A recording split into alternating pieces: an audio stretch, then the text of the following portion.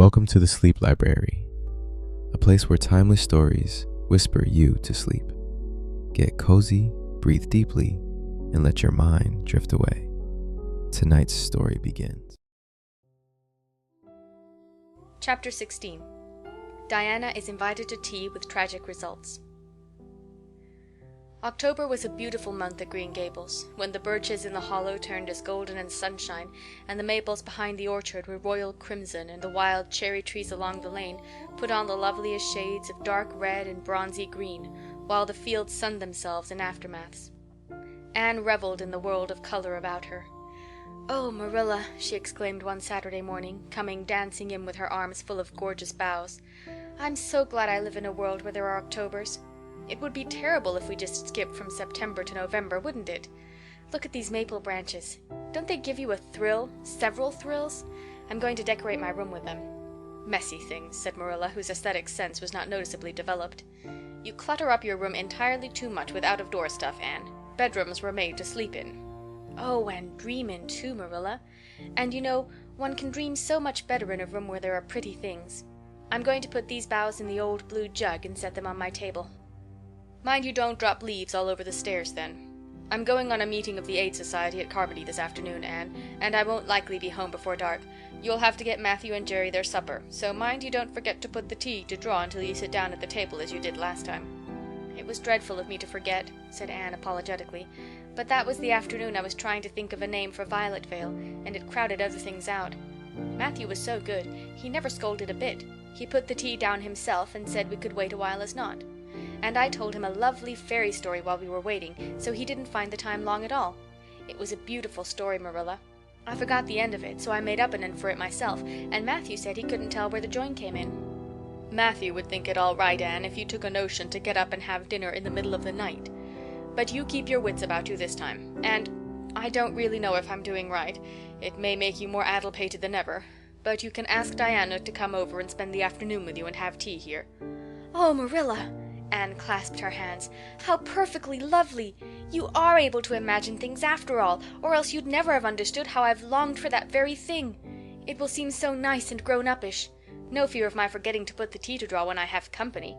Oh, Marilla, can I use the rosebud sprayed tea set?" "No, indeed. The rosebud tea set? Well, what next? You know I never use that except for the minister or the aides. You'll put down the old brown tea set. But you can open the little yellow crock of cherry preserves. It's time it was being used anyhow. I believe it's beginning to work. And you can cut some fruit cake and have some of the cookies and snaps." "I can just imagine myself sitting down at the head of the table and pouring out the tea," said Anne, shutting her eyes ecstatically, "and asking Diana if she takes sugar. I know she doesn't, but of course I'll ask her just as if I didn't know. And then pressing her to take another piece of fruit cake and another helping of preserves. Oh, Marilla, it's a wonderful sensation just to think of it. Can I take her into the spare room to lay off her hat when she comes, and then into the parlor to sit?" "No, the sitting room will do for you and your company. But there is a bottle half full of raspberry cordial that was left over from the church social the other night. It's on the second shelf of the sitting room closet, and you and Diana can have it if you like, and a cookie to eat with it along in the afternoon, for I dare say Matthew'll be late coming in to tea since he's hauling potatoes to the vessel." Anne flew down to the hollow past the Dryad's Bubble and up the spruce path to Orchard Slope to ask Diana to tea. As a result, just after Marilla had driven off to Carmody, Diana came over dressed in her second-best dress and looking exactly as it is proper to look when asked out to tea. At other times she was wont to run into the kitchen without knocking, but now she knocked primly at the front door, and when Anne, dressed in her second-best, as primly opened it, both little girls shook hands as gravely as if they had never met before. This unnatural solemnity lasted until after Diana had been taken to the east gable to lay off her hat, and then had sat for 10 minutes in the sitting-room, toes in position. "How is your mother?" inquired Anne politely, just as if she had not seen Mrs. Barry picking apples that morning in excellent health and spirits. "She is very well, thank you. I suppose Mr. Cuthbert is hauling potatoes to the Lily Sands this afternoon, is he?" said Diana, who had ridden down to Mr. Harmon Andrews that morning in Matthew's cart. "Yes. Our potato crop is very good this year. I hope your father's crop is good too." "It is fairly good, thank you. Have you picked many of your apples yet?" "Oh, ever so many," said Anne, forgetting to be dignified and jumping up quickly. "Let's go out to the orchard and get some of the red sweetings, Diana. Marilla says we can have all that are left on the tree. Marilla is a very generous woman.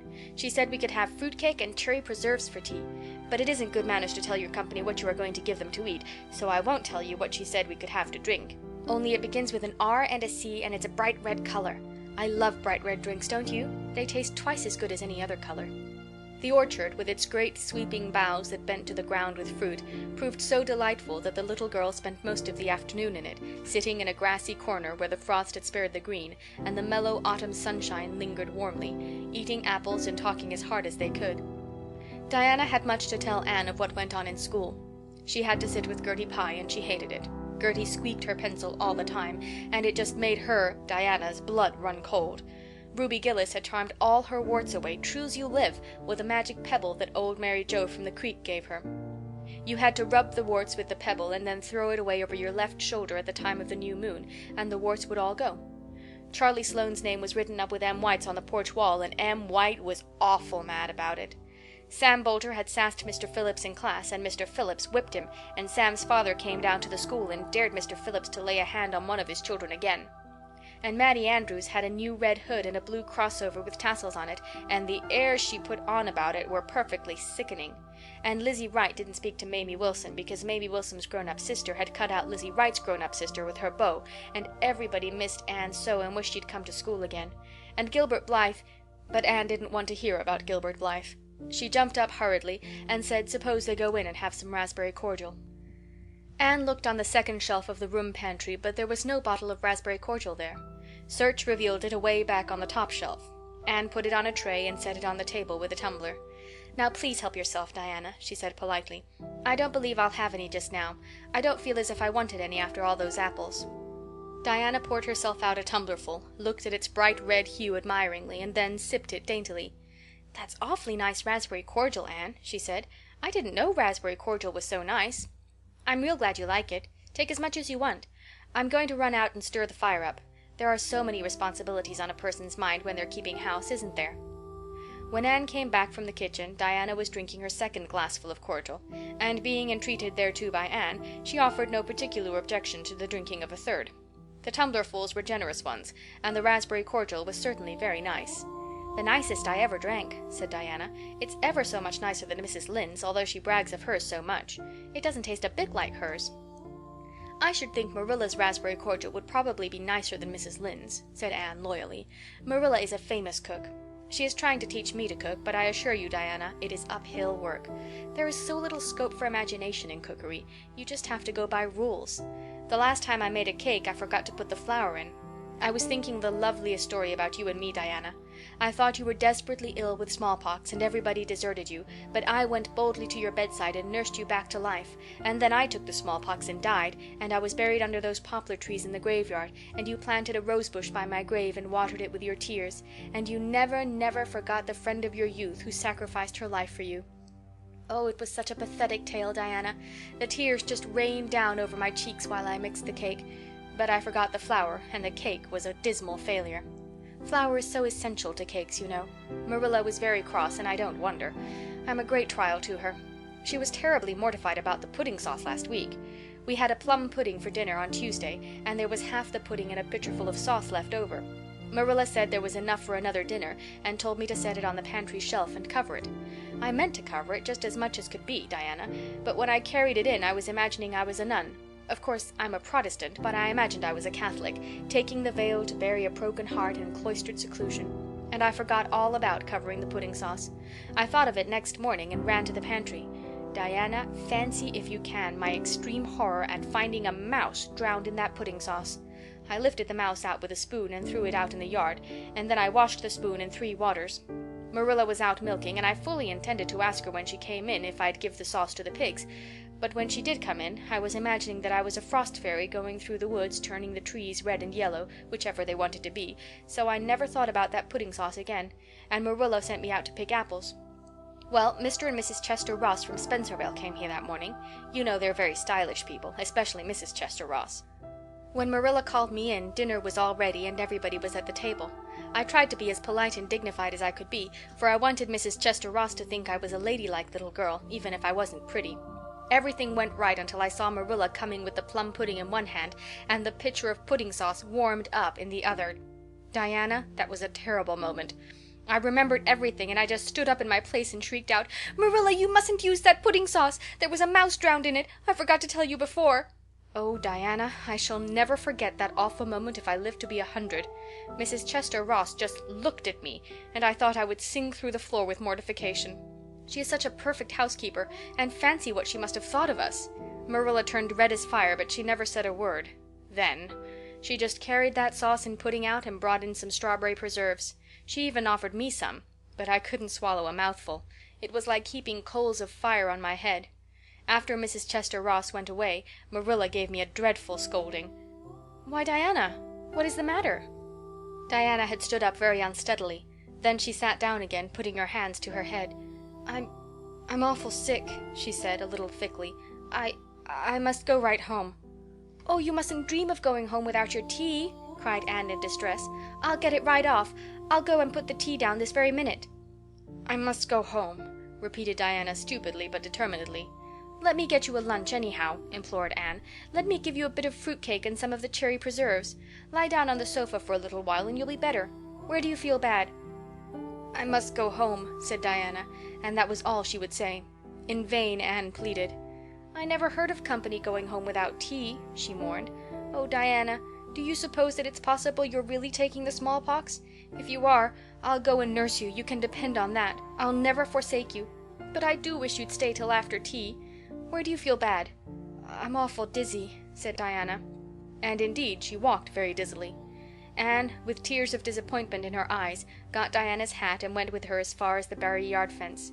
Then she wept all the way back to Green Gables, where she sorrowfully put the remainder of the raspberry cordial back into the pantry and got tea ready for Matthew and Jerry, with all the zest gone out of the performance. The next day was Sunday, and as the rain poured down in torrents from dawn till dusk, Anne did not stir abroad from Green Gables. Monday afternoon Marilla sent her down to Mrs. Lynde's on an errand. In a very short space of time Anne came flying back up the lane with tears rolling down her cheeks. Into the kitchen she dashed and flung herself face downward on the sofa in an agony. "Whatever has gone wrong now, Anne?" queried Marilla in doubt and dismay. "I do hope you haven't gone and been saucy to Mrs. Lynde again." No answer from Anne save more tears and stormier sobs. "Anne Shirley, when I ask you a question I want to be answered. Sit right up this very minute and tell me what you are crying about." Anne sat up, tragedy personified. "Mrs. Lynde was up to see Mrs. Barry today, and Mrs. Barry was in an awful state," she wailed. "She says that I set Diana drunk Saturday and sent her home in a disgraceful condition, and she says I must be a thoroughly bad, wicked little girl, and she's never going to let Diana play with me again. Oh, Marilla, I'm just overcome with woe." Marilla stared in blank amazement. "Set Diana drunk?" she said when she found her voice. "Anne, are you or Mrs. Barry crazy? What on earth did you give her?" "Not a thing but raspberry cordial," sobbed Anne. "I never thought raspberry cordial would set people drunk, Marilla, not even if they drank 3 big tumblerfuls as Diana did. Oh, it sounds so like Mrs. Thomas's husband. But I didn't mean to set her drunk."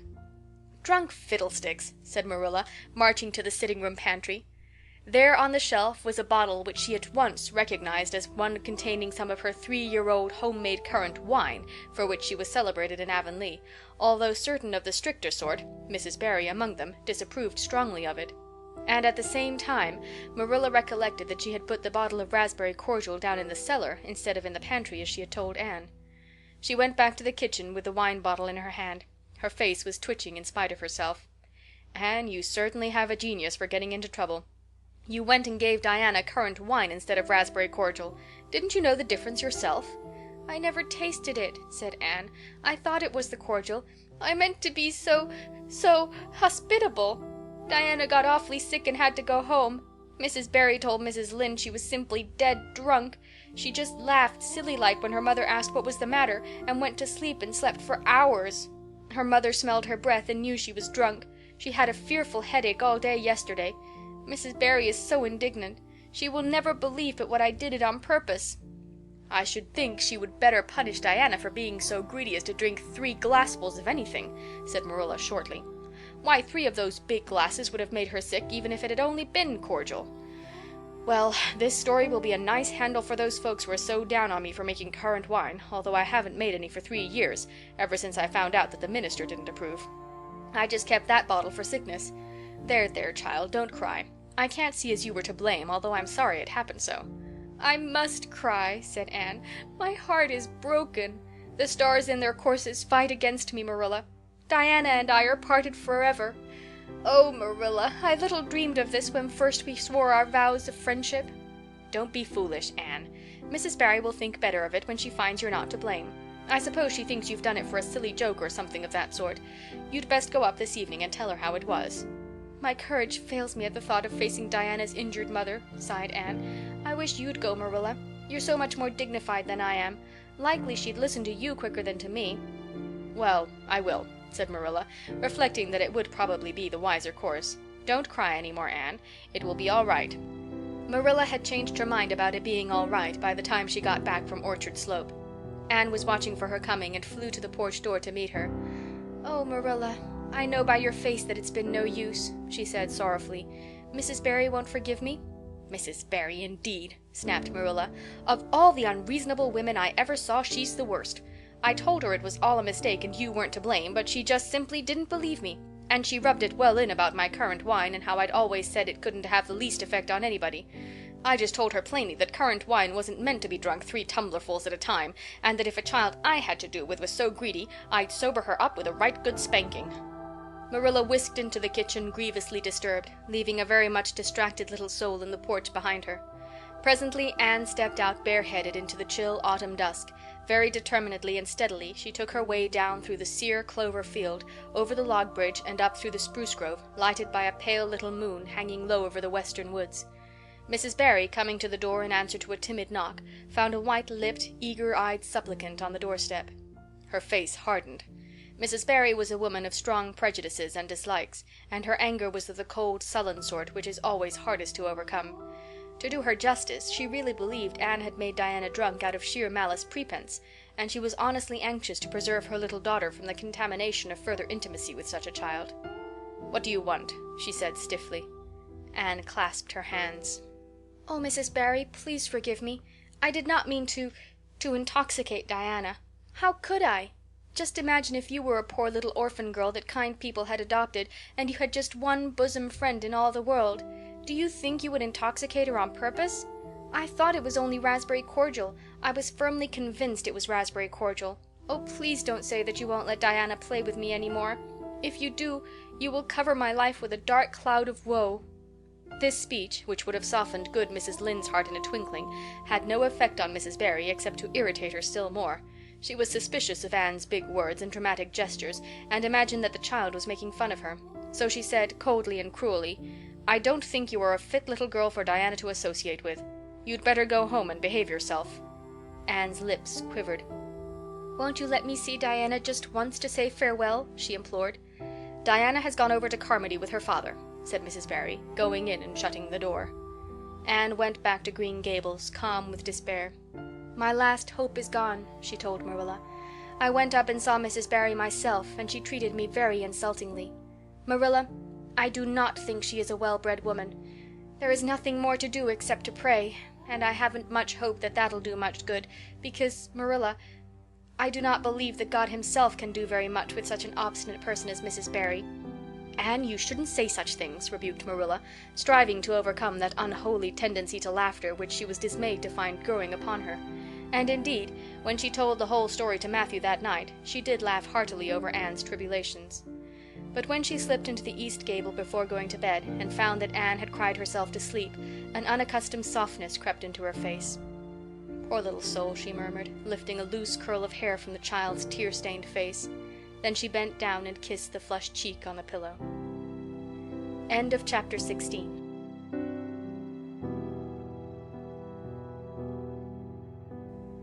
The next afternoon, Anne, bending over her patchwork at the kitchen window, happened to glance out and beheld Diana, down by the Dryad's Bubble, beckoning mysteriously. In a trice Anne was out of the house and flying down to the hollow, astonishment and hope struggling in her expressive eyes. But the hope faded when she saw Diana's dejected countenance. "Your mother hasn't relented," she gasped. Diana shook her head mournfully. No, and oh, Anne, she says I'm never to play with you again. I've cried, and I told her it wasn't your fault, but it wasn't any use. I had ever such a time coaxing her to let me come down and say goodbye to you. She said I was only to stay 10 minutes, and she's timing me by the clock." 10 minutes isn't very long to say an eternal farewell in," said Anne tearfully. "Oh, Diana, will you promise faithfully never to forget me, the friend of your youth, no matter what dearer friends may caress thee?" "Indeed I will," sobbed Diana, "and I'll never have another bosom friend. I don't want to have. I couldn't love anybody as I love you." "Oh, Diana," cried Anne, clasping her hands, "do you love me?" "Why, of course I do. Didn't you know that?" "No." Anne drew a long breath. "I thought you liked me, of course, but I never hoped you loved me. Why, Diana, I didn't think anybody could love me. Nobody ever has loved me since I can remember. Oh, this is wonderful. It's a ray of light which will forever shine on the darkness of a path severed from thee, Diana. Oh, just say it once again." "I love you devotedly, Anne," said Diana staunchly, "and I always will. You may be sure of that." "And I will always love thee, Diana," said Anne, solemnly extending her hand. "In the years to come thy memory will shine like a star over my lonely life, as that last story we read together says. Diana, wilt thou give me a lock of thy jet-black tresses in parting to treasure forevermore?" "Have you got anything to cut it with?" queried Diana, wiping away the tears which Anne's affecting accents had caused to flow afresh, and returning to practicalities. "Yes, I've got my patchwork scissors in my apron pocket, fortunately," said Anne. She solemnly clipped one of Diana's curls. "Fare thee well, my beloved friend. Henceforth we must be as strangers, though living side by side, but my heart will ever be faithful to thee." Anne stood and watched Diana out of sight, mournfully waving her hand to the latter whenever she turned to look back. Then she returned to the house, not a little consoled for the time being by this romantic parting. "It's all over," she informed Marilla. "I shall never have another friend. I'm really worse off than ever before, for I haven't even Katie Maurice and Violetta now. And even if I had, it wouldn't be the same. Somehow little dream girls are not satisfying after a real friend. Diana and I had such an affecting farewell down by the spring. It will be sacred in my memory forever. I used the most pathetic language I could think of and said thou and thee. Thou and thee seemed so much more romantic than you. Diana gave me a lock of her hair, and I'm going to sew it up in a little bag and wear it round my neck all my life. Please see that it is buried with me, for I don't believe I'll live very long. Perhaps when she sees me lying cold and dead before her, Mrs. Barry may feel remorse for what she has done, and will let Diana come to my funeral." "I don't think there is much fear of your dying of grief as long as you can talk, Anne," said Marilla unsympathetically. The following Monday Anne surprised Marilla by coming down from her room with her basket of books on her arm and hip, and her lips primmed up into a line of determination. "I'm going back to school," she announced. "That is all there is left in life for me, now that my friend has been ruthlessly torn from me. In school I can look at her and muse over days departed." "You'd better muse over your lessons and sums," said Marilla, concealing her delight at this development of the situation. "If you're going back to school I hope we'll hear no more of breaking slates over people's heads and such carryings on. Behave yourself and do just what your teacher tells you." "I'll try to be a model pupil," agreed Anne dolefully. "There won't be much fun in it, I expect. Mr. Phillips said Minnie Andrews was a model pupil, and there isn't a spark of imagination or life in her. She is just dull and poky, and never seems to have a good time. But I feel so depressed that perhaps it will come easy to me now. I'm going round by the road. I couldn't bear to go by the birch path all alone. I should weep bitter tears if I did." Anne was welcomed back to school with open arms. Her imagination had been sorely missed in games, and her voice in the singing, and her dramatic ability in the perusal aloud of books at dinner hour. Ruby Gillis smuggled 3 blue plums over to her during Testament reading. Ella May Macpherson gave her an enormous yellow pansy cut from the covers of a floral catalogue, a species of desk decoration much prized in Avonlea school. Sophia Sloane offered to teach her a perfectly elegant new pattern of knit lace, so nice for trimming aprons. Katie Boulter gave her a perfume bottle to keep slate water in, and Julia Bell copied carefully on a piece of pale pink paper, scalloped on the edges, the following effusion: "When twilight drops her curtain down and pins it with a star, remember that you have a friend though she may wander far." "It's so nice to be appreciated," sighed Anne rapturously to Marilla that night. The girls were not the only scholars who appreciated her. When Anne went to her seat after dinner hour, she had been told by Mr. Phillips to sit with the model Minnie Andrews, she found on her desk a big luscious strawberry apple. Anne caught it up, all ready to take a bite, when she remembered that the only place in Avonlea where strawberry apples grew was in the old Blythe orchard on the other side of the Lake of Shining Waters. Anne dropped the apple as if it were a red-hot coal, and ostentatiously wiped her fingers on her handkerchief. The apple lay untouched on her desk until the next morning, when little Timothy Andrews, who swept the school and kindled the fire, annexed it as one of his perquisites. Charlie Sloane's slate pencil, gorgeously bedizened with striped red and yellow paper, costing 2 cents where ordinary pencils cost only 1, which he sent up to her after dinner hour, met with a more favorable reception. Anne was graciously pleased to accept it, and rewarded the donor with a smile which exalted that infatuated youth straightway into the 7th heaven of delight, and caused him to make such fearful errors in his dictation that Mr. Phillips kept him after school to rewrite it. But as the Caesar's pageant shorn of Brutus' bust did but of Rome's best son remind her more, so the marked absence of any tribute or recognition from Diana Barry, who was sitting with Gertie Pye, embittered Anne's little triumph. "Diana might just have smiled at me once, I think," she mourned to Marilla that night. But the next morning a note most fearfully and wonderfully twisted and folded, and a small parcel were passed across to Anne. "Dear Anne," ran the former, "Mother says I'm not to play with you or talk to you even in school. It isn't my fault, and don't be cross at me, because I love you as much as ever. I miss you awfully to tell all my secrets to, and I don't like Gertie Pye one bit. I made you one of the new bookmarkers out of red tissue paper.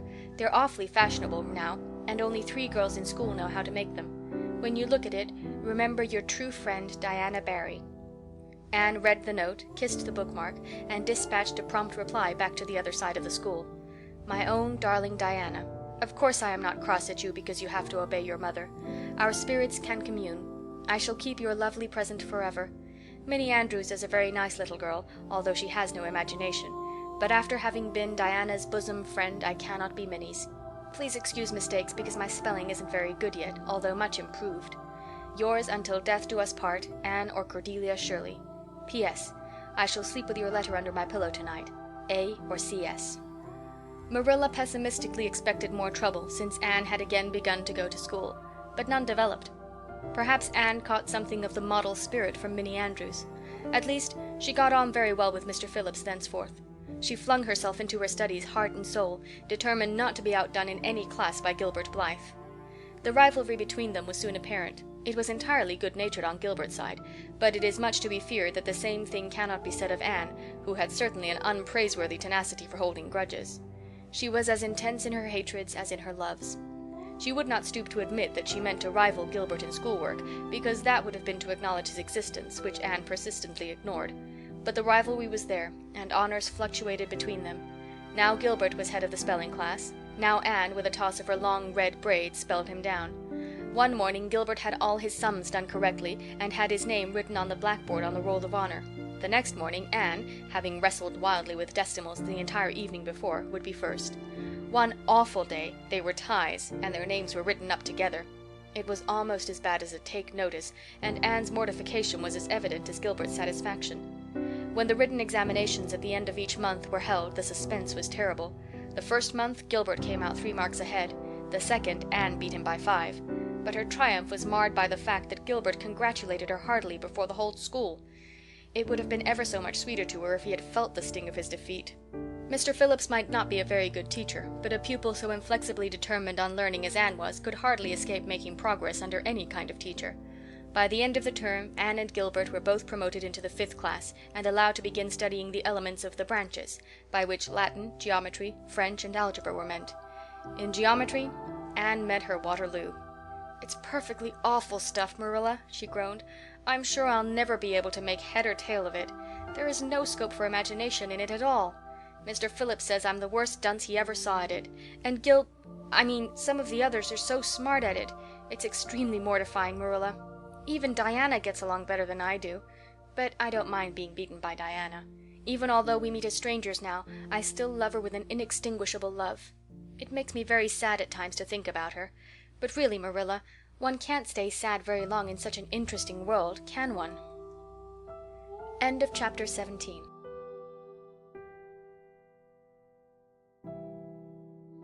All things great are wound up with all things little. At first glance, it might not seem that the decision of a certain Canadian premier to include Prince Edward Island in a political tour could have much or anything to do with the fortunes of little Anne Shirley at Green Gables. But it had.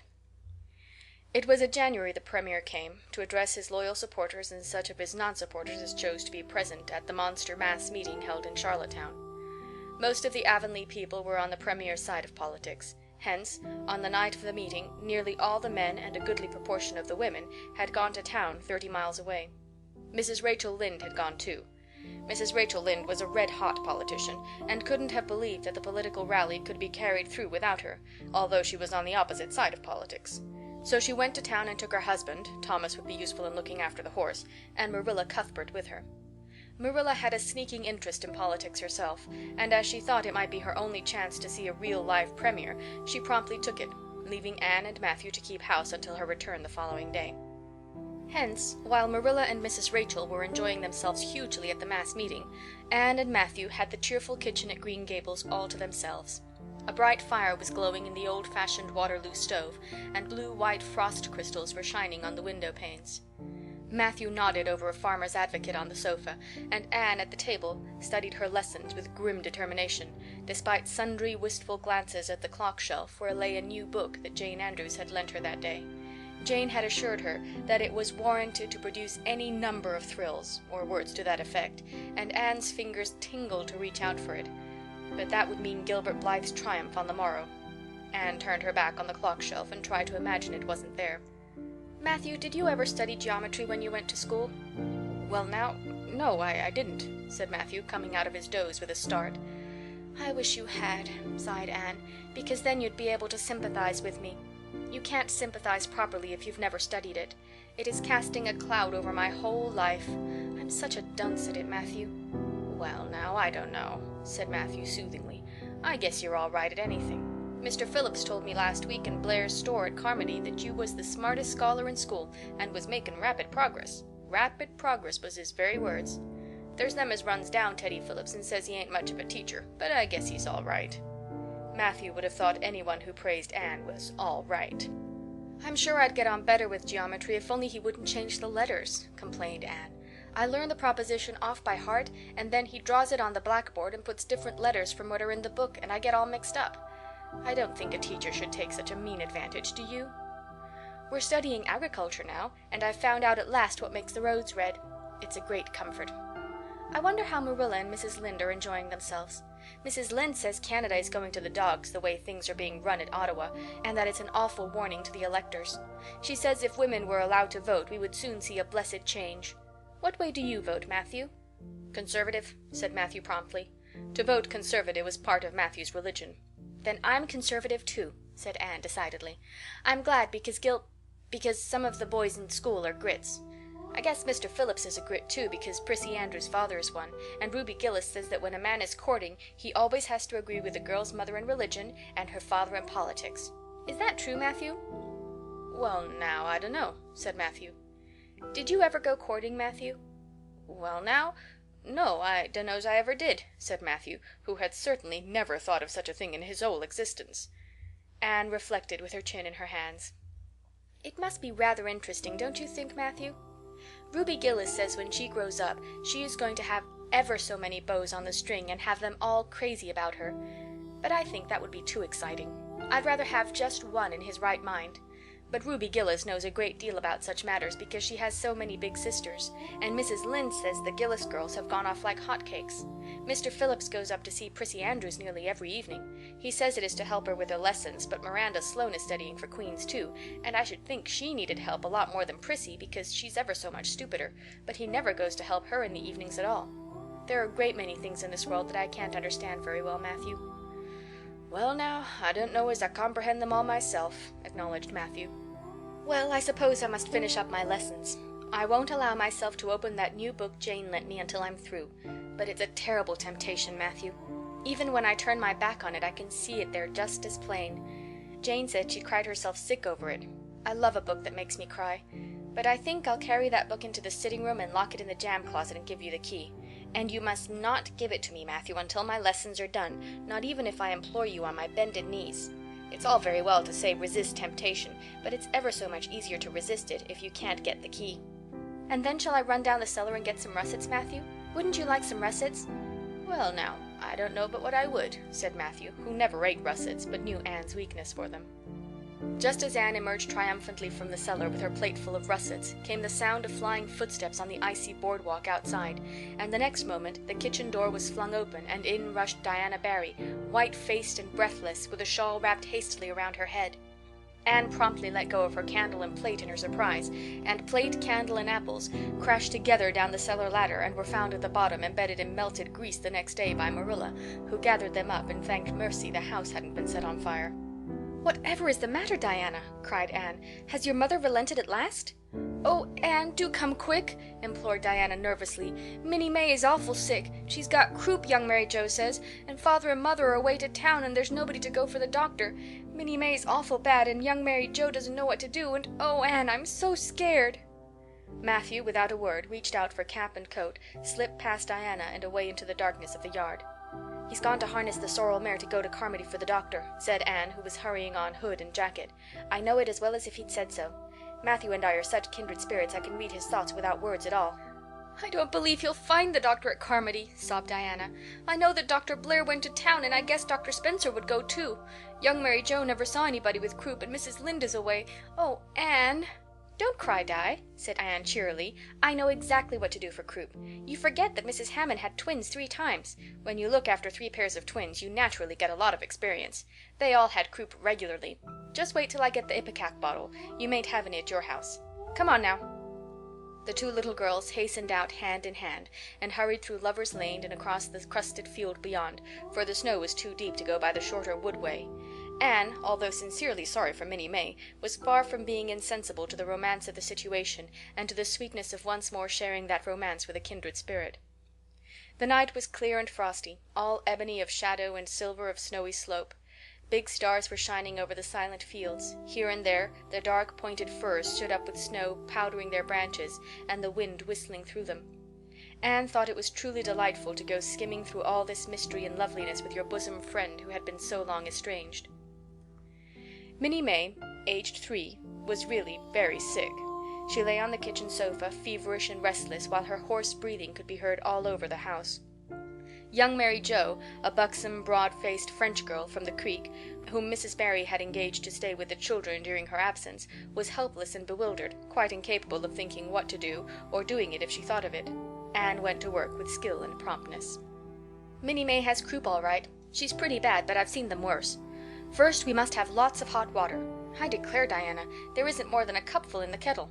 There, I've filled it up, and Mary Joe, you may put some wood in the stove. I don't want to hurt your feelings, but it seems to me you might have thought of this before if you'd had any imagination. Now I'll undress Minnie May and put her to bed, and you try to find some soft flannel cloths, Diana. I'm going to give her a dose of ipecac first of all." Minnie May did not take kindly to the ipecac, but Anne had not brought up 3 pairs of twins for nothing.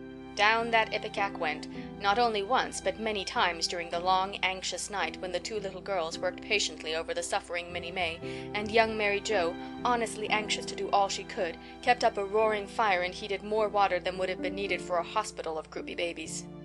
It was 3 o'clock when Matthew came with the doctor, for he had been obliged to go all the way to Spencervale for one. But the pressing need for assistance was past. Minnie May was much better and was sleeping soundly. "I was awfully near giving up in despair," explained Anne. "She got worse and worse until she was sicker than ever the Hammond twins were, even the last pair. I actually thought she was going to choke to death. I gave her every drop of ipecac in that bottle, and when the last dose went down I said to myself, not to Diana or young Mary Joe, because I didn't want to worry them any more than they were worried, but I had to say it to myself just to relieve my feelings, 'This is the last lingering hope, and I fear 'tis a vain one.' But in about 3 minutes she coughed up the phlegm and began to get better right away. You must just imagine my relief, Doctor, because I can't express it in words. You know, there are some things that cannot be expressed in words." "Yes, I know," nodded the doctor. He looked at Anne as if he were thinking some things about her that couldn't be expressed in words. Later on, however, he expressed them to Mr. and Mrs. Barry. "That little red-headed girl they have over at Cuthbert's is as smart as they make 'em.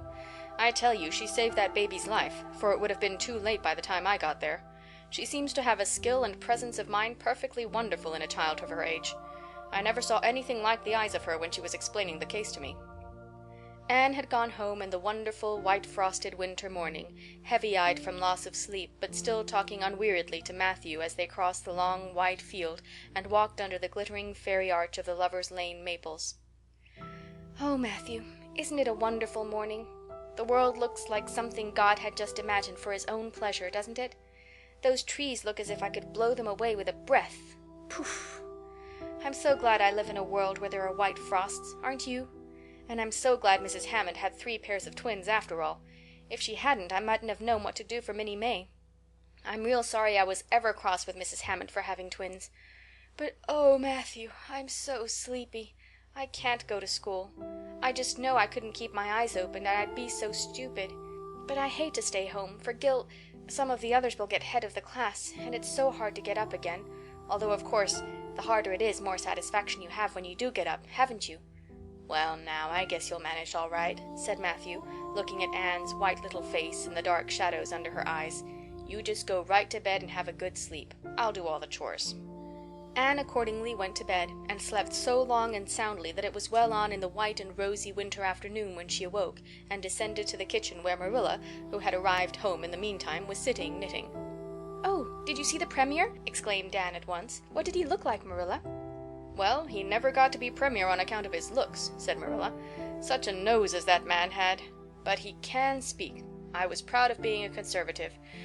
Rachel Lynde, of course, being a Liberal, had no use for him. Your dinner is in the oven, Anne, and you can get yourself some blue plum preserve out of the pantry. I guess you're hungry. Matthew has been telling me about last night. I must say it was fortunate you knew what to do. I wouldn't have had any idea myself, for I never saw a case of croup. There now, never mind talking till you've had your dinner. I can tell by the look of you that you're just full up with speeches, but they'll keep." Marilla had something to tell Anne, but she did not tell it just then, for she knew that if she did, Anne's consequent excitement would lift her clear out of the region of such material matters as appetite or dinner. Not until Anne had finished her saucer of blue plums did Marilla say, "Mrs. Barry was here this afternoon, Anne. She wanted to see you, but I wouldn't wake you up. She says you saved Minnie May's life, and she is very sorry she acted as she did in that affair of the currant wine. She says she knows now you didn't mean to set Diana drunk, and she hopes you'll forgive her and be good friends with Diana again. You're to go over this evening if you like, for Diana can't stir outside on account of a bad cold she caught last night. Now, Anne Shirley, for pity's sake, don't fly up into the air." The warning seemed not unnecessary, so uplifted and aerial was Anne's expression and attitude as she sprang to her feet, her face irradiated with the flame of her spirit. "Oh, Marilla, can I go right now, without washing my dishes? I'll wash them when I come back, but I cannot tie myself down to anything so unromantic as dishwashing at this thrilling moment." "Yes, yes, run along," said Marilla indulgently. "Anne Shirley, are you crazy? Come back this instant and put something on you. I might as well call to the wind. She's gone without cap or wrap. Look at her, tearing through the orchard with her hair streaming. It'll be a mercy if she doesn't catch her death of cold." Anne came dancing home in the purple winter twilight across the snowy places. Afar in the southwest was the great shimmering pearl-like sparkle of an evening star in a sky that was pale golden and ethereal rose over gleaming white spaces and dark glens of spruce. The tinkles of sleigh bells among the snowy hills came like elfin chimes through the frosty air, but their music was not sweeter than the song in Anne's heart and on her lips. "You see before you a perfectly happy person, Marilla," she announced. "I'm perfectly happy, yes, in spite of my red hair. Just at present I have a soul above red hair. Mrs. Barry kissed me and cried and said she was so sorry and she could never repay me. I felt fearfully embarrassed, Marilla, but I just said as politely as I could, 'I have no hard feelings for you, Mrs. Barry. I assure you once and for all I did not mean to intoxicate Diana, and henceforth I shall cover the past with the mantle of oblivion.' That was a pretty dignified way of speaking, wasn't it, Marilla? I felt that I was heaping coals of fire on Mrs. Barry's head. And Diana and I had a lovely afternoon. Diana showed me a new fancy crochet stitch her aunt over at Carmody taught her. Not a soul in Avonlea knows it but us, and we pledged a solemn vow never to reveal it to anyone else. Diana gave me a beautiful card with a wreath of roses on it and a verse of poetry. 'If you love me as I love you, nothing but death can part us two.' And that is true, Marilla.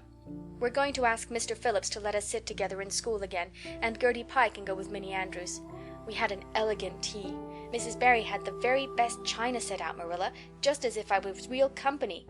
I can't tell you what a thrill it gave me. Nobody ever used their best china on my account before. And we had fruit cake and pound cake and doughnuts and 2 kinds of preserves, Marilla. And Mrs. Barry asked me if I took tea and said, 'Pa, why don't you pass the biscuits to Anne?' It must be lovely to be grown up, Marilla, when just being treated as if you were is so nice." "I don't know about that," said Marilla with a brief sigh.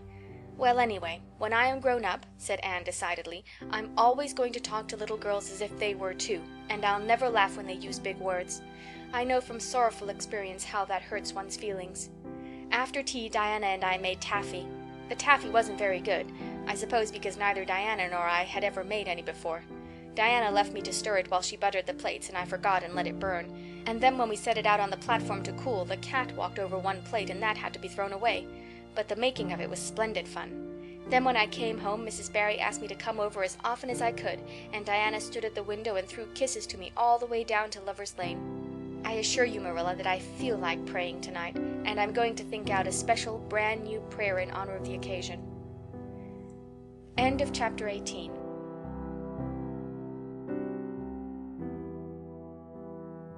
"Marilla, can I go over to see Diana just for a minute?" asked Anne, running breathlessly down from the east gable one February evening. "I don't see what you want to be traipsing about after dark for," said Marilla shortly. "You and Diana walked home from school together and then stood down there in the snow for half an hour more, your tongues going the whole blessed time clickety-clack. So I don't think you're very badly off to see her again."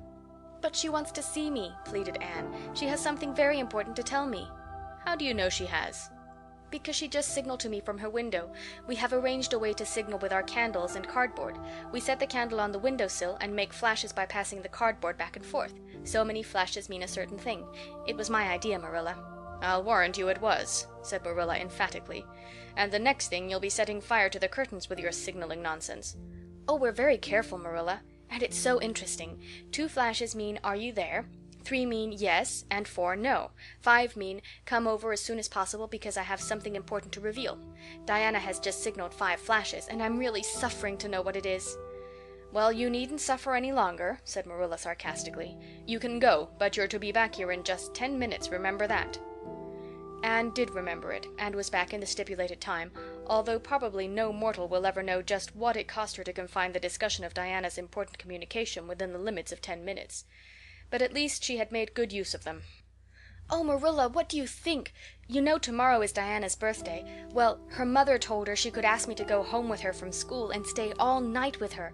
And her cousins are coming over from Newbridge in a big pung sleigh to go to the debating club concert at the hall tomorrow night. And they are going to take Diana and me to the concert.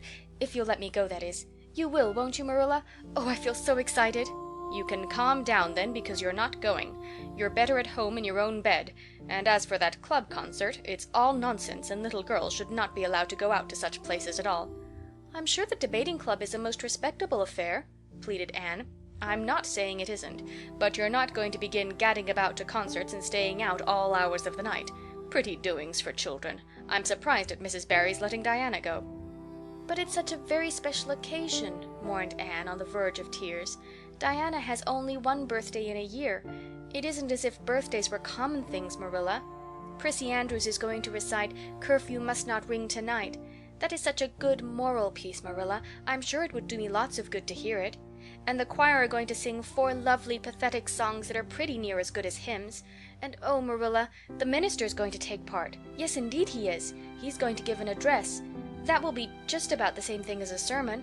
Please mayn't I go, Marilla?" "You heard what I said, Anne, didn't you? Take off your boots now and go to bed. It's past 8. "There's just one more thing, Marilla," said Anne, with the air of producing the last shot in her locker. "Mrs. Barry told Diana that we might sleep in the spare room bed. Think of the honor of your little Anne being put in the spare room bed." "It's an honor you'll have to get along without. Go to bed, Anne, and don't let me hear another word out of you." When Anne, with tears rolling over her cheeks, had sorrowfully gone upstairs, Matthew, who had been apparently sound asleep on the lounge during the whole dialogue, opened his eyes and said decidedly, "Well now, Marilla, I think you ought to let Anne go." "I don't then," retorted Marilla. "Who's bringing this child up, Matthew? You or me?" "Well now, you," admitted Matthew. "Don't interfere then." "Well now, I ain't interfering. It ain't interfering to have your own opinion, and my opinion is that you ought to let Anne go." "You'd think I ought to let Anne go to the moon if she took the notion, I've no doubt," was Marilla's amiable rejoinder. "I might have let her spend the night with Diana, if that was all, but I don't approve of this concert plan. She'd go there and catch cold like as not, and have her head filled up with nonsense and excitement. It would unsettle her for a week. I understand that child's disposition and what's good for it better than you, Matthew."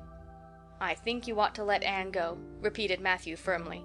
Argument was not his strong point, but holding fast to his opinion certainly was. Marilla gave a gasp of helplessness and took refuge in silence.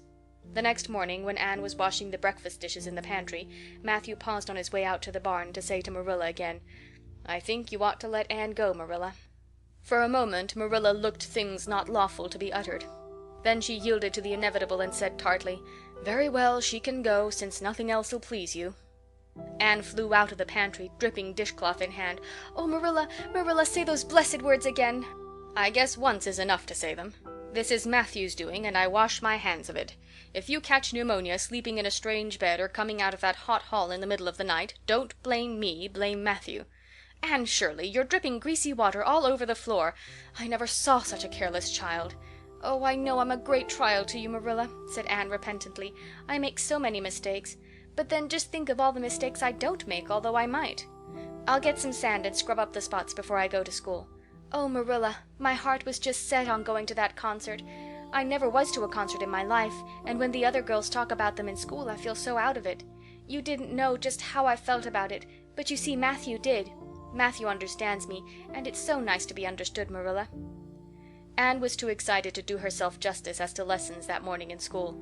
Gilbert Blythe spelled her down in class and left her clear out of sight in mental arithmetic.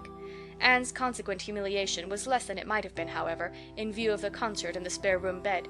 She and Diana talked so constantly about it all day that with a stricter teacher than Mr. Phillips, dire disgrace must inevitably have been their portion. Anne felt that she could not have borne it if she had not been going to the concert, for nothing else was discussed that day in school. The Avonlea Debating Club, which met fortnightly all winter, had had several smaller free entertainments, but this was to be a big affair, admission 10 cents in aid of the library. The Avonlea young people had been practicing for weeks, and all the scholars were especially interested in it by reason of older brothers and sisters who were going to take part.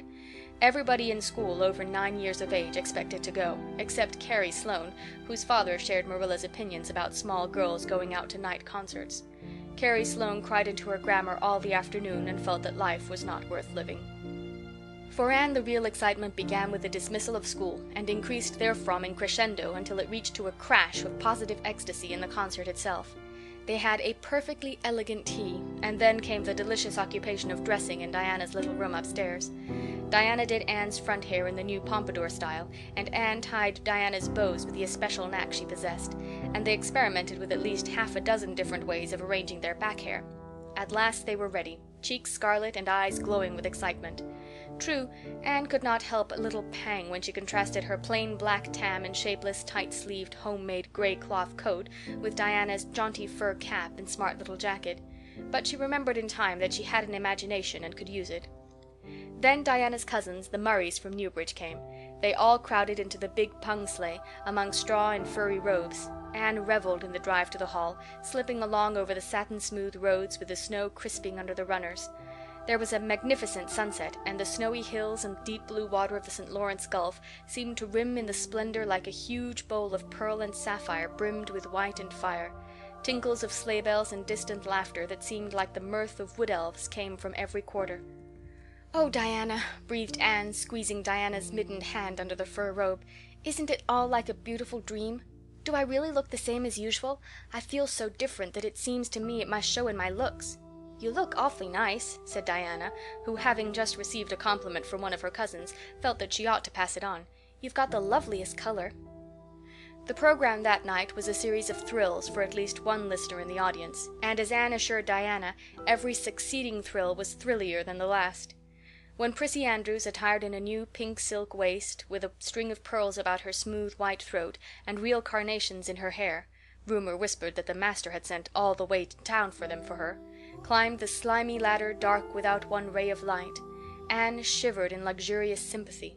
When the choir sang "Far Above the Gentle Daisies," Anne gazed at the ceiling as if it were frescoed with angels. When Sam Sloane proceeded to explain and illustrate how Sockery set a hen, Anne laughed until people sitting near her laughed too, more out of sympathy with her than with amusement at a selection that was rather threadbare even in Avonlea. And when Mr. Phillips gave Mark Antony's oration over the dead body of Caesar in the most heart-stirring tones, looking at Prissy Andrews at the end of every sentence, Anne felt that she could rise and mutiny on the spot if but one Roman citizen led the way. Only one number on the program failed to interest her. When Gilbert Blythe recited Bingen on the Rhine, Anne picked up Rhoda Murray's library book and read it until he had finished, when she sat rigidly stiff and motionless while Diana clapped her hands until they tingled. It was 11 when they got home, sated with dissipation, but with the exceeding sweet pleasure of talking it all over still to come. Everybody seemed asleep, and the house was dark and silent. Anne and Diana tiptoed into the parlor, a long, narrow room out of which the spare room opened. It was pleasantly warm and dimly lighted by the embers of a fire in the grate. "Let's undress here," said Diana. "It's so nice and warm." "Hasn't it been a delightful time?" sighed Anne rapturously. "It must be splendid to get up and recite there. Do you suppose we will ever be asked to do it, Diana?" "Yes, of course, some day. They're always wanting the big scholars to recite. Gilbert Blythe does often, and he's only 2 years older than us." "Oh, Anne, how could you pretend not to listen to him? When he came to the line, 'There's another, not a sister,' he looked right down at you." "Diana," said Anne with dignity, "you are my bosom friend, but I cannot allow even you to speak to me of that person. Are you ready for bed? Let's run a race and see who'll get to the bed first." The suggestion appealed to Diana. The two little white-clad figures flew down the long room, through the spare room door, and bounded on the bed at the same moment. And then something moved beneath them. There was a gasp and a cry, and somebody said in muffled accents, "Merciful goodness!" Anne and Diana were never able to tell just how they got off that bed and out of the room. They only knew that after one frantic rush they found themselves tiptoeing shiveringly upstairs. "Oh, who was it? What was it?" whispered Anne, her teeth chattering with cold and fright. "It was Aunt Josephine," said Diana, gasping with laughter. "Oh, Anne, it was Aunt Josephine, however she came to be there. Oh, and I know she will be furious. It's dreadful, it's really dreadful. But did you ever know anything so funny, Anne?" "Who is your Aunt Josephine?" "She's Father's aunt, and she lives in Charlottetown. She's awfully old, 70 anyhow, and I don't believe she was ever a little girl. We were expecting her out for a visit, but not so soon. She's awfully prim and proper, and she'll scold dreadfully about this, I know. Well, we'll have to sleep with Minnie May, and you can't think how she kicks." Miss Josephine Barry did not appear at the early breakfast the next morning. Mrs. Barry smiled kindly at the two little girls. "Did you have a good time last night? I tried to stay awake until you came home, for I wanted to tell you Aunt Josephine had come, and that you would have to go upstairs after all, but I was so tired I fell asleep. I hope you didn't disturb your aunt, Diana." Diana preserved a discreet silence, but she and Anne exchanged furtive smiles of guilty amusement across the table. Anne hurried home after breakfast, and so remained in blissful ignorance of the disturbance which presently resulted in the Barry household, until the late afternoon, when she went down to Mrs. Lynde's on an errand for Marilla. "So you and Diana nearly frightened poor old Miss Barry to death last night," said Mrs. Lynde severely, but with a twinkle in her eye. "Mrs. Barry was here a few minutes ago on her way to Carmody. She's feeling real worried over it. Old Miss Barry was in a terrible temper when she got up this morning, and Josephine Barry's temper is no joke, I can tell you that. She wouldn't speak to Diana at all." "It wasn't Diana's fault," said Anne contritely. "It was mine. I suggested racing to see who would get into bed first." "I knew it," said Mrs. Lynde with the exultation of a correct guesser. "I knew that idea came out of your head. Well, it's made a nice lot of trouble, that's what. Old Miss Barry came out to stay for a month, but she declares she won't stay another day, and is going right back to town tomorrow, Sunday and all as it is. She'd have gone today if they could have taken her. She had promised to pay for a quarter's music lessons for Diana, but now she is determined to do nothing at all for such a tomboy. Oh, I guess they had a lively time of it there this morning. The Barrys must feel cut up. Old Miss Barry is rich, and they'd like to keep on the good side of her. Of course, Mrs. Barry didn't say just that to me, but I'm a pretty good judge of human nature, that's what."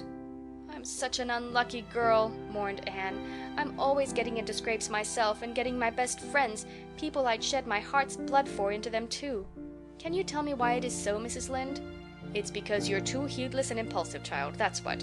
You never stop to think. Whatever comes into your head to say or do, you say or do it without a moment's reflection." "Oh, but that's the best of it," protested Anne. "Something just flashes into your mind, so exciting, and you must out with it. If you stop to think it over, you spoil it all. Haven't you never felt that yourself, Mrs. Lynde?" "No," Mrs. Lynde had not. She shook her head sagely. "You must learn to think a little, Anne, that's what. The proverb you need to go by is 'look before you leap,' especially into spare-room beds." Mrs. Lynde laughed comfortably over her mild joke, but Anne remained pensive. She saw nothing to laugh at in the situation, which to her eyes appeared very serious. When she left Mrs. Lynde's, she took her way across the crusted fields to Orchard Slope. Diana met her at the kitchen door. "Your Aunt Josephine was very cross about it, wasn't she?" whispered Anne. "Yes," answered Diana, stifling a giggle with an apprehensive glance over her shoulder at the closed sitting-room door. "She was fairly dancing with rage, Anne. Oh, how she scolded! She said I was the worst-behaved girl she ever saw, and that my parents ought to be ashamed of the way they had brought me up. She says she won't stay, and I'm sure I don't care, but father and mother do." "Why didn't you tell them it was my fault?" demanded Anne. "It's likely I'd do such a thing, isn't it?" said Diana with just scorn. "I'm no telltale Anne Shirley, and anyhow I was just as much to blame as you." "Well, I'm going in to tell her myself," said Anne resolutely. Diana stared. "Anne Shirley, you'd never! Why, she'll eat you alive!" "Don't frighten me any more than I am frightened," implored Anne. "I'd rather walk up to a cannon's mouth. But I've got to do it, Diana. It was my fault, and I've got to confess. I've had practice in confessing, fortunately." "Well, she's in the room," said Diana. "You can go in if you want to. I wouldn't dare. And I don't believe you'll do a bit of good." With this encouragement, Anne bearded the lion in its den. That is to say, walked resolutely up to the sitting-room door and knocked faintly. A sharp "Come in" followed. Miss Josephine Barry, thin, prim, and rigid, was knitting fiercely by the fire, her wrath quite unappeased, and her eyes snapping through her gold-rimmed glasses. She wheeled around in her chair, expecting to see Diana, and beheld a white-faced girl whose great eyes were brimmed up with a mixture of desperate courage and shrinking terror. "Who are you?" demanded Miss Josephine Barry without ceremony. "I'm Anne of Green Gables," said the small visitor tremulously, clasping her hands with her characteristic gesture. "And I've come to confess, if you please." "Confess what?" "That it was all my fault about jumping into bed on you last night. I suggested it. Diana would never have thought of such a thing, I'm sure. Diana is a very ladylike girl, Miss Barry, so you must see how unjust it is to blame her." "Oh, I must, hey? I rather think Diana did her share of the jumping, at least. Such carryings on in a respectable house." "But we were only in fun," persisted Anne. "I think you ought to forgive us, Miss Barry, now that we've apologized. And anyhow, please forgive Diana and let her have her music lessons. Diana's heart is set on her music lessons, Miss Barry, and I know too well what it is to set your heart on a thing and not get it. If you must be cross with anyone, be cross with me. I've been so used in my early days to having people cross at me that I can endure it much better than Diana can." Much of the snap had gone out of the old lady's eyes by this time, and was replaced by a twinkle of amused interest. But she still said severely, "I don't think it is any excuse for you that you were only in fun. Little girls never indulged in that kind of fun when I was young. You don't know what it is to be awakened out of a sound sleep, after a long and arduous journey, by two great girls coming bouncing down on you."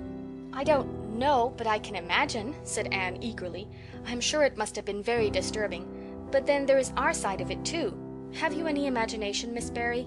If you have, just put yourself in our place. We didn't know there was anybody in that bed, and you nearly scared us to death. It was simply awful the way we felt. And then we couldn't sleep in the spare room after being promised. I suppose you are used to sleeping in spare rooms, but just imagine what you would feel like if you were a little orphan girl who never had such an honor." All the snap had gone by this time. Miss Barry actually laughed, a sound which caused Diana, waiting in speechless anxiety in the kitchen outside, to give a great gasp of relief. "I'm afraid my imagination is a little rusty. It's so long since I used it," she said. "I dare say your claim to sympathy is just as strong as mine. It all depends on the way we look at it. Sit down here and tell me about yourself." "I am very sorry I can't," said Anne firmly. "I would like to, because you seem like an interesting lady, and you might even be a kindred spirit, although you don't look very much like it. But it is my duty to go home to Miss Marilla Cuthbert. Miss Marilla Cuthbert is a very kind lady who has taken me to bring up properly. She is doing her best, but it is very discouraging work. You must not blame her because I jumped on the bed. But before I go, I do wish you would tell me if you'll forgive Diana and stay just as long as you meant to in Avonlea." "I think perhaps I will, if you will come over and talk to me occasionally," said Miss Barry. That evening Miss Barry gave Diana a silver bangle bracelet and told the senior members of the household that she had unpacked her valise. "I've made up my mind to stay simply for the sake of getting better acquainted with that Anne girl," she said frankly. She amuses me, and at my time of life an amusing person is a rarity." Marilla's only comment when she heard the story was, "I told you so." This was for Matthew's benefit. Miss Barry stayed her month out and over. She was a more agreeable guest than usual, for Anne kept her in good humor. They became firm friends. When Miss Barry went away she said, "Remember, you Anne girl, when you come to town you're to visit me, and I'll put you in my very sparest spare room bed to sleep in." "Miss Barry was a kindred spirit after all," Anne confided to Marilla. "You wouldn't think so to look at her, but she is. You don't find it out right at first, as in Matthew's case, but after a while you come to see it. Kindred spirits are not so scarce as I used to think. It's splendid to find out there are so many of them in the world." End of chapter 19.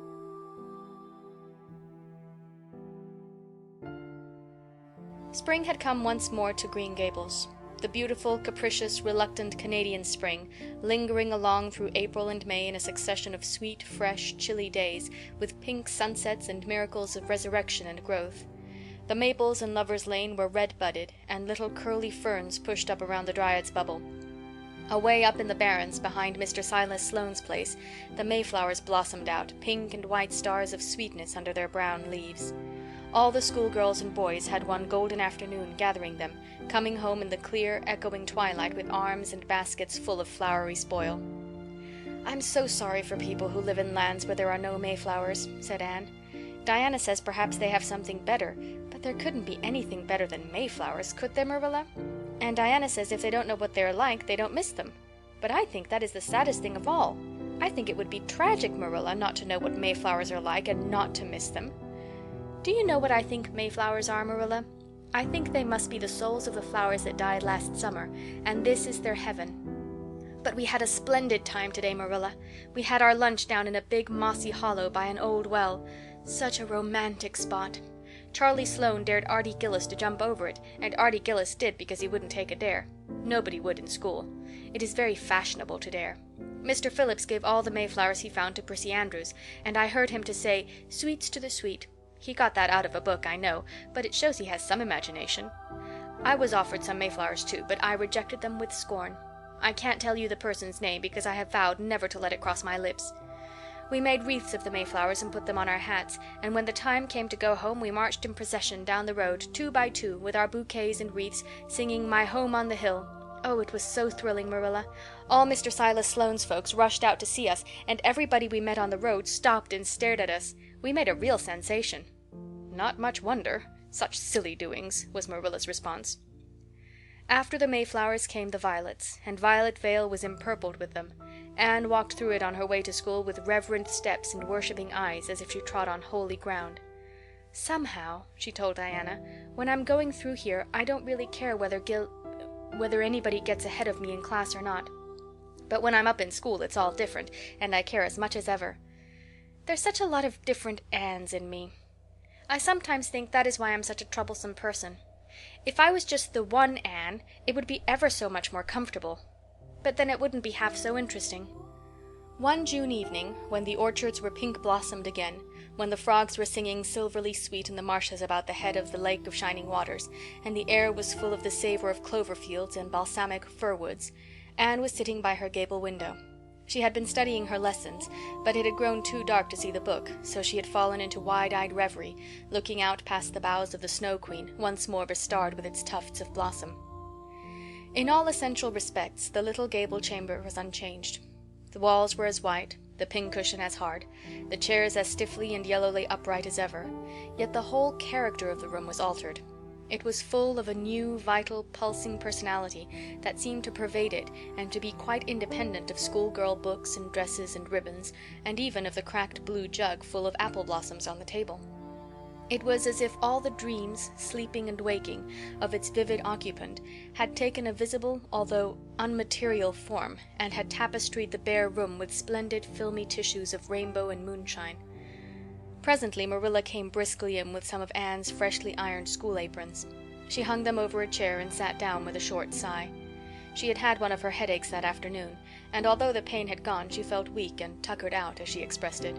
Anne looked at her with eyes limpid with sympathy. "I do truly wish I could have had the headache in your place, Marilla. I would have endured it joyfully for your sake." "I guess you did your part in attending to the work and letting me rest," said Marilla. "You seem to have got on fairly well and made fewer mistakes than usual. Of course, it wasn't exactly necessary to starch Matthew's handkerchiefs, and most people, when they put a pie in the oven to warm up for dinner, take it out and eat it when it gets hot instead of leaving it to be burned to a crisp. But that doesn't seem to be your way, evidently." Headaches always left Marilla somewhat sarcastic. "Oh, I'm so sorry," said Anne penitently. "I never thought about that pie from the moment I put it in the oven till now, although I felt instinctively that there was something missing on the dinner table. I was firmly resolved, when you left me in charge this morning, not to imagine anything, but keep my thoughts on facts.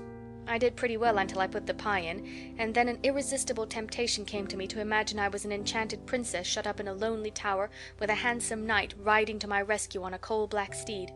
So that is how I came to forget the pie. I didn't know I starched the handkerchiefs. All the time I was ironing I was trying to think of a name for a new island Diana and I have discovered up the brook. It's the most ravishing spot, Marilla. There are 2 maple trees on it, and the brook flows right around it. At last it struck me that it would be splendid to call it Victoria Island, because we found it on the Queen's birthday. Both Diana and I are very loyal. But I'm sorry about that pie and the handkerchiefs. I wanted to be extra good today because it's an anniversary. Do you remember what happened this day last year, Marilla?" "No, I can't think of anything special." "Oh, Marilla, it was the day I came to Green Gables. I shall never forget it. It was the turning point in my life. Of course, it wouldn't seem so important to you. I've been here for a year, and I've been so happy. Of course, I've had my troubles, but one can live down troubles." "Are you sorry you kept me, Marilla?" "No, I can't say I'm sorry," said Marilla, who sometimes wondered how she could have lived before Anne came to Green Gables. "No, not exactly sorry. If you've finished your lessons, Anne, I want you to run over and ask Mrs. Barry if she'll lend me Diana's apron pattern." "Oh, it's too dark," cried Anne. "Too dark? Why, it's only twilight, and goodness knows you've gone over often enough after dark." "I'll go over early in the morning," said Anne eagerly. "I'll get up at sunrise and go over, Marilla." "What has got into your head now, Anne Shirley? I want that pattern to cut out your new apron this evening. Go at once, and be smart, too." "I'll have to go around by the road, then," said Anne, taking up her hat reluctantly. "Go by the road and waste half an hour? I'd like to catch you." "I can't go through the haunted wood, Marilla," cried Anne desperately. Marilla stared. "The haunted wood? Are you crazy? What under the canopy is the haunted wood?" "The spruce wood over the brook," said Anne in a whisper. "Fiddlesticks! There is no such thing as a haunted wood anywhere. Who has been telling you such stuff?" "Nobody," confessed Anne. "Diana and I just imagined the wood was haunted. All the places around here are so commonplace. We just got this up for our own amusement. We began it in April. A haunted wood is so very romantic, Marilla. We chose the spruce grove because it's so gloomy. Oh, we have imagined the most harrowing things. There's a white lady walks along the brook just about this time of the night and wrings her hands and utters wailing cries.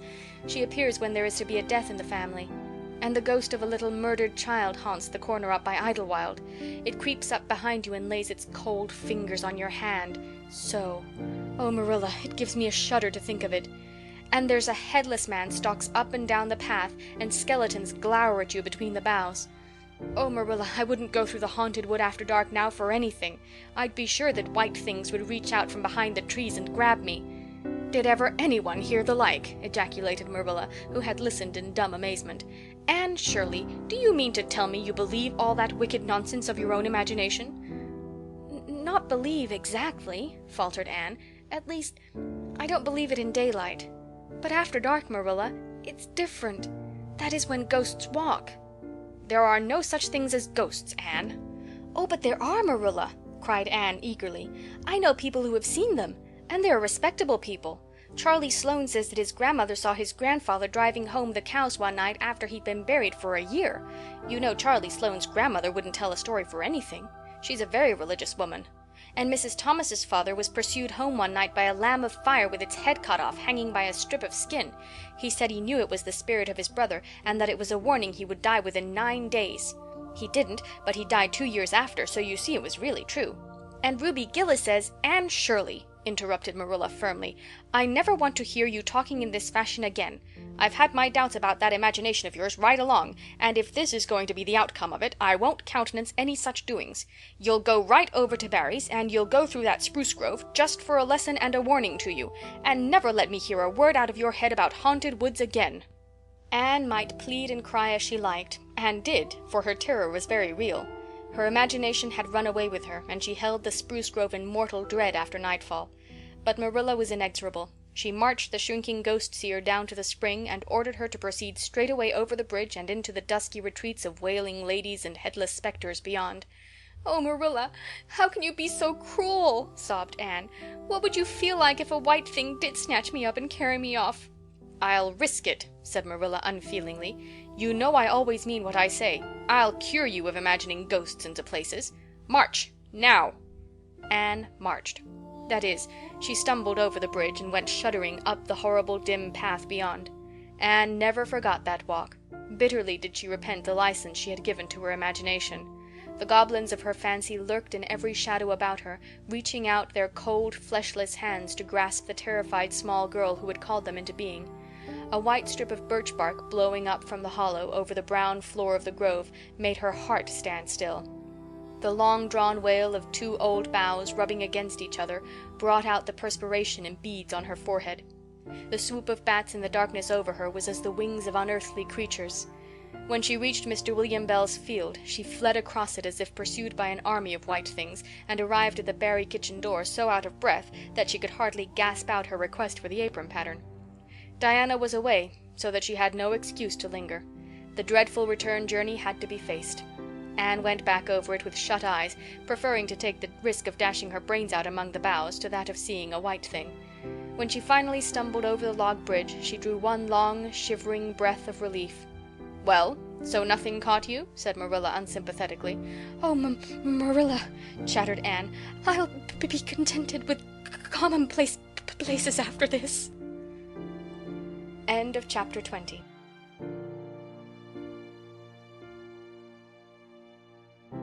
"Dear me, there is nothing but meetings and partings in this world, as Mrs. Lynde says," remarked Anne plaintively, putting her slate and books down on the kitchen table on the last day of June and wiping her red eyes with a very damp handkerchief. "Wasn't it fortunate, Marilla, that I took an extra handkerchief to school today? I had a presentiment that it would be needed." "I never thought you were so fond of Mr. Phillips that you'd require 2 handkerchiefs to dry your tears just because he was going away," said Marilla. "I don't think I was crying because I was really so very fond of him," reflected Anne. "I just cried because all the others did. It was Ruby Gillis started it.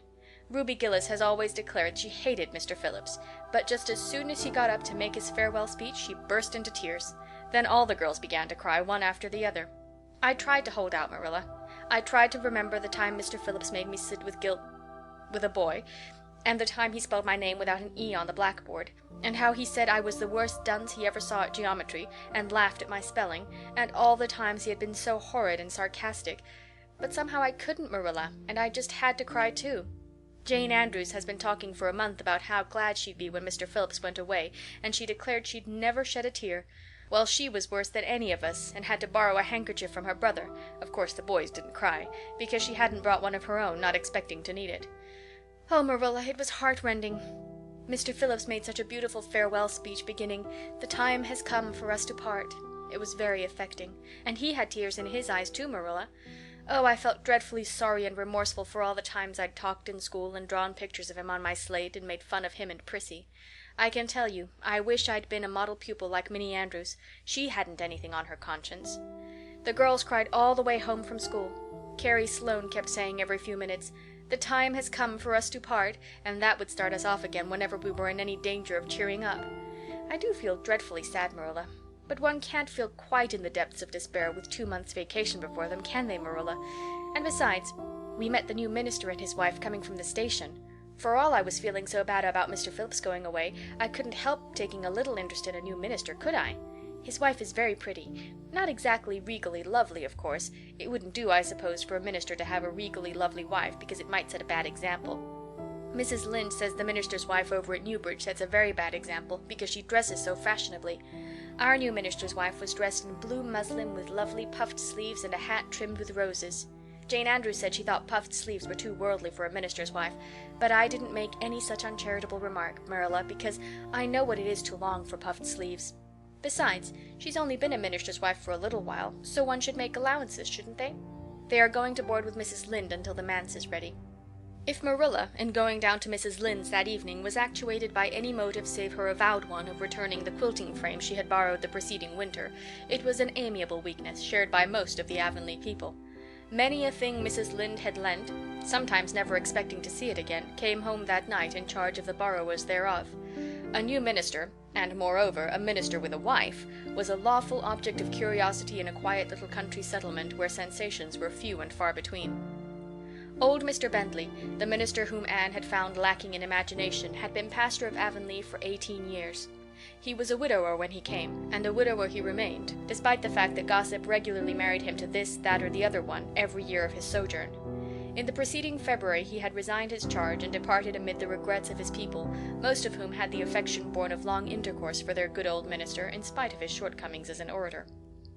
Since then, the Avonlea church had enjoyed a variety of religious dissipation in listening to the many and various candidates and supplies who came Sunday after Sunday to preach on trial. These stood or fell by the judgment of the fathers and mothers in Israel, but a certain small red-haired girl who sat meekly in the corner of the old Cuthbert pew also had her opinions about them, and discussed the same in full with Matthew, Marilla always declining from principle to criticize ministers in any shape or form.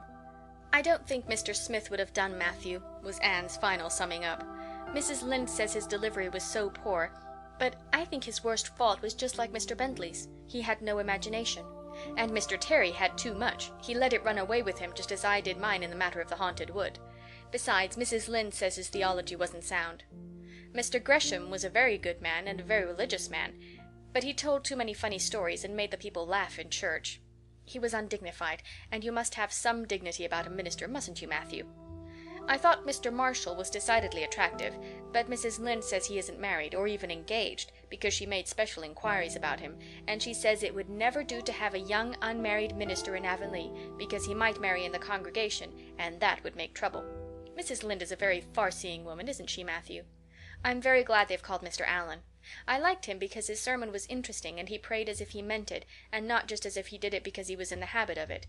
Mrs. Lynde says he isn't perfect, but she says she supposes we couldn't expect a perfect minister for $750 a year, and anyhow his theology is sound because she questioned him thoroughly on all the points of doctrine, and she knows his wife's people, and they are most respectable, and the women are all good housekeepers. Mrs. Lynde says that sound doctrine in the man and good housekeeping in the woman make an ideal combination for a minister's family. The new minister and his wife were a young, pleasant-faced couple, still on their honeymoon, and full of all good and beautiful enthusiasms for their chosen life work. Avonlea opened its heart to them from the start. Old and young liked the frank, cheerful young man with his high ideals, and the bright, gentle little lady who assumed the mistressship of the manse.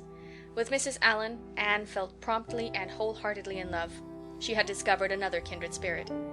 "Mrs. Allen is perfectly lovely," she announced one Sunday afternoon. "She has taken our class, and she's a splendid teacher. She said right away she didn't think it was fair for the teacher to ask all the questions, and you know, Marilla, that is exactly what I've always thought. She said we could ask her any question we liked, and I asked ever so many. I'm good at asking questions, Marilla." "I believe you," was Marilla's emphatic comment. "Nobody else asked any except Ruby Gillis, and she asked if there was to be a Sunday school picnic this summer. I didn't think that was a very proper question to ask because it hadn't any connection with the lesson. The lesson was about Daniel in the lion's den. But Mrs. Allen just smiled and said she thought there would be. Mrs. Allen has a lovely smile. She has such exquisite dimples in her cheeks. I wish I had dimples in my cheeks, Marilla. I'm not half so skinny as I was when I came here, but I have no dimples yet. If I had, perhaps I could influence people for good. Mrs. Allen said we ought always to try to influence other people for good. She talked so nice about everything. I never knew before that religion was such a cheerful thing. I always thought it was kind of melancholy, but Mrs. Allen's isn't, and I'd like to be a Christian if I could be one like her. I wouldn't want to be one like Mr. Superintendent Bell." "It's very naughty of you to speak so about Mr. Bell," said Marilla severely. "Mr. Bell is a real good man." "Oh, of course he's good," agreed Anne, "but he doesn't seem to get any comfort out of it. If I could be good, I'd dance and sing all day because I was glad of it. I suppose Mrs. Allen is too old to dance and sing, and of course it wouldn't be dignified in a minister's wife. But I can just feel she's glad she's a Christian, and that she'd be one even if she could get to heaven without it." "I suppose we must have Mr. and Mrs. Allen up to tea some day soon," said Marilla reflectively. "They've been most everywhere but here. Let me see. Next Wednesday would be a good time to have them, but don't say a word to Matthew about it, for if he knew they were coming he'd find some excuse to be away that day. He'd got so used to Mr. Bentley he didn't mind him, but he's going to find it hard to get acquainted with a new minister, and a new minister's wife will frighten him to death." "I'll be as secret as the dead," assured Anne. "But oh, Marilla, will you let me make a cake for the occasion? I'd love to do something for Mrs. Allen, and you know I can make a pretty good cake by this time." "You can make a layer cake," promised Marilla. Monday and Tuesday great preparations went on at Green Gables. Having the minister and his wife to tea was a serious and important undertaking, and Marilla was determined not to be eclipsed by any of the Avonlea housekeepers. Anne was wild with excitement and delight. She talked it all over with Diana Tuesday night in the twilight, as they sat on the big red stones by the Dryad's Bubble and made rainbows in the water with little twigs dipped in fir balsam. "Everything is ready, Diana, except my cake, which I'm to make in the morning, and the baking powder biscuits, which Marilla will make just before tea time. I assure you, Diana, that Marilla and I have had a busy 2 days of it. It's such a responsibility having a minister's family to tea. I never went through such an experience before. You should just see our pantry. It's a sight to behold. We're going to have jellied chicken and cold tongue. We're to have 2 kinds of jelly, red and yellow, and whipped cream and lemon pie and cherry pie and 3 kinds of cookies and fruit cake and Marilla's famous yellow plum preserves that she keeps especially for ministers, and pound cake and layer cake and biscuits as aforesaid, and new bread and old both in case the minister is dyspeptic and can't eat new. Mrs. Lynde says ministers are dyspeptic, but I don't think Mr. Allen has been a minister long enough for it to have had a bad effect on him. I just grow cold when I think of my layer cake. Oh, Diana, what if it shouldn't be good? I dreamed last night that I was chased all around by a fearful goblin with a big layer cake for a head." "It'll be good all right," assured Diana, who was a very comfortable sort of friend. "I'm sure that piece of the one you made that we had for lunch in Idlewild 2 weeks ago was perfectly elegant." "Yes, but cakes have such a terrible habit of turning out bad just when you especially want them to be good," sighed Anne, setting a particularly well balsamed twig afloat. "However, I suppose I shall just have to trust to Providence and be careful to put in the flour. Oh, look, Diana, what a lovely rainbow. Do you suppose the Dryad will come out after we go away and take it for a scarf?" "You know there is no such thing as a Dryad," said Diana. Diana's mother had found out about the haunted wood and had been decidedly angry over it. As a result, Diana had abstained from any further imitative flights of imagination and did not think it prudent to cultivate a spirit of belief even in harmless Dryads. "But it's so easy to imagine there is," said Anne. "Every night before I go to bed I look out of my window and wonder if the Dryad is really sitting here, combing her locks with the spring for a mirror. Sometimes I look for her footprints in the dew in the morning. Oh, Diana, don't give up your faith in the Dryad." Wednesday morning came. Anne got up at sunrise because she was too excited to sleep. She had caught a severe cold in the head by reason of her dabbling in the spring on the preceding evening, but nothing short of absolute pneumonia could have quenched her interest in culinary matters that morning. After breakfast she proceeded to make her cake. When she finally shut the oven door upon it she drew a long breath. "I'm sure I haven't forgotten anything this time, Marilla. But do you think it will rise? Just suppose perhaps the baking powder isn't good. I used it out of the new can, and Mrs. Lynde says you can never be sure of getting good baking powder nowadays when everything is so adulterated.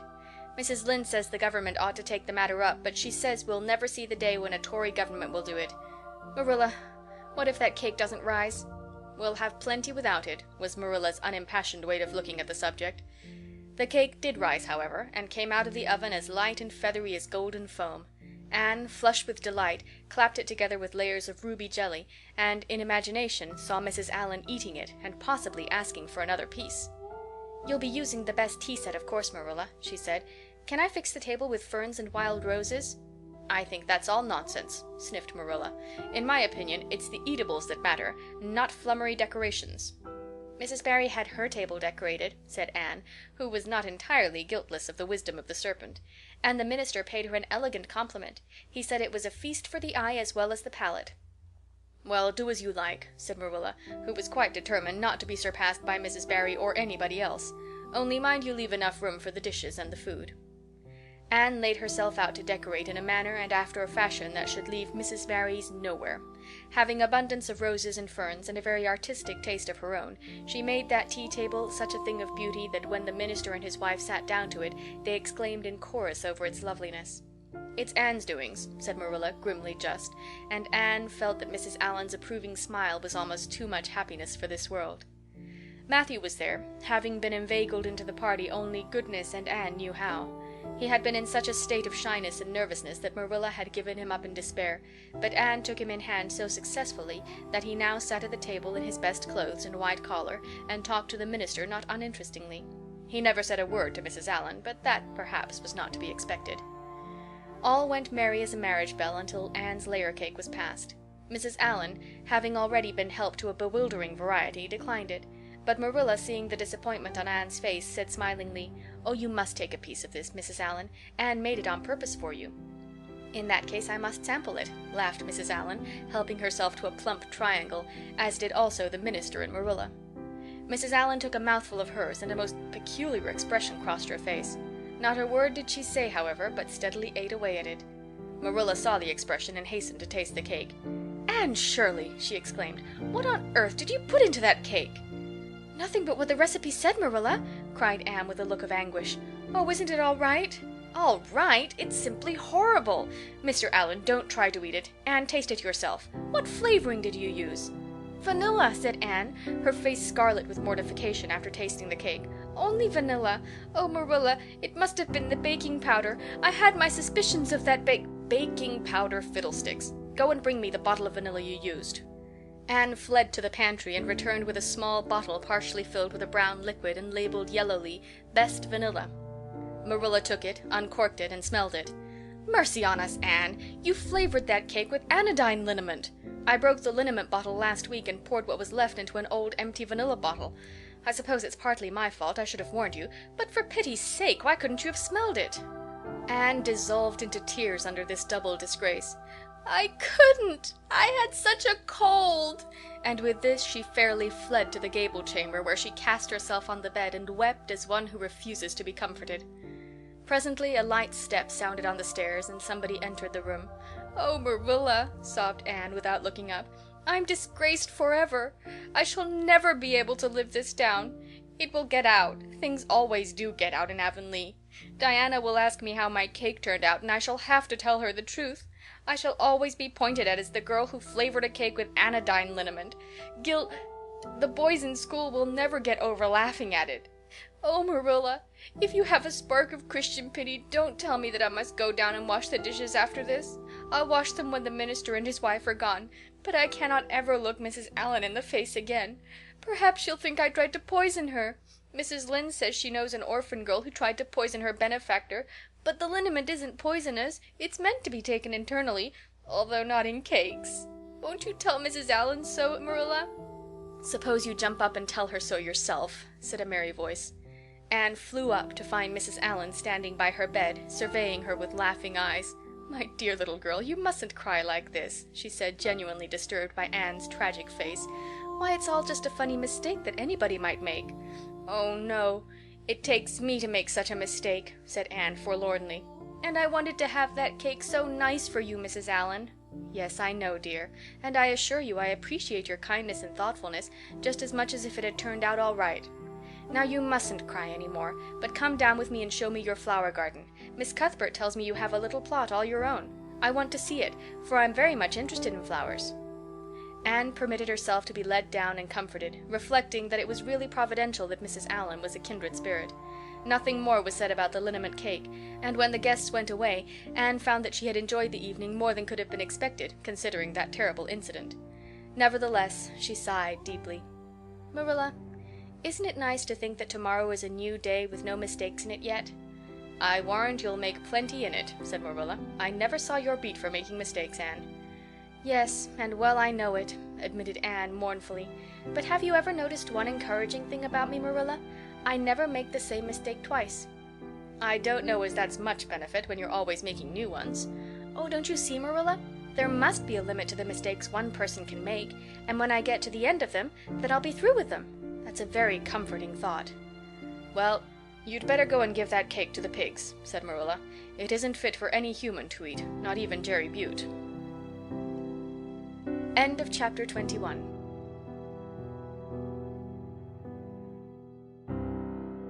"And what are your eyes popping out of your head about now?" asked Marilla when Anne had just come in from a run to the post office. "Have you discovered another kindred spirit?" Excitement hung around Anne like a garment, shone in her eyes, kindled in every feature.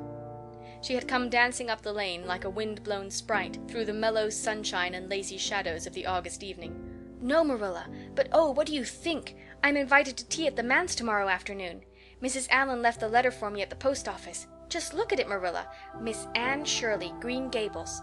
That is the first time I was ever called Miss. Such a thrill as it gave me. I shall cherish it forever among my choicest treasures." "Mrs. Allan told me she meant to have all the members of her Sunday school class to tea in turn," said Marilla, regarding the wonderful event very coolly. "You needn't get in such a fever over it. Do learn to take things calmly, child." For Anne to take things calmly would have been to change her nature. All spirit and fire and dew as she was, the pleasures and pains of life came to her with trebled intensity. Marilla felt this and was vaguely troubled over it, realizing that the ups and downs of existence would probably bear hardly on this impulsive soul, and not sufficiently understanding that the equally great capacity for delight might more than compensate. Therefore Marilla conceived it to be her duty to drill Anne into a tranquil uniformity of disposition as impossible and alien to her as to a dancing sunbeam in one of the brook shallows. She did not make much headway, as she sorrowfully admitted to herself. The downfall of some dear hope or plan plunged Anne into deeps of affliction. The fulfillment thereof exalted her into dizzy realms of delight. Marilla had almost begun to despair of ever fashioning this waif of the world into her model little girl of demure manners and prim deportment. Neither would she have believed that she really liked Anne much better as she was. Anne went to bed that night speechless with misery because Matthew had said the wind was round northeast and he feared it would be a rainy day tomorrow. The rustle of the poplar leaves about the house worried her. It sounded so like pattering raindrops, and the full, faraway roar of the Gulf, to which she listened delightedly at other times, loving its strange, sonorous, haunting rhythm, now seemed like a prophecy of storm and disaster to a small maiden who particularly wanted a fine day. Anne thought that the morning would never come. But all things have an end, even nights before the day on which you are invited to take tea at the manse. The morning, in spite of Matthew's predictions, was fine, and Anne's spirits soared to their highest. "Oh, Marilla, there is something in me today that makes me just love everybody I see," she exclaimed as she washed the breakfast dishes. "You don't know how good I feel. Wouldn't it be nice if it could last? I believe I could be a model child if I were just invited out to tea every day. But oh, Marilla, it's a solemn occasion, too. I feel so anxious. What if I shouldn't behave properly? You know I never had tea at a manse before, and I'm not sure that I know all the rules of etiquette, although I've been studying the rules given in the etiquette department of the Family Herald ever since I came here. I'm so afraid I'll do something silly or forget to do something I should do. Would it be good manners to take a second helping of anything if you wanted to very much?" "The trouble with you, Anne, is that you're thinking too much about yourself. You should just think of Mrs. Allan and what would be nicest and most agreeable to her," said Marilla, hitting for once in her life on a very sound and pithy piece of advice. Anne instantly realized this. "You're right, Marilla. I'll try not to think about myself at all." Anne evidently got through her visit without any serious breach of etiquette, for she came home through the twilight under a great high-sprung sky gloried over with trails of saffron and rosy cloud, in a beatified state of mind, and told Marilla all about it happily, sitting on the big red sandstone slab at the kitchen door, with her tired curly head in Marilla's gingham lap. A cool wind was blowing down over the long harvest fields from the rims of furry western hills, and whistling through the poplars. One clear star hung over the orchard, and the fireflies were flitting over in Lover's Lane, in and out among the ferns and rustling boughs. Anne watched them as she talked, and somehow felt that wind and stars and fireflies were all tangled up together into something unutterably sweet and enchanting. "Oh, Marilla, I've had a most fascinating time. I feel that I shall not have lived in vain, and I shall always feel like that, even if I should never be invited to tea at a manse again. When I got there, Mrs. Allan met me at the door.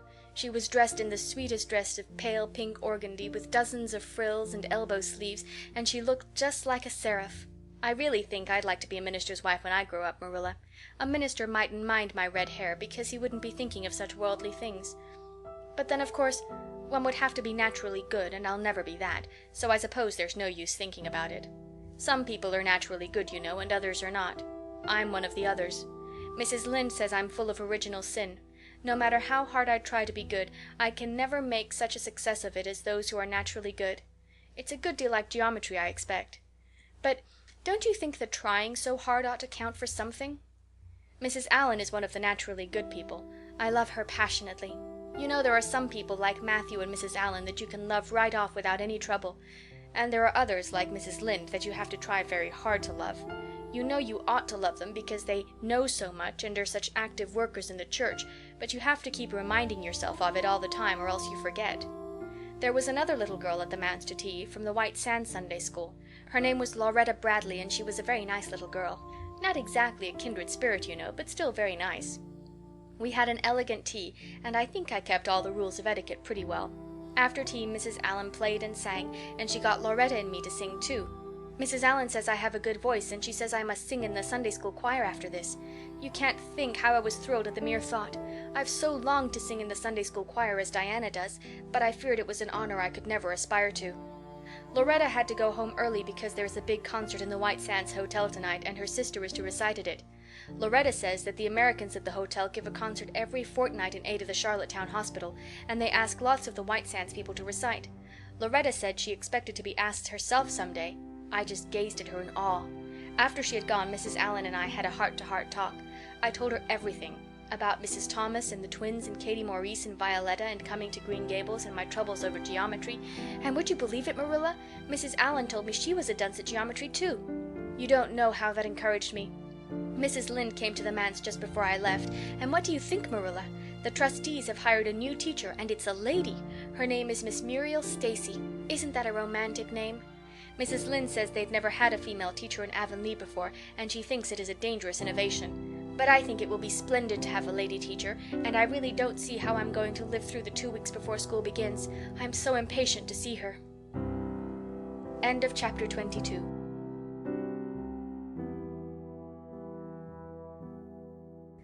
Anne had to live through more than 2 weeks as it happened. Almost a month having elapsed since the liniment cake episode, it was high time for her to get into fresh trouble of some sort. Little mistakes such as absent-mindedly emptying a pan of skim milk into a basket of yarn balls in the pantry instead of into the pig's bucket, and walking clean over the edge of the log bridge into the brook while wrapped in imaginative reverie not really being worth counting. A week after the tea at the manse, Diana Barry gave a party. Small and select, Anne assured Marilla, just the girls in our class. They had a very good time, and nothing untoward happened until after tea, when they found themselves in the Barry garden, a little tired of all their games, and ripe for any enticing form of mischief which might present itself. This presently took the form of daring. Daring was the fashionable amusement among the Avonlea small fry just then. It had begun among the boys, but soon spread to the girls, and all the silly things that were done in Avonlea that summer because the doers thereof were dared to do them would fill a book by themselves.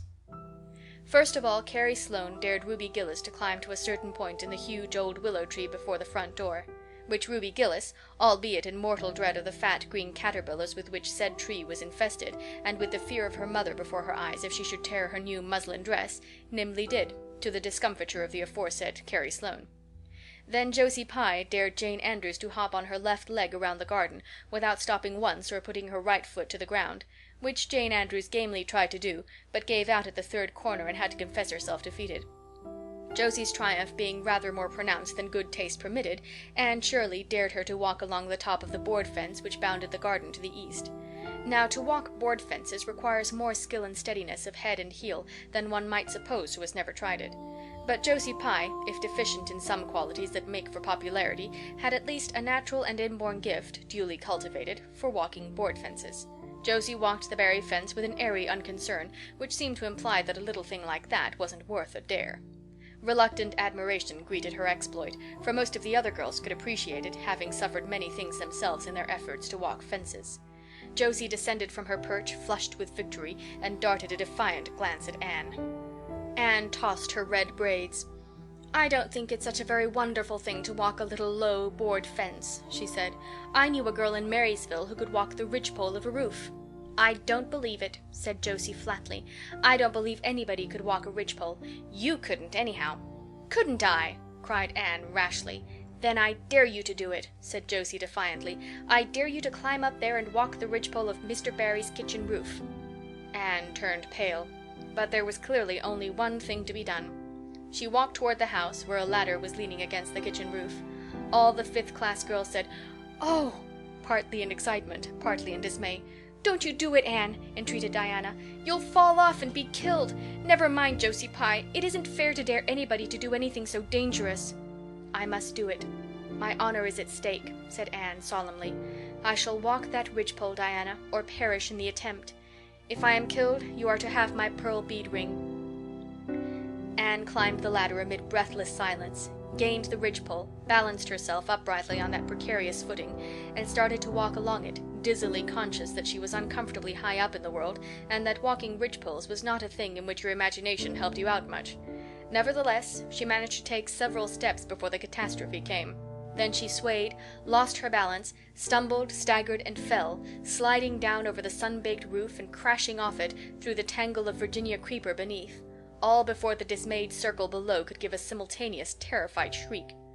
If Anne had tumbled off the roof on the side up which she had ascended, Diana would probably have fallen heir to the pearl bead ring then and there.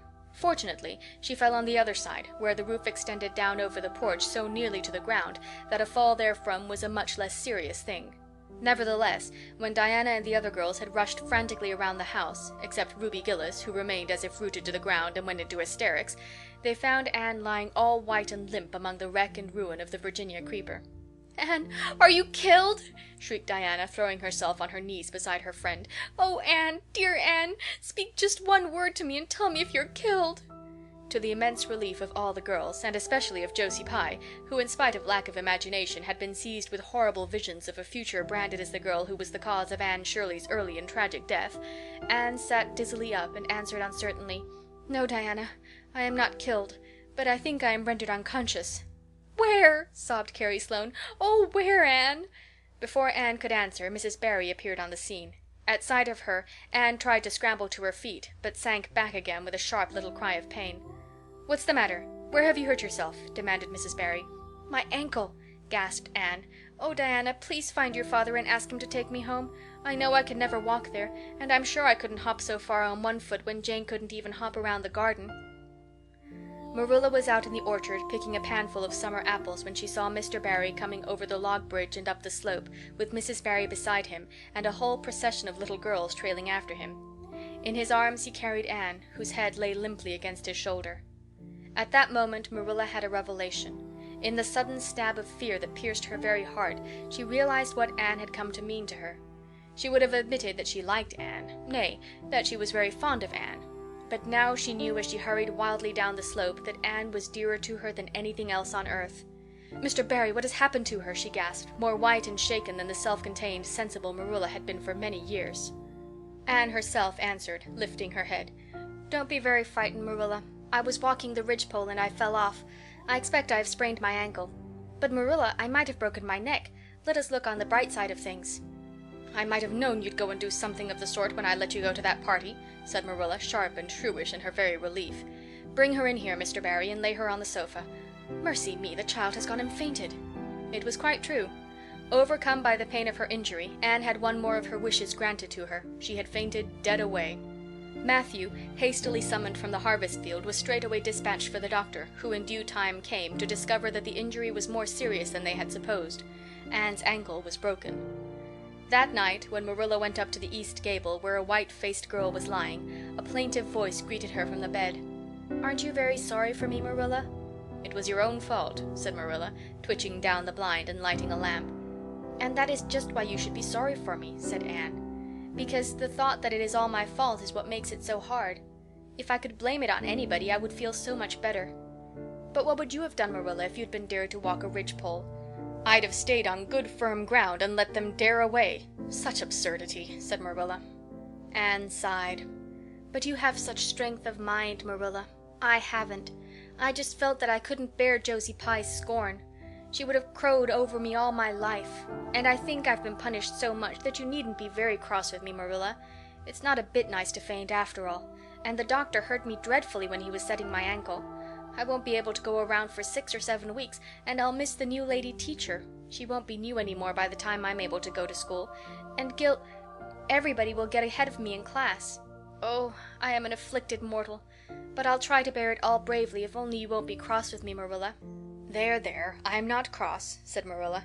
"You're an unlucky child, there's no doubt about that. But as you say, you'll have the suffering of it. Here now, try and eat some supper."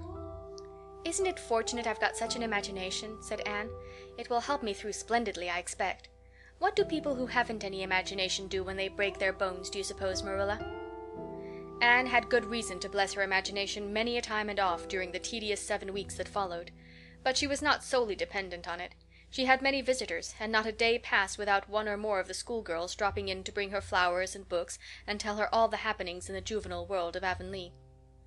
"Everyone has been so good and kind, Marilla," sighed Anne happily on the day when she could first limp across the floor. "It isn't very pleasant to be laid up, but there is a bright side to it, Marilla. You find out how many friends you have. Why, even Superintendent Bell came to see me, and he's really a very fine man. Not a kindred spirit, of course, but still, I like him, and I'm awfully sorry I ever criticized his prayers. I believe now he really does mean them, only he has got into the habit of saying them as if he didn't. He could get over it if he'd take a little trouble. I gave him a good broad hint. I told him how hard I'd tried to make my own little private prayers interesting. He told me all about the time he broke his ankle when he was a boy. It does seem so strange to think of Superintendent Bell ever being a boy. Even my imagination has its limits, for I can't imagine that. When I try to imagine him as a boy, I see him with gray whiskers and spectacles, just as he looks in Sunday school, only small. Now, it's so easy to imagine Mrs. Allan as a little girl. Mrs. Allan has been to see me 14 times. Isn't that something to be proud of, Marilla, when a minister's wife has so many claims on her time? She is such a cheerful person to have visit you, too. She never tells you it is your own fault, and she hopes you'll be a better girl on account of it. Mrs. Lynde always told me that when she came to see me, and she said it in a kind of way that made me feel she might hope I'd be a better girl, but didn't really believe I would. Even Josie Pye came to see me. I received her as politely as I could, because I think she was sorry she dared me to walk a ridgepole. If I had been killed, she would have had to carry a dark burden of remorse all her life.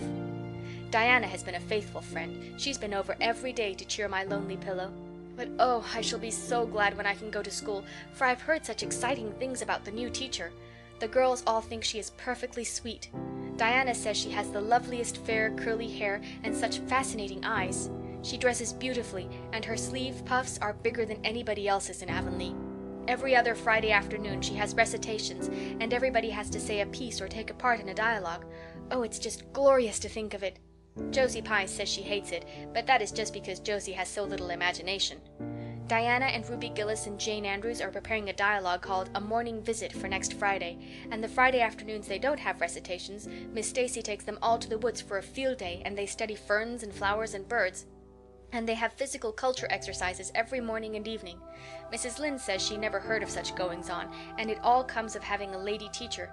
But I think it must be splendid, and I believe I shall find that Miss Stacy is a kindred spirit. "There's one thing plain to be seen, Anne," said Marilla, "and that is that your fall off the Barry roof hasn't injured your tongue at all." End of chapter 23.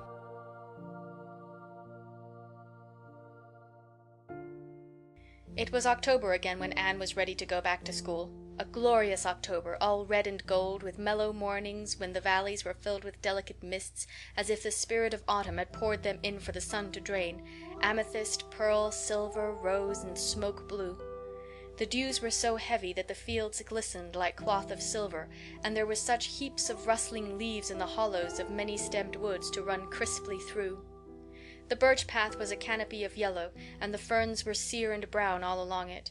There was a tang in the very air that inspired the hearts of small maidens tripping, unlike snails, swiftly and willingly to school. And it was jolly to be back again at the little brown desk beside Diana, with Ruby Gillis nodding across the aisle, and Carrie Sloane sending up notes, and Julia Bell passing a chew of gum down from the back seat. Anne drew a long breath of happiness as she sharpened her pencil and arranged her picture cards in her desk. Life was certainly very interesting. In the new teacher she found another true and helpful friend. Miss Stacy was a bright, sympathetic young woman with the happy gift of winning and holding the affections of her pupils and bringing out the best that was in them mentally and morally. Anne expanded like a flower under this wholesome influence, and carried home to the admiring Matthew and the critical Marilla glowing accounts of schoolwork and aims. "I love Miss Stacy with my whole heart, Marilla. She is so ladylike and has such a sweet voice. When she pronounces my name I feel instinctively that she's spelling it with an E. We had recitations this afternoon. I just wished you could have been there to hear me recite Mary Queen of Scots. I just put my whole soul into it. Ruby Gillis told me coming home that the way I said the line, 'Now for my father's arms,' she said, 'my woman's heart farewell,' just made her blood run cold." "Well now, you might recite it for me some of these days, out in the barn," suggested Matthew. "Of course I will," said Anne meditatively. "But I won't be able to do it so well, I know. It won't be so exciting as it is when you have a whole schoolful before you hanging breathlessly on your words. I know I won't be able to make your blood run cold." "Mrs. Lynde said it made her blood run cold to see the boys climbing to the very top of those big trees on Bell's Hill after crow's nests last Friday," said Marilla. "I wonder at Miss Stacy for encouraging it." "But we wanted a crow's nest for nature study," explained Anne. "That was on our field afternoon. Field afternoons are splendid, Marilla, and Miss Stacy explains everything so beautifully. We have to write compositions on our field afternoons, and I write the best ones." "It's very vain of you to say so, then. You'd better let your teacher say it." "But she did say it, Marilla, and indeed I'm not vain about it. How can I be when I'm such a dunce at geometry? Although I'm really beginning to see through it a little too. Miss Stacy makes it so clear. Still, I'll never be good at it, and I assure you it is a humbling reflection. But I love writing compositions. Mostly Miss Stacy lets us choose our own subjects, but next week we are to write a composition on some remarkable person. It's hard to choose among so many remarkable people who have lived. Mustn't it be splendid to be remarkable and have compositions written about you after you're dead? Oh, I would dearly love to be remarkable. I think when I grow up I'll be a trained nurse and go with the Red Crosses to the field of battle as a messenger of mercy. That is, if I don't go out as a foreign missionary. That would be very romantic, but one would have to be very good to be a missionary, and that would be a stumbling block. We have physical culture exercises every day, too. They make you graceful and promote digestion." "Promote fiddlesticks," said Marilla, who honestly thought it was all nonsense. But all the field afternoons and recitation Fridays and physical culture contortions paled before a project which Miss Stacy brought forward in November. This was that the scholars of Avonlea School should get up a concert and hold it in the hall on Christmas night for the laudable purpose of helping to pay for a schoolhouse flag. The pupils, one and all, taking graciously to this plan, the preparations for a program were begun at once. And of all the excited performers elect, none was so excited as Anne Shirley, who threw herself into the undertaking heart and soul, hampered as she was by Marilla's disapproval. Marilla thought it all rank foolishness. "It's just filling your heads up with nonsense and taking time that ought to be put on your lessons," she grumbled. "I don't approve of children's getting up concerts and racing about to practices. It makes them vain and forward and fond of gadding." "But think of the worthy object," pleaded Anne. "A flag will cultivate a spirit of patriotism, Marilla." "Fudge! There's precious little patriotism in the thoughts of any of you. All you want is a good time." "Well, when you can combine patriotism and fun, isn't it all right? Of course it's real nice to be getting up a concert. We're going to have 6 choruses and Diana is going to sing a solo. I'm in 2 dialogues, the Society for the Suppression of Gossip and the Fairy Queen. The boys are going to have a dialogue too. And I'm to have 2 recitations, Marilla. I just tremble when I think of it, but it's a nice thrilly kind of tremble. And we're to have a tableau at the last, Faith, Hope, and Charity. Diana and Ruby and I are to be in it, all draped in white with flowing hair. I'm to be Hope, with my hands clasped so, and my eyes uplifted. I'm going to practice my recitations in the garret. Don't be alarmed if you hear me groaning. I have to groan heartrendingly in one of them, and it's really hard to get up a good artistic groan, Marilla. Josie Pye is sulky because she didn't get the part she wanted in the dialogue. She wanted to be the Fairy Queen. That would have been ridiculous, for who ever heard of a fairy queen as fat as Josie? Fairy queens must be slender. Jane Andrews is to be the queen, and I am to be one of her maids of honor. Josie says she thinks a red-haired fairy is just as ridiculous as a fat one, but I do not let myself mind what Josie says. I'm to have a wreath of white roses on my hair, and Ruby Gillis is going to lend me her slippers because I haven't any of my own. It's necessary for fairies to have slippers, you know. You couldn't imagine a fairy wearing boots, could you? Especially with copper toes. We are going to decorate the hall with creeping spruce and fir mottos with pink tissue paper roses in them, and we are all to march in 2 by 2 after the audience is seated, while Emma White plays a march on the organ. Oh, Marilla, I know you are not so enthusiastic about it as I am, but don't you hope your little Anne will distinguish herself? All I hope is that you'll behave yourself. I'll be heartily glad when all this fuss is over and you'll be able to settle down. You are simply good for nothing just now, with your head stuffed full of dialogues and groans and tableaus. As for your tongue, it's a marvel it's not clean worn out." Anne sighed and betook herself to the backyard, over which a young new moon was shining through the leafless poplar boughs from an apple-green western sky, and where Matthew was splitting wood. Anne perched herself on a block and talked the concert over with him, sure of an appreciative and sympathetic listener in this instance at least. "Well now, I reckon it's going to be a pretty good concert, and I expect you'll do your part fine," he said, smiling down into her eager, vivacious little face. Anne smiled back at him. Those two were the best of friends, and Matthew thanked his stars many a time and oft that he had nothing to do with bringing her up. That was Marilla's exclusive duty. If it had been his, he would have been worried over frequent conflicts between inclination and said duty. As it was, he was free to spoil Anne, Marilla's phrasing, as much as he liked. But it was not such a bad arrangement after all.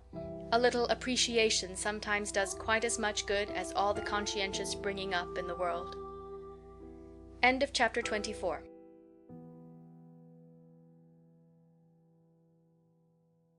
Matthew was having a bad 10 minutes of it. He had come into the kitchen in the twilight of a cold, gray December evening, and had sat down in the woodbox corner to take off his heavy boots, unconscious of the fact that Anne and a bevy of her schoolmates were having a practice of the Fairy Queen in the sitting-room. Presently they came trooping through the hall and out into the kitchen, laughing and chattering gaily. They did not see Matthew, who shrank bashfully back into the shadows beyond the woodbox, with a boot in one hand and a boot-jack in the other, and watched them shyly for the aforesaid 10 minutes as they put on caps and jackets and talked about the dialogue and the concert.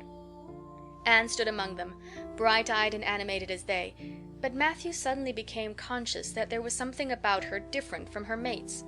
And what worried Matthew was that the difference impressed him as being something that should not exist. Anne had a brighter face and bigger, starrier eyes and more delicate features than the others. Even shy, unobservant Matthew had learned to take note of these things. But the difference that disturbed him did not consist in any of these respects. Then in what did it consist? Matthew was haunted by this question long after the girls had gone, arm in arm, down the long, hard-frozen lane, and Anne had betaken herself to her books. He could not refer it to Marilla, who, he felt, would be quite sure to sniff scornfully and remark that the only difference she saw between Anne and the other girls was that they sometimes kept their tongues quiet, while Anne never did. This, Matthew felt, would be no great help. He had recourse to his pipe that evening to help him study it out, much to Marilla's disgust. After 2 hours of smoking and hard reflection, Matthew arrived at a solution of his problem. Anne was not dressed like the other girls. The more Matthew thought about the matter, the more he was convinced that Anne never had been dressed like the other girls, never since she came to Green Gables. Marilla kept her clothed in plain, dark dresses, all made after the same unvarying pattern. If Matthew knew there was such a thing as fashion in dress, it was as much as he did, but he was quite sure that Anne's sleeves did not look at all like the sleeves the other girls wore. He recalled the cluster of little girls he had seen around her that evening, all gay in waists of red and blue and pink and white, and he wondered why Marilla always kept her so plainly and soberly gowned. Of course it must be all right. Marilla knew best, and Marilla was bringing her up. Probably some wise, inscrutable motive was to be served thereby. But surely it would do no harm to let the child have one pretty dress, something like Diana Barry always wore. Matthew decided that he would give her one. That surely could not be objected to as an unwarranted putting in of his oar. Christmas was only a fortnight off. A nice new dress would be the very thing for a present. Matthew, with a sigh of satisfaction, put away his pipe and went to bed, while Marilla opened all the doors and aired the house. The very next evening Matthew betook himself to Carmody to buy the dress, determined to get the worst over and have done with it. It would be, he felt assured, no trifling ordeal. There were some things Matthew could buy and prove himself no mean bargainer, but he knew he would be at the mercy of shopkeepers when it came to buying a girl's dress. After much cogitation, Matthew resolved to go to Samuel Lawson's store instead of William Blair's. To be sure, the Cuthberts always had gone to William Blair's. It was almost as much a matter of conscience with them as to attend the Presbyterian church and vote Conservative. But William Blair's 2 daughters frequently waited on customers there, and Matthew held them in absolute dread. He could contrive to deal with them when he knew exactly what he wanted and could point it out, but in such a matter as this, requiring explanation and consultation, Matthew felt that he must be sure of a man behind the counter. So he would go to Lawson's, where Samuel or his son would wait on him. Alas, Matthew did not know that Samuel, in the recent expansion of his business, had set up a lady clerk also. She was a niece of his wife's, and a very dashing young person indeed, with a huge drooping pompadour, big rolling brown eyes, and a most extensive and bewildering smile. She was dressed with exceeding smartness, and wore several bangle bracelets that glittered and rattled and tinkled with every movement of her hands. Matthew was covered with confusion at finding her there at all, and those bangles completely wrecked his wits at one fell swoop. "What can I do for you this evening, Mr. Cuthbert?" Miss Lucilla Harris inquired, briskly and ingratiatingly, tapping the counter with both hands. "Have you any, well now, say, any garden rakes?" stammered Matthew. Miss Harris looked somewhat surprised, as well she might, to hear a man inquiring for garden rakes in the middle of December. "I believe we have 1 or 2 left over," she said, "but they're upstairs in the lumber room. I'll go and see." During her absence, Matthew collected his scattered senses for another effort. When Miss Harris returned with the rake and cheerfully inquired, "Anything else tonight, Mr. Cuthbert?" Matthew took his courage in both hands and replied, "Well now, since you suggest it, I might as well buy some hayseed." Miss Harris had heard Matthew Cuthbert called odd. She now concluded that he was entirely crazy. "We only keep hayseed in the spring," she explained loftily. "We've none on hand just now." "Oh, certainly, just as you say," stammered unhappy Matthew, seizing the rake and making for the door. At the threshold he recollected that he had not paid for it, and he turned miserably back. While Miss Harris was counting out his change, he rallied his powers for a final, desperate attempt. "Well now, if it isn't too much trouble, I might as well... that is, I'd like to look at some sugar." "White or brown?" queried Miss Harris patiently. "Oh, well now, brown," said Matthew feebly. "There's a barrel of it over there," said Miss Harris, shaking her bangles at it. "It's the only kind we have." I'll take 20 pounds of it," said Matthew, with beads of perspiration standing on his forehead. Matthew had driven halfway home before he was his own man again. It had been a gruesome experience, but it served him right, he thought, for committing the heresy of going to a strange store. When he reached home he hid the rake in the tool house, but the sugar he carried in to Marilla. "Brown sugar!" exclaimed Marilla. "Whatever possessed you to get so much? You know I never use it except for the hired man's porridge or black fruit cake. Jerry's gone, and I've made my cake long ago. It's not good sugar either. It's coarse and dark. William Blair doesn't usually keep sugar like that." I thought it might come in handy sometime," said Matthew, making good his escape. When Matthew came to think the matter over, he decided that a woman was required to cope with the situation. Marilla was out of the question. Matthew felt sure she would throw cold water on his project at once. Remained only Mrs. Lynde, for of no other woman in Avonlea would Matthew have dared to ask advice. To Mrs. Lynde he went accordingly, and that good lady promptly took the matter out of the harassed man's hands. "Pick out a dress for you to give Anne? To be sure I will. I'm going to Carmody tomorrow, and I'll attend to it. Have you something particular in mind? No? Well, I'll just go by my own judgment then. I believe a nice rich brown would just suit Anne, and William Blair has some new Gloria in that's real pretty. Perhaps you'd like me to make it up for her too, seeing that if Marilla was to make it, Anne would probably get wind of it before the time and spoil the surprise? Well, I'll do it. No, it isn't a mite of trouble. I like sewing. I'll make it to fit my niece, Jenny Gillis, for she and Anne are as like as 2 peas as far as figure goes." "Well now, I'm much obliged," said Matthew, and I don't know, but I think they make the sleeves different nowadays to what they used to be. If it wouldn't be asking too much, I'd like them made in the new way." "Puffs? Of course. You needn't worry a speck more about it, Matthew. I'll make it up in the very latest fashion," said Mrs. Lynde. To herself she added when Matthew had gone, "It'll be a real satisfaction to see that poor child wearing something decent for once. The way Marilla dresses her is positively ridiculous, that's what, and I've ached to tell her so plainly a dozen times. I've held my tongue, though, for I can see Marilla doesn't want advice, and she thinks she knows more about bringing up children than I do, for all she's an old maid. But that's always the way. Folks that has brought up children know there's no hard and fast method in the world that'll suit every child. But them as never have think it's all plain and easy as rule of 3. Just set your 3 terms down so fashion, and the sum'll work out correct. But flesh and blood don't come under the head of arithmetic, and that's where Marilla Cuthbert makes her mistake. I suppose she's trying to cultivate a spirit of humility in Anne by dressing her as she does, but it's more likely to cultivate envy and discontent. I'm sure the child must feel the difference between her clothes and the other girls. But to think of Matthew taking notice of it! That man is waking up after being asleep for over 60 years. Marilla knew all the following fortnight that Matthew had something on his mind, but what it was she could not guess until Christmas Eve, when Mrs. Lynde brought up the new dress. Marilla behaved pretty well on the whole, although it is very likely she distrusted Mrs. Lynde's diplomatic explanation that she had made the dress because Matthew was afraid Anne would find out about it too soon if Marilla made it. "So this is what Matthew has been looking so mysterious over and grinning about to himself for 2 weeks, is it?" she said, a little stiffly but tolerantly.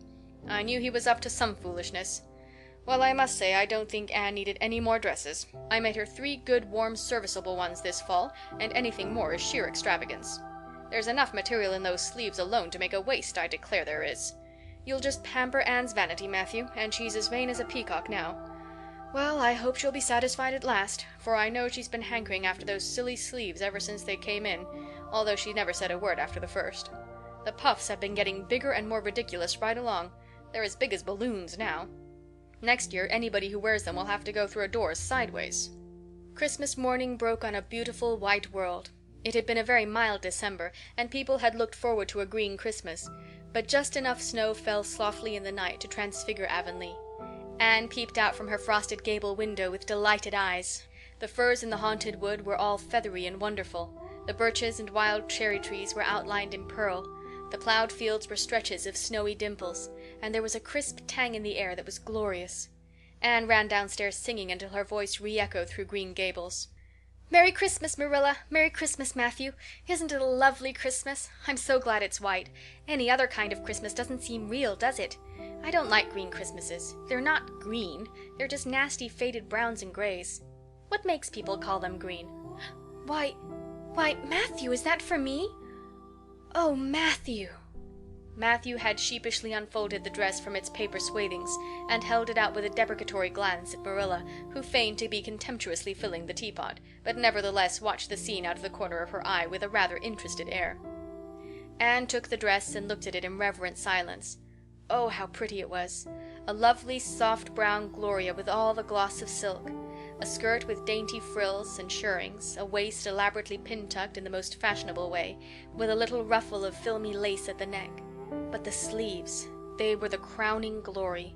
Long elbow cuffs, and above them 2 beautiful puffs, divided by rows of shirring and bows of brown silk ribbon. "That's a Christmas present for you, Anne," said Matthew shyly. Why, Anne, don't you like it?" Well now. For Anne's eyes had suddenly filled with tears. "Like it? Oh, Matthew!" Anne laid the dress over a chair and clasped her hands. "Matthew, it's perfectly exquisite. Oh, I can never thank you enough. Look at those sleeves. Oh, it seems to me this must be a happy dream." Well, let's have breakfast," interrupted Marilla. "I must say, Anne, I don't think you needed the dress, but since Matthew has got it for you, see that you take good care of it. There's a hair ribbon Mrs. Lynde left for you. It's brown to match the dress. Come now, sit in." "I don't see how I'm going to eat breakfast," said Anne rapturously. "Breakfast seems so commonplace at such an exciting time. I'd rather feast my eyes on that dress. I'm so glad that puffed sleeves are still fashionable. It did seem to me that I'd never get over it if they went out before I had a dress with them. I'd never have felt quite satisfied, you see. It was lovely of Mrs. Lynde to give me the ribbon, too. I feel that I ought to be a very good girl indeed. It's at times like this I'm sorry I'm not a model little girl, and I always resolve that I will be in future. But somehow it's hard to carry out your resolutions when irresistible temptations come. Still, I really will make an extra effort after this." When the commonplace breakfast was over, Diana appeared, crossing the white log bridge in the hollow, a gay little figure in her crimson ulster. Anne flew down the slope to meet her. "Merry Christmas, Diana, and oh, it's a wonderful Christmas. I've something splendid to show you. Matthew has given me the loveliest dress, with such sleeves. I couldn't even imagine any nicer." "I've got something more for you," said Diana breathlessly. "Here, this box. Aunt Josephine sent us out a big box with ever so many things in it, and this is for you. I'd have brought it over last night, but it didn't come until after dark, and I never feel very comfortable coming through the haunted wood in the dark now." Anne opened the box and peeped in. First a card with "For the Anne girl and Merry Christmas" written on it, and then a pair of the daintiest little kid slippers with beaded toes and satin bows and glistening buckles. "Oh," said Anne, "Diana, this is too much. I must be dreaming." "I call it providential," said Diana. "You won't have to borrow Ruby slippers now, and that's a blessing, for they're 2 sizes too big for you, and it would be awful to hear a fairy shuffling. Josie Pye would be delighted. Mind you, Rob Wright went home with Gertie Pye from the practice night before last. Did you ever hear anything equal to that?" All the Avonlea scholars were in a fever of excitement that day, for the hall had to be decorated and a last grand rehearsal held. The concert came off in the evening and was a pronounced success. The little hall was crowded, all the performers did excellently well, but Anne was the bright, particular star of the occasion, as even envy in the shape of Josie Pye dared not deny. "Oh, hasn't it been a brilliant evening?" sighed Anne when it was all over, and she and Diana were walking home together under a dark, starry sky. "Everything went off very well," said Diana practically. "I guess we must have made as much as $10. Mind you, Mr. Allen is going to send an account of it to the Charlottetown papers." "Oh, Diana, will we really see our names in print? It makes me thrill to think of it.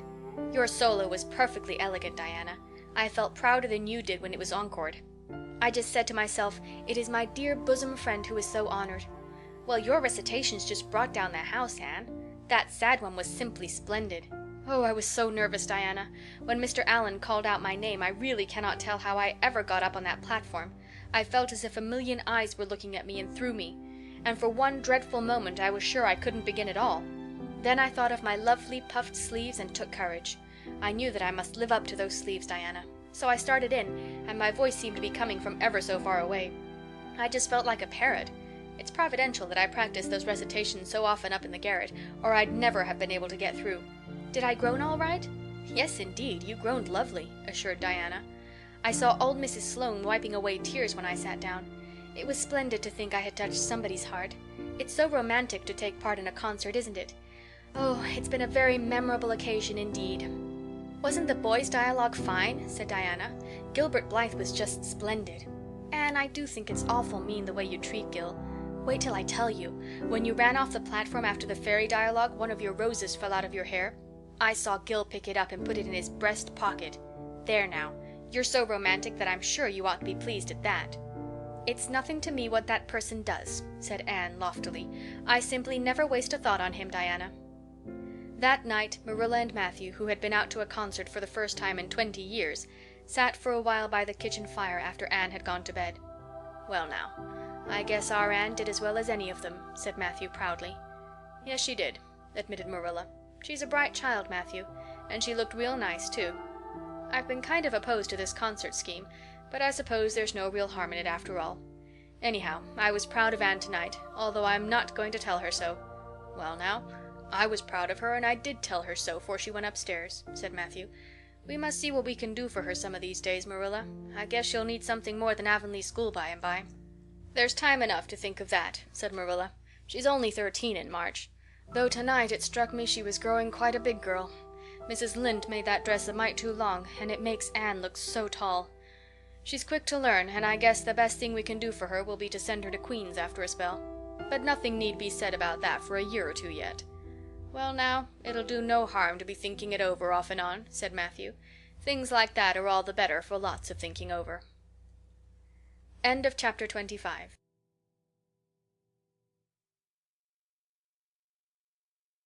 Junior Avonlea found it hard to settle down to humdrum existence again. To Anne in particular, things seemed fearfully flat, stale, and unprofitable after the goblet of excitement she had been sipping for weeks.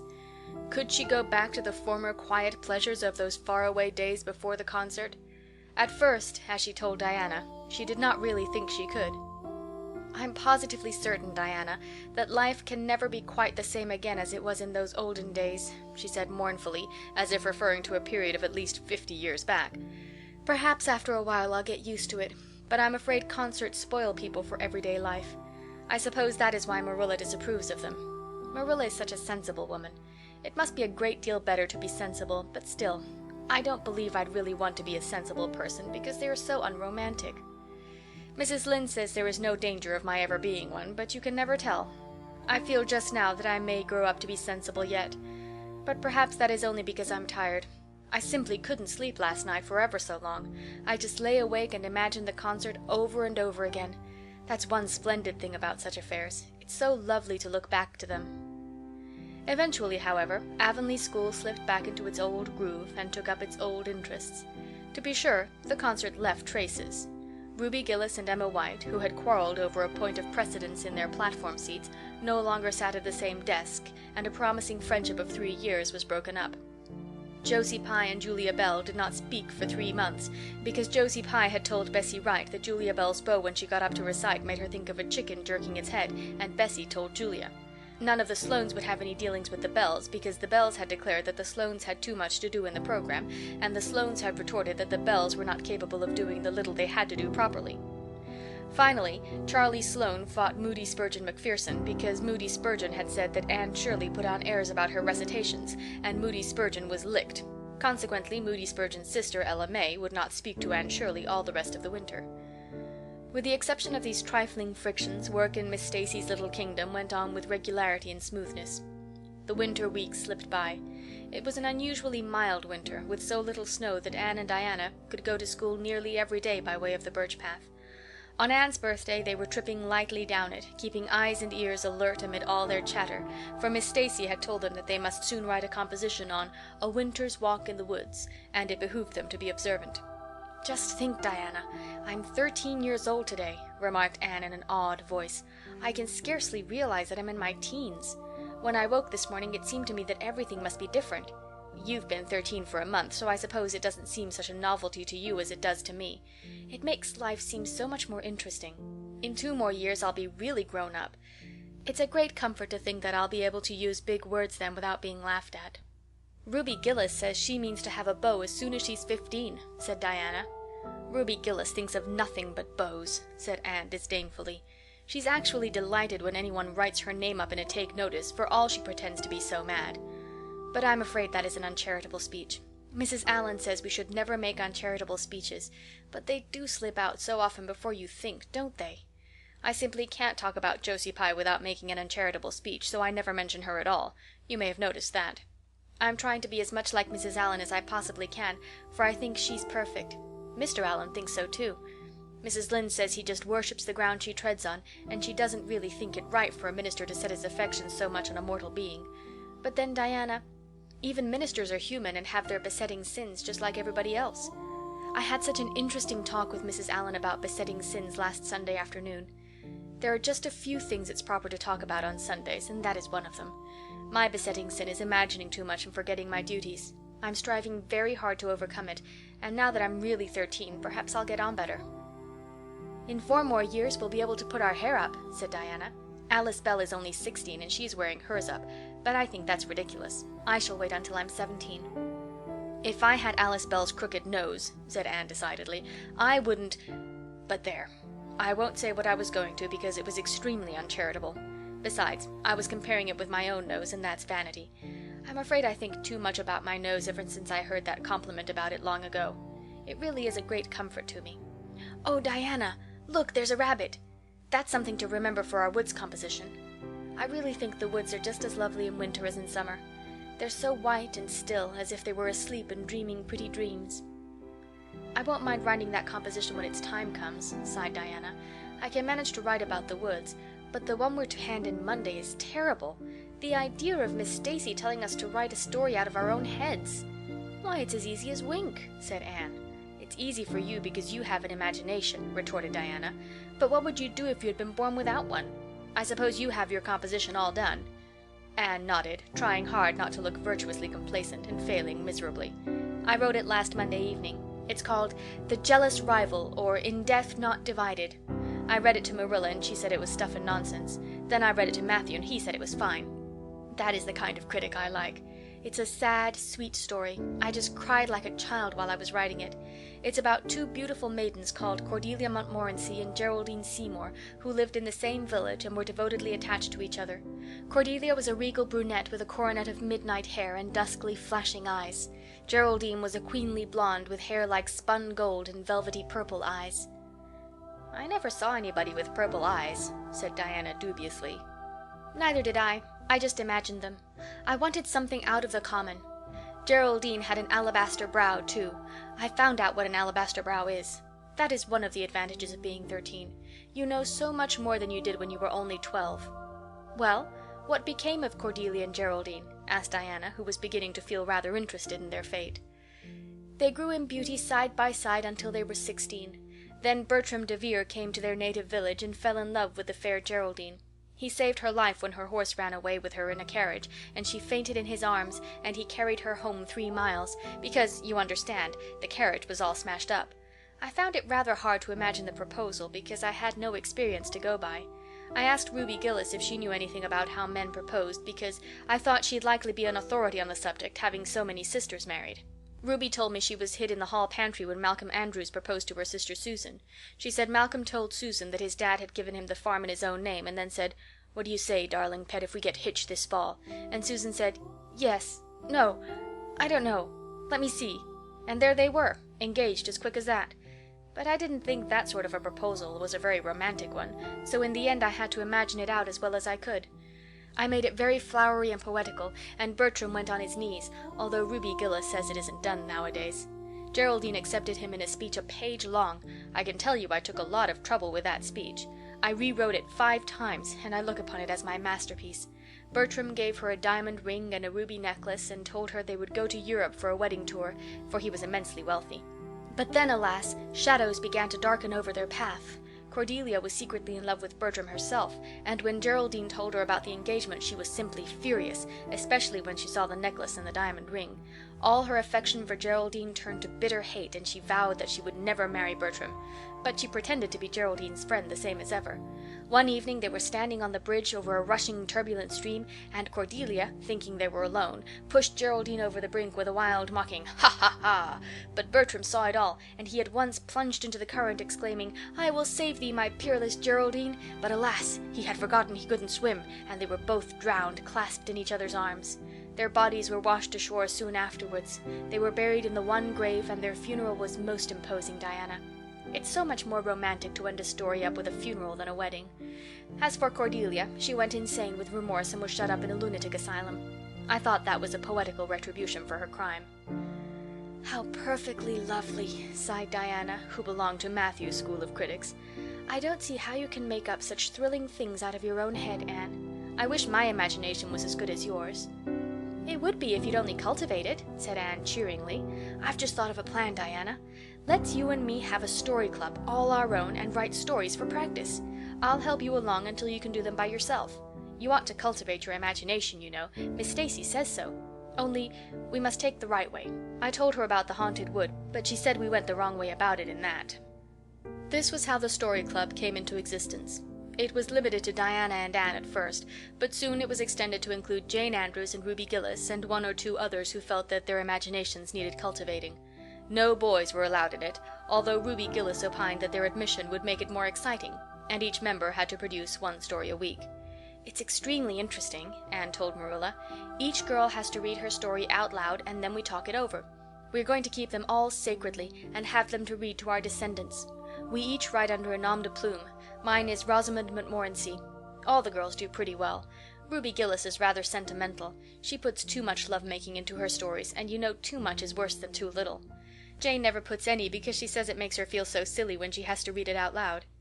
Jane's stories are extremely sensible. Then Diana puts too many murders into hers. She says most of the time she doesn't know what to do with the people, so she kills them off to get rid of them. I mostly always have to tell them what to write about, but that isn't hard, for I've millions of ideas." "I think this story-writing business is the foolishest yet," scoffed Marilla. "You'll get a pack of nonsense into your heads and waste time that should be put on your lessons. Reading stories is bad enough, but writing them is worse." "But we're so careful to put a moral into them all, Marilla," explained Anne. "I insist upon that. All the good people are rewarded, and all the bad ones are suitably punished. I'm sure that must have a wholesome effect. The moral is the great thing. Mr. Allen says so. I read one of my stories to him and Mrs. Allen, and they both agreed that the moral was excellent. Only they laughed in the wrong places. I like it better when people cry. Jane and Ruby almost always cry when I come to the pathetic parts. Diana wrote her Aunt Josephine about our club, and her Aunt Josephine wrote back that we were to send her some of our stories, so we copied out 4 of our very best and sent them. Miss Josephine Barry wrote back that she had never read anything so amusing in her life. That kind of puzzled us because the stories were all very pathetic and almost everybody died. But I'm glad Miss Barry liked them. It shows our club is doing some good in the world. Mrs. Allen says that ought to be our object in everything. I do really try to make it my object, but I forget so often when I'm having fun. I hope I shall be a little like Mrs. Allen when I grow up. Do you think there is any prospect of it, Marilla?" "I shouldn't say there was a great deal," was Marilla's encouraging answer. "I'm sure Mrs. Allen was never such a silly, forgetful little girl as you are." "No, but she wasn't always so good as she is now, either," said Anne seriously. "She told me so herself. That is, she said she was a dreadful mischief when she was a girl, and was always getting into scrapes. I felt so encouraged when I heard that. Is it very wicked of me, Marilla, to feel encouraged when I hear that other people have been bad and mischievous?" Mrs. Lynde says it is. Mrs. Lynde says she always feels shocked when she hears of anyone ever having been naughty, no matter how small they were. Mrs. Lynde says she once heard a minister confess that when he was a boy he stole a strawberry tart out of his aunt's pantry, and she never had any respect for that minister again. Now, I wouldn't have felt that way. I'd have thought that it was real noble of him to confess it, and I'd have thought what an encouraging thing it would be for small boys nowadays who do naughty things and are sorry for them, to know that perhaps they may grow up to be ministers in spite of it. That's how I'd feel, Marilla. "The way I feel at present, Anne," said Marilla, "is that it's high time you had those dishes washed. You've taken half an hour longer than you should with all your chattering. Learn to work first and talk afterwards." End of chapter 26.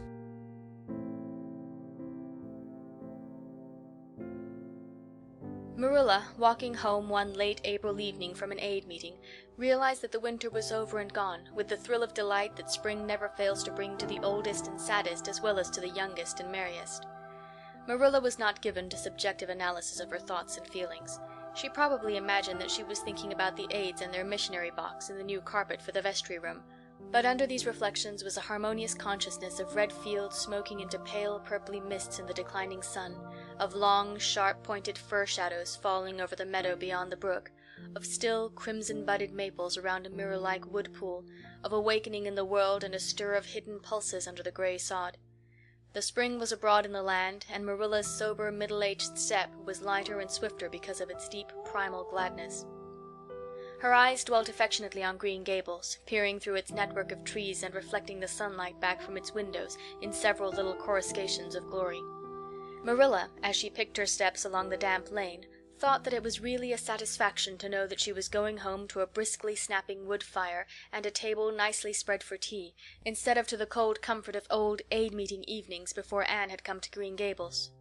Consequently, when Marilla entered her kitchen and found the fire black out, with no sign of Anne anywhere, she felt justly disappointed and irritated. She had told Anne to be sure and have tea ready at 5 o'clock, but now she must hurry to take off her second-best dress and prepare the meal herself against Matthew's return from plowing. "I'll settle Miss Anne when she comes home," said Marilla grimly as she shaved up kindlings with a carving knife, and with more vim than was strictly necessary. Matthew had come in and was waiting patiently for his tea in his corner. "She's gadding off somewhere with Diana, writing stories or practicing dialogues or some such tomfoolery, and never thinking once about the time or her duties. She's just got to be pulled up short and sudden on this sort of thing. I don't care if Mrs. Allan does say she's the brightest and sweetest child she ever knew. She may be bright and sweet enough, but her head is full of nonsense, and there's never any knowing what shape it'll break out in next. Just as soon as she grows out of one freak, she takes up with another. But there, here I am saying the very thing I was so riled with Rachel Lynde for saying at the aid today. I was real glad when Mrs. Allan spoke up for Anne, for if she hadn't, I know I'd have said something too sharp to Rachel before everybody. Anne's got plenty of faults, goodness knows, and far be it from me to deny it, but I'm bringing her up and not Rachel Lynde, who'd pick faults in the angel Gabriel himself if he lived in Avonlea. Just the same, Anne has no business to leave the house like this when I told her she was to stay home this afternoon and look after things. I must say, with all her faults, I never found her disobedient or untrustworthy before, and I'm real sorry to find her so now." "Well now, I don't know," said Matthew, who, being patient and wise and above all hungry, had deemed it best to let Marilla talk her wrath out unhindered, having learned by experience that she got through with whatever work was on hand much quicker, if not delayed by untimely argument. "Perhaps you're judging her too hasty, Marilla. Don't call her untrustworthy until you're sure she has disobeyed you. Maybe it can all be explained. Anne's a great hand at explaining." "She's not here when I told her to stay," retorted Marilla. "I reckon she'll find it hard to explain that to my satisfaction. Of course I knew you'd take her part, Matthew, but I'm bringing her up, not you." It was dark when supper was ready, and still no sign of Anne, coming hurriedly over the log bridge or up Lover's Lane, breathless and repentant with a sense of neglected duties. Marilla washed and put away the dishes grimly. Then, wanting a candle to light her way down the cellar, she went up to the east gable for the one that generally stood on Anne's table. Lighting it, she turned around to see Anne herself lying on the bed, face downward among the pillows. "Mercy on us," said astonished Marilla. "Have you been asleep, Anne?" "No," was the muffled reply. "Are you sick, then?" demanded Marilla anxiously, going over to the bed. Anne cowered deeper into her pillows as if desirous of hiding herself forever from mortal eyes. "No. But please, Marilla, go away and don't look at me. I'm in the depths of despair, and I don't care who gets head in class, or writes the best composition, or sings in the Sunday school choir any more. Little things like that are of no importance now, because I don't suppose I'll ever be able to go anywhere again. My career is closed. Please, Marilla, go away and don't look at me." "Did anyone ever hear the like?" the mystified Marilla wanted to know. "Anne Shirley, whatever is the matter with you? What have you done? Get right up this minute and tell me. This minute, I say. There now. What is it?" Anne had slid to the floor in despairing obedience. "Look at my hair, Marilla," she whispered. Accordingly, Marilla lifted her candle and looked scrutinizingly at Anne's hair, flowing in heavy masses down her back. It certainly had a very strange appearance. "Anne Shirley, what have you done to your hair? Why, it's green!" Green it might be called if it were any earthly color. A queer, dull, bronzy green, with streaks here and there of the original red to heighten the ghastly effect. Never in all her life had Marilla seen anything so grotesque as Anne's hair at that moment. "Yes, it's green," moaned Anne. "I thought nothing could be as bad as red hair, but now I know it's 10 times worse to have green hair. Oh, Marilla, you little know how utterly wretched I am." "I little know how you got into this fix, but I mean to find out," said Marilla. "Come right down to the kitchen, it's too cold up here, and tell me just what you've done. I've been expecting something queer for some time. You haven't got into any scrape for over 2 months, and I was sure another one was due. Now then, what did you do to your hair?" "I dyed it." "Dyed it? Dyed your hair? Anne Shirley, didn't you know it was a wicked thing to do?" "Yes, I knew it was a little wicked," admitted Anne, "but I thought it was worthwhile to be a little wicked to get rid of red hair. I counted the cost, Marilla. Besides, I meant to be extra good in other ways to make up for it." "Well," said Marilla sarcastically, "if I'd decided it was worthwhile to dye my hair, I'd have dyed it a decent color at least. I wouldn't have dyed it green." "But I didn't mean to dye it green, Marilla," protested Anne dejectedly.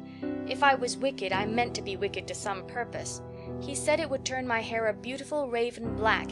He positively assured me that it would. How could I doubt his word, Marilla? I know what it feels like to have your word doubted, and Mrs. Allan says we should never suspect anyone of not telling us the truth unless we have proof that they're not. I have proof now. Green hair is proof enough for anybody. But I hadn't then, and I believed every word he said implicitly." "Who said? Who are you talking about?" "The peddler that was here this afternoon. I bought the dye from him." "Anne Shirley, how often have I told you never to let one of those Italians in the house? I don't believe in encouraging them to come around at all." "Oh, I didn't let him in the house. I remembered what you told me, and I went out, carefully shut the door, and looked at his things on the step. Besides, he wasn't an Italian. He was a German Jew. He had a big box full of very interesting things, and he told me he was working hard to make enough money to bring his wife and children out from Germany. He spoke so feelingly about them that it touched my heart. I wanted to buy something from him to help him in such a worthy object. Then all at once I saw the bottle of hair dye. The peddler said it was warranted to dye any hair a beautiful raven black and wouldn't wash off. In a trice I saw myself with beautiful raven black hair, and the temptation was irresistible. But the price of the bottle was 75 cents, and I only had 50 cents left out of my chicken money. I think the peddler had a very kind heart, for he said that, seeing it was me, he'd sell it for 50 cents, and that was just giving it away. So I bought it, and as soon as he had gone I came up here and applied it with an old hairbrush, as the directions said. I used up the whole bottle, and oh, Marilla, when I saw the dreadful color it turned my hair, I repented of being wicked, I can tell you, and I've been repenting ever since." "Well, I hope you'll repent to good purpose," said Marilla severely, "and that you've got your eyes open to where your vanity has led you, Anne. Goodness knows what's to be done. I suppose the first thing is to give your hair a good washing and see if that will do any good." Accordingly, Anne washed her hair, scrubbing it vigorously with soap and water, but for all the difference it made she might as well have been scouring its original red. The peddler had certainly spoken the truth when he declared that the dye wouldn't wash off, however his veracity might be impeached in other respects. "Oh, Marilla, what shall I do?" questioned Anne in tears. "I can never live this down. People have pretty well forgotten my other mistakes, the liniment cake and setting Diana drunk and flying into a temper with Mrs. Lynde, but they'll never forget this. They will think I'm not respectable. Oh, Marilla, what a tangled web we weave when first we practice to deceive. That is poetry, but it is true. And oh, how Josie Pye will laugh! Marilla, I cannot face Josie Pye. I am the unhappiest girl in Prince Edward Island." Anne's unhappiness continued for a week. During that time she went nowhere and shampooed her hair every day. Diana alone of outsiders knew the fatal secret, but she promised solemnly never to tell, and it may be stated here and now that she kept her word. At the end of the week Marilla said decidedly, "It's no use, Anne. That is fast dye if ever there was any. Your hair must be cut off. There is no other way. You can't go out with it looking like that." Anne's lips quivered, but she realized the bitter truth of Marilla's remarks. With a dismal sigh she went for the scissors. "Please cut it off at once, Marilla, and have it over. Oh, I feel that my heart is broken. This is such an unromantic affliction. The girls in books lose their hair in fevers or sell it to get money for some good deed, and I'm sure I wouldn't mind losing my hair in some such fashion half so much, but there is nothing comforting in having your hair cut off because you've dyed it a dreadful color, is there? I'm going to weep all the time you're cutting it off, if it won't interfere. It seems such a tragic thing." Anne wept then, but later on, when she went upstairs and looked in the glass, she was calm with despair. Marilla had done her work thoroughly, and it had been necessary to shingle the hair as closely as possible. The result was not becoming, to state the case as mildly as may be. Anne promptly turned her glass to the wall. "I'll never, never look at myself again until my hair grows," she exclaimed passionately. Then suddenly she righted the glass. "Yes, I will too. I'd do penance for being wicked that way. I'll look at myself every time I come to my room and see how ugly I am, and I won't try to imagine it away either. I never thought I was vain about my hair of all things, but now I know I was, in spite of its being red, because it was so long and thick and curly. I expect something will happen to my nose next." Anne's clipped head made a sensation in school on the following Monday, but to her relief nobody guessed the real reason for it, not even Josie Pye, who, however, did not fail to inform Anne that she looked like a perfect scarecrow. "I didn't say anything when Josie said that to me," Anne confided that evening to Marilla, who was lying on the sofa after one of her headaches, "because I thought it was part of my punishment, and I ought to bear it patiently. It's hard to be told you look like a scarecrow, and I wanted to say something back, but I didn't. I just swept her one scornful look, and then I forgave her. It makes you feel very virtuous when you forgive people, doesn't it? I mean to devote all my energies to being good after this, and I shall never try to be beautiful again. Of course it's better to be good. I know it is, but it's sometimes so hard to believe a thing even when you know it. I do really want to be good, Marilla, like you and Mrs. Allan and Miss Stacy, and grow up to be a credit to you. Diana says when my hair begins to grow to tie a black velvet ribbon around my head with a bow at one side. She says she thinks it will be very becoming. I will call it a snood. That sounds so romantic. But am I talking too much, Marilla? Does it hurt your head?" "My head is better now. It was terrible bad this afternoon, though. Those headaches of mine are getting worse and worse. I'll have to see a doctor about them. As for your chatter, I don't know that I mind it. I've got so used to it." Which was Marilla's way of saying that she liked to hear it. End of chapter 27.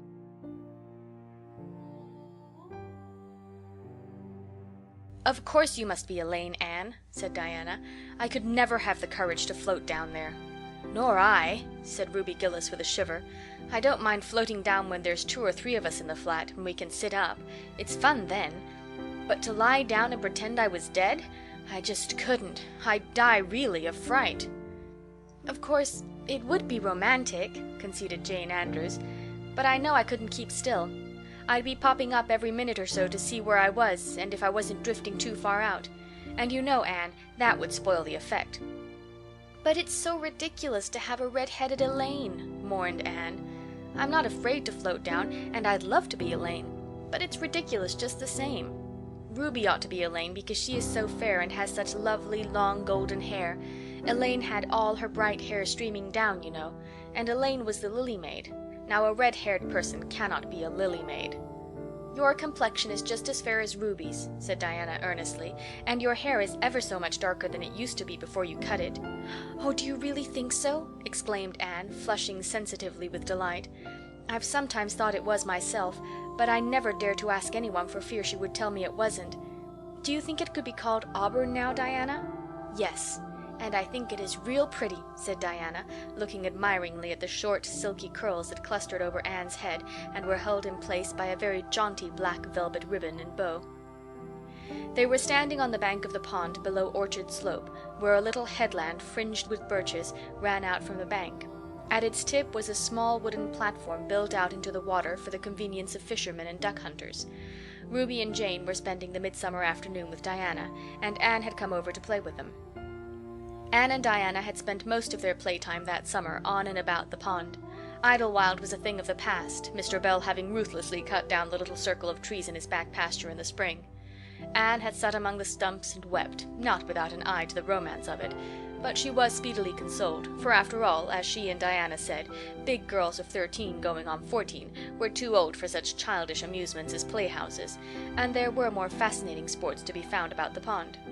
It was splendid to fish for trout over the bridge, and the two girls learned to row themselves about in the little flat-bottomed dory Mr. Barry kept for duck shooting. It was Anne's idea that they dramatize Elaine. They had studied Tennyson's poem in school in the preceding winter, the superintendent of education having prescribed it in the English course for the Prince Edward Island schools. They had analyzed and parsed it and torn it to pieces in general, until it was a wonder there was any meaning at all left in it for them.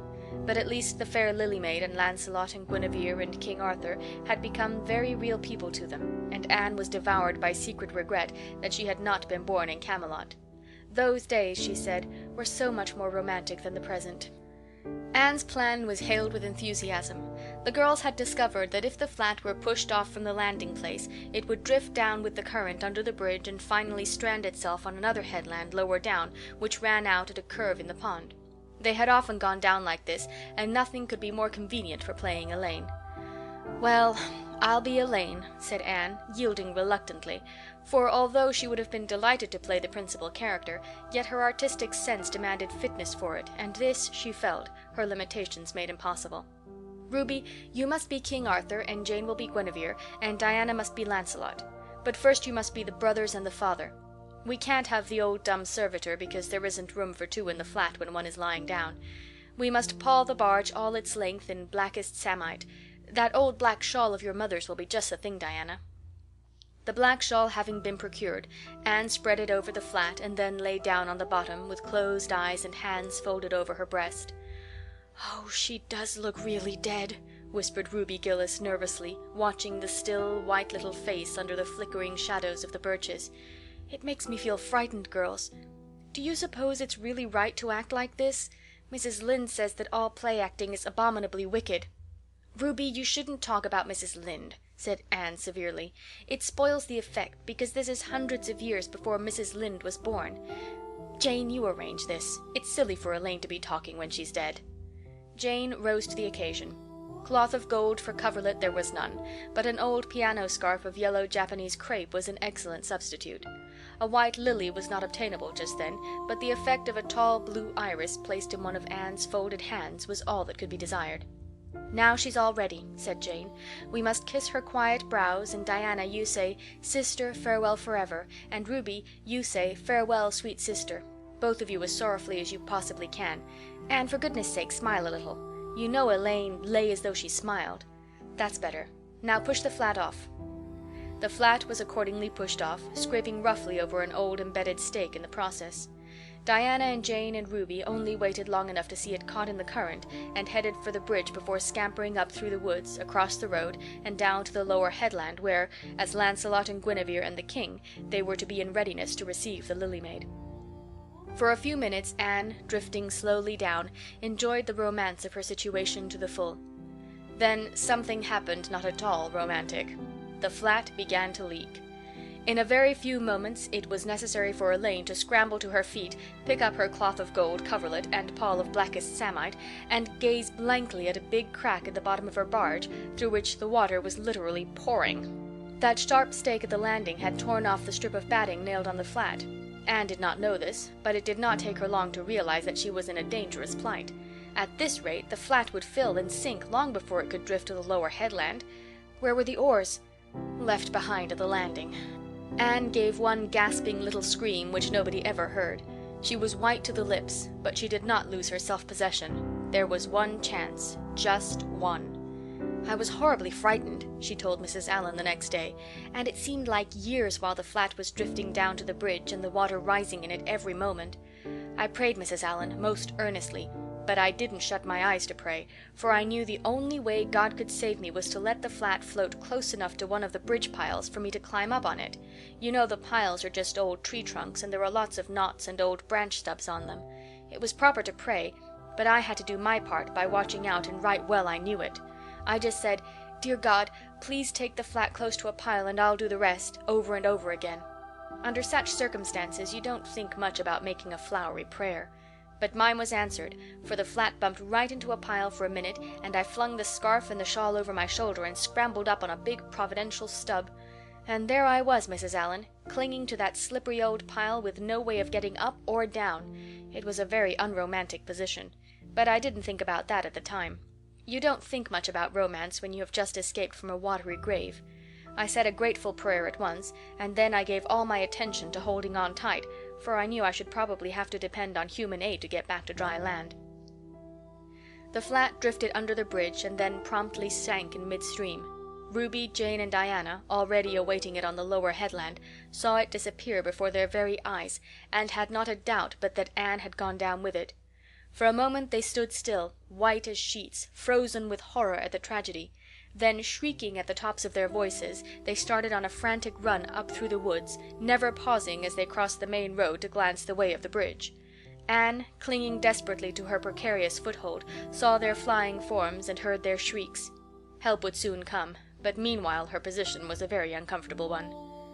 The minutes passed by, each seeming an hour to the unfortunate Lily maid. Why didn't somebody come? Where had the girls gone? Suppose they had fainted, one and all? Suppose nobody ever came? Suppose she grew so tired and cramped that she could hold on no longer? Anne looked at the wicked green depths below her, wavering with long, oily shadows, and shivered. Her imagination began to suggest all manner of gruesome possibilities to her.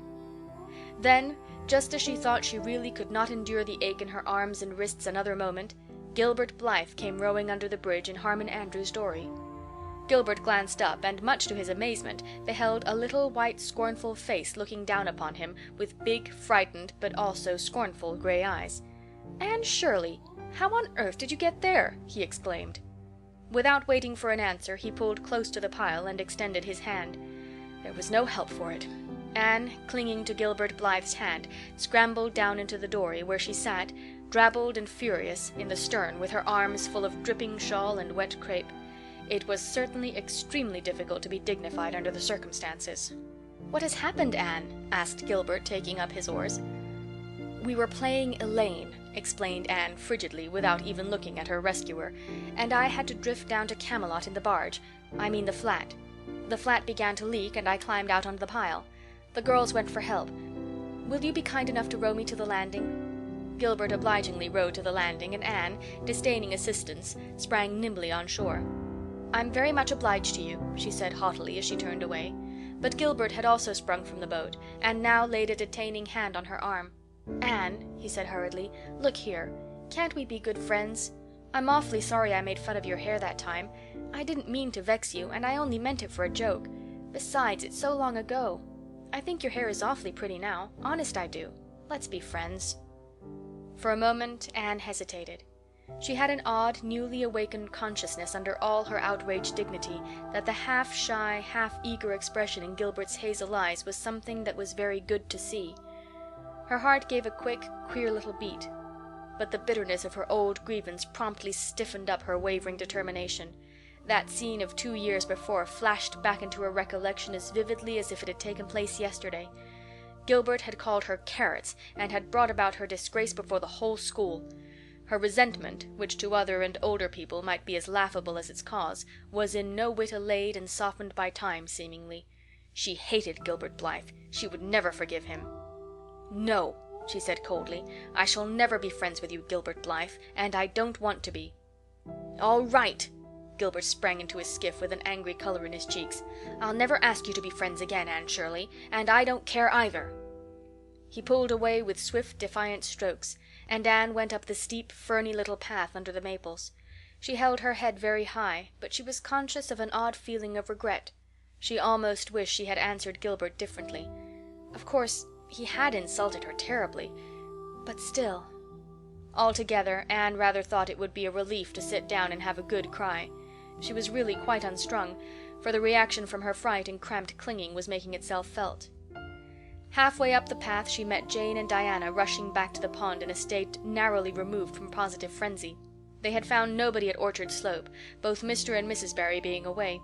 Here Ruby Gillis had succumbed to hysterics, and was left to recover from them as best she might, while Jane and Diana flew through the haunted wood and across the brook to Green Gables. There they had found nobody either, for Marilla had gone to Carmody, and Matthew was making hay in the back field. "Oh, Anne," gasped Diana, fairly falling on the former's neck and weeping with relief and delight. "Oh, Anne, we thought you were drowned, and we felt like murderers because we had made you be Elaine, and Ruby is in hysterics. Oh, Anne, how did you escape?" "I climbed up on one of the piles," explained Anne wearily, "and Gilbert Blythe came along in Mr. Andrew's dory and brought me to land." "Oh, Anne, how splendid of him! Why, it's so romantic," said Jane, finding breath enough for utterance at last. "Of course you'll speak to him after this." "Of course I won't," flashed Anne, with a momentary return of her old spirit. "And I don't want ever to hear the word romantic again, Jane Andrews. I'm awfully sorry you were so frightened, girls. It's all my fault. I feel sure I was born under an unlucky star. Everything I do gets me or my dearest friends into a scrape. We've gone and lost your father's flat, Diana, and I have a presentiment that we'll not be allowed to row on the pond any more." Anne's presentiment proved more trustworthy than presentiments are apt to do. Great was the consternation in the Barry and Cuthbert households when the events of the afternoon became known. "Will you ever have any sense, Anne?" groaned Marilla. "Oh, yes, I think I will, Marilla," returned Anne optimistically. A good cry, indulged in the grateful solitude of the east gable, had soothed her nerves and restored her to her wonted cheerfulness. "I think my prospects of becoming sensible are brighter now than ever." "I don't see how," said Marilla. "Well," explained Anne, "I've learned a new and valuable lesson today.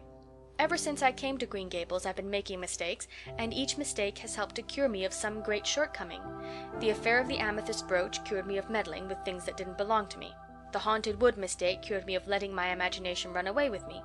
The liniment cake mistake cured me of carelessness in cooking.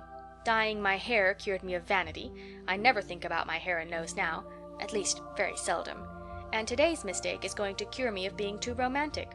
I have come to the conclusion that it is no use trying to be romantic in Avonlea. It was probably easy enough in towered Camelot hundreds of years ago, but romance is not appreciated now. I feel quite sure that you will soon see a great improvement in me in this respect, Marilla." "I'm sure I hope so," said Marilla skeptically. But Matthew, who had been sitting mutely in his corner, laid a hand on Anne's shoulder when Marilla had gone out. "Don't give up all your romance, Anne," he whispered shyly.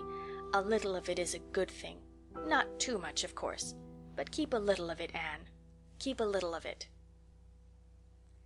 End of chapter 28.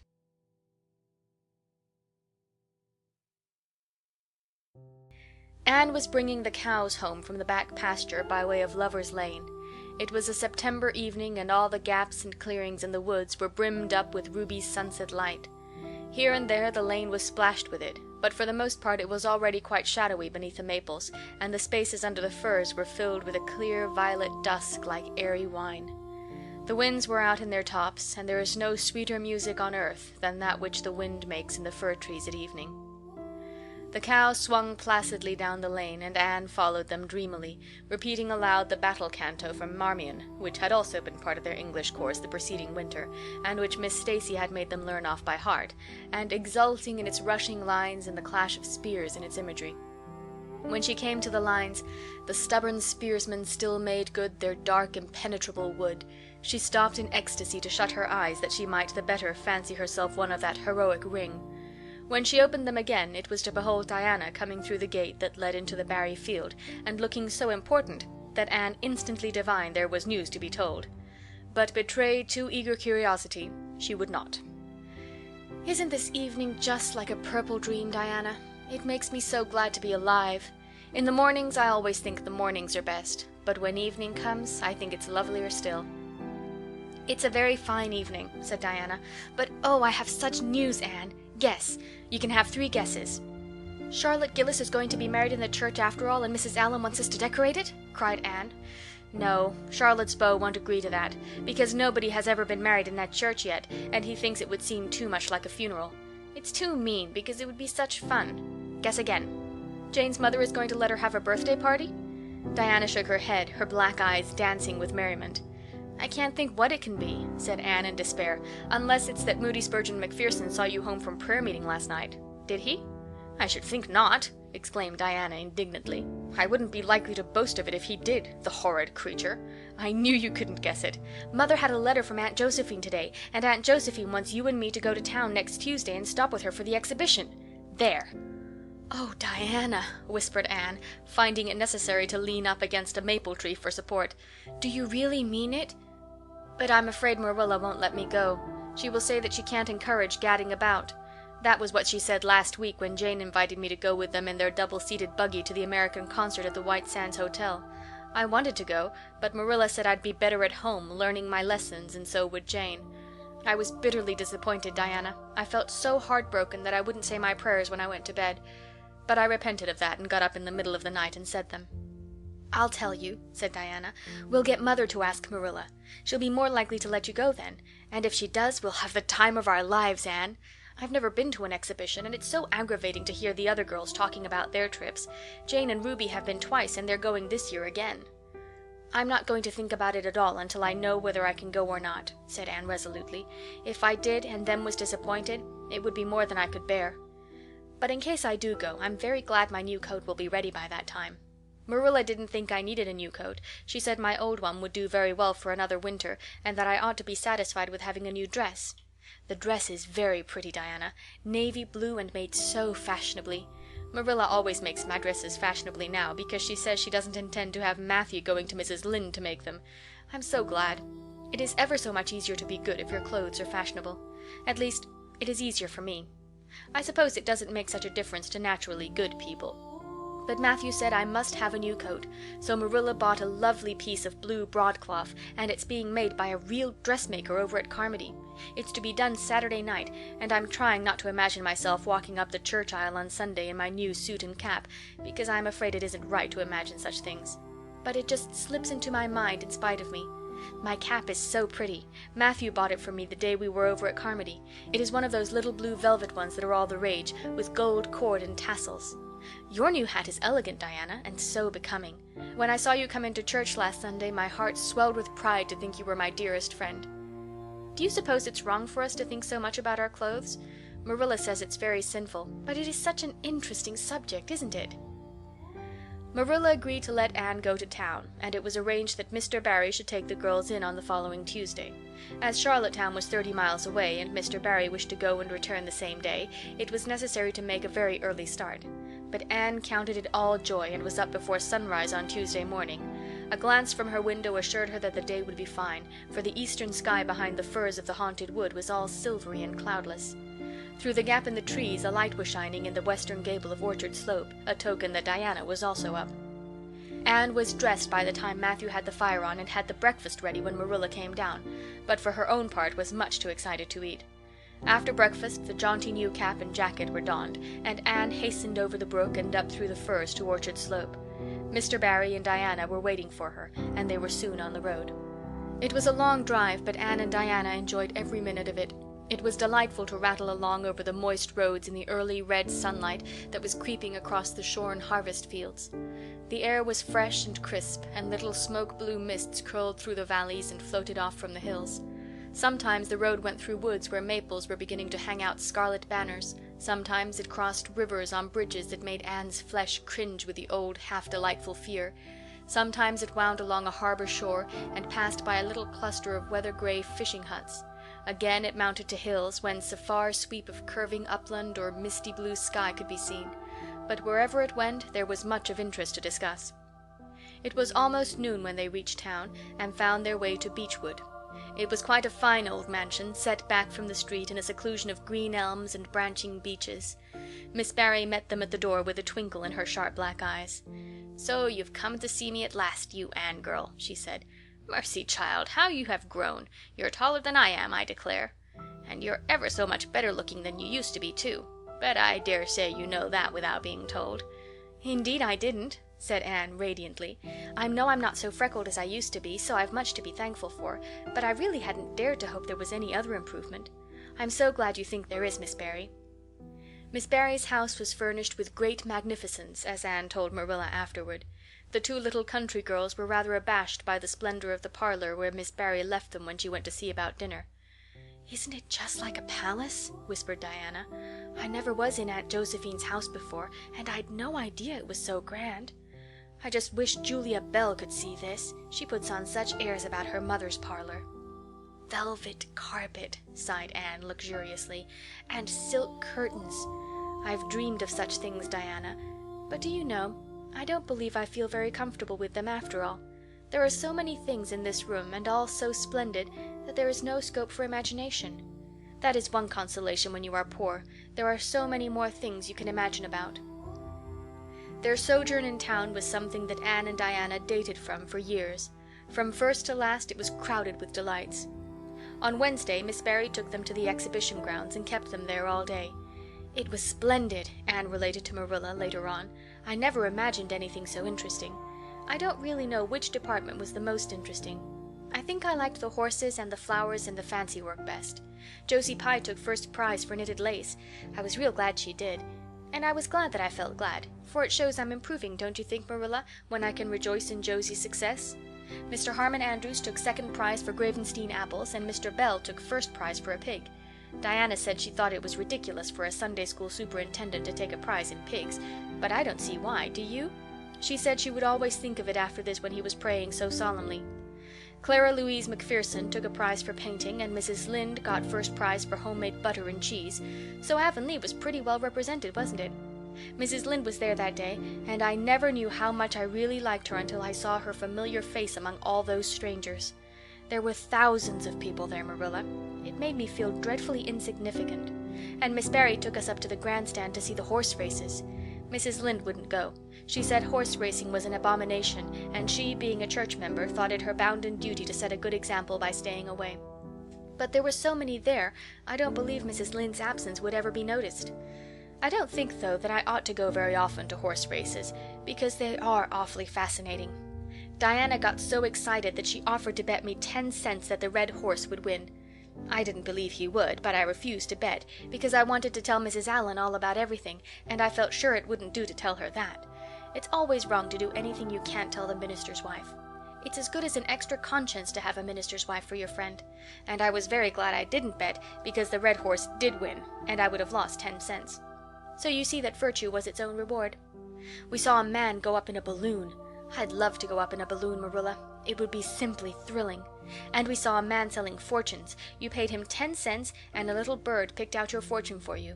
Miss Barry gave Diana and me 10 cents each to have our fortunes told. Mine was that I would marry a dark-complected man who was very wealthy, and I would go across water to live.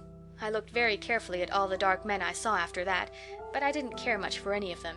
And anyhow, I suppose it's too early to be looking out for him yet. Oh, it was a never-to-be-forgotten day, Marilla.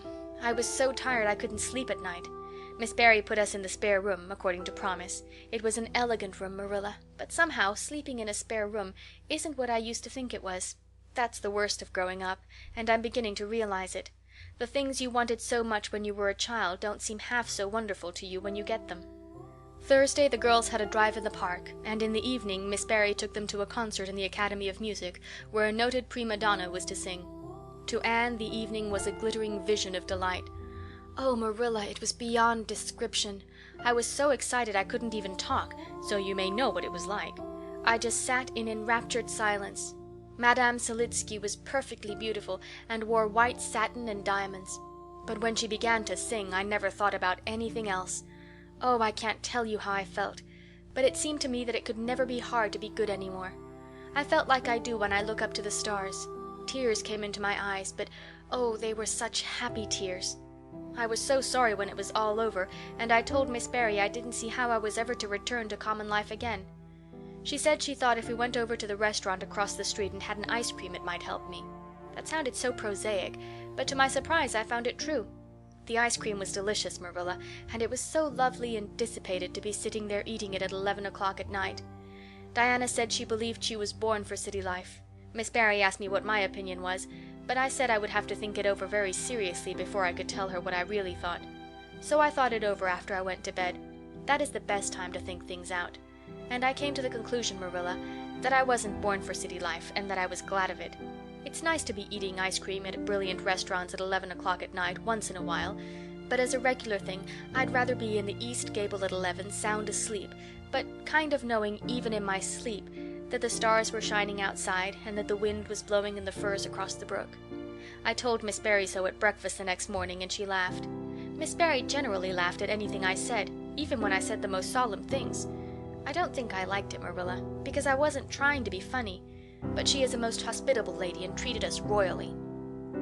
Friday brought going home time, and Mr. Barry drove in for the girls. "Well, I hope you've enjoyed yourselves," said Miss Barry as she bade them goodbye. "Indeed we have," said Diana. "And you, Anne girl?" "I've enjoyed every minute of the time," said Anne, throwing her arms impulsively about the old woman's neck and kissing her wrinkled cheek. Diana would never have dared to do such a thing, and felt rather aghast at Anne's freedom. But Miss Barry was pleased, and she stood on her veranda and watched the buggy out of sight. Then she went back into her big house with a sigh. It seemed very lonely, lacking those fresh young lives. Miss Barry was a rather selfish old lady, if the truth must be told, and had never cared much for anybody but herself. She valued people only as they were of service to her or amused her. Anne had amused her, and consequently stood high in the old lady's good graces. But Miss Barry found herself thinking less about Anne's quaint speeches than of her fresh enthusiasms, her transparent emotions, her little winning ways, and the sweetness of her eyes and lips. "I thought Marilla Cuthbert was an old fool when I heard she'd adopted a girl out of an orphan asylum," she said to herself. "But I guess she didn't make much of a mistake after all. If I'd a child like Anne in the house all the time, I'd be a better and happier woman." Anne and Diana found the drive home as pleasant as the drive in. Pleasanter, indeed, since there was the delightful consciousness of home waiting at the end of it. It was sunset when they passed through White Sands and turned into the shore road. Beyond, the Avonlea hills came out darkly against the saffron sky. Behind them the moon was rising out of the sea that grew all radiant and transfigured in her light. Every little cove along the curving road was a marvel of dancing ripples. The waves broke with a soft swish on the rocks below them, and the tang of the sea was in the strong, fresh air. "Oh, but it's good to be alive and to be going home," breathed Anne.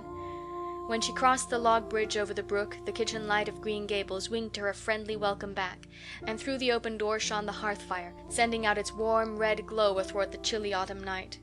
Anne ran blithely up the hill and into the kitchen, where a hot supper was waiting on the table. "So you've got back," said Marilla, folding up her knitting. "Yes, and oh, it's so good to be back," said Anne joyously. "I could kiss everything, even to the clock." "Marilla, a broiled chicken! You don't mean to say you cooked that for me?" "Yes, I did," said Marilla. "I thought you'd be hungry after such a drive, and need something real appetizing. Hurry and take off your things, and we'll have supper as soon as Matthew comes in. I'm glad you've got back, I must say. It's been fearful lonesome here without you, and I never put in 4 longer days." After supper Anne sat before the fire between Matthew and Marilla and gave them a full account of her visit. "I've had a splendid time," she concluded happily, "and I feel that it marks an epoch in my life. But the best of it all was the coming home." End of chapter 29.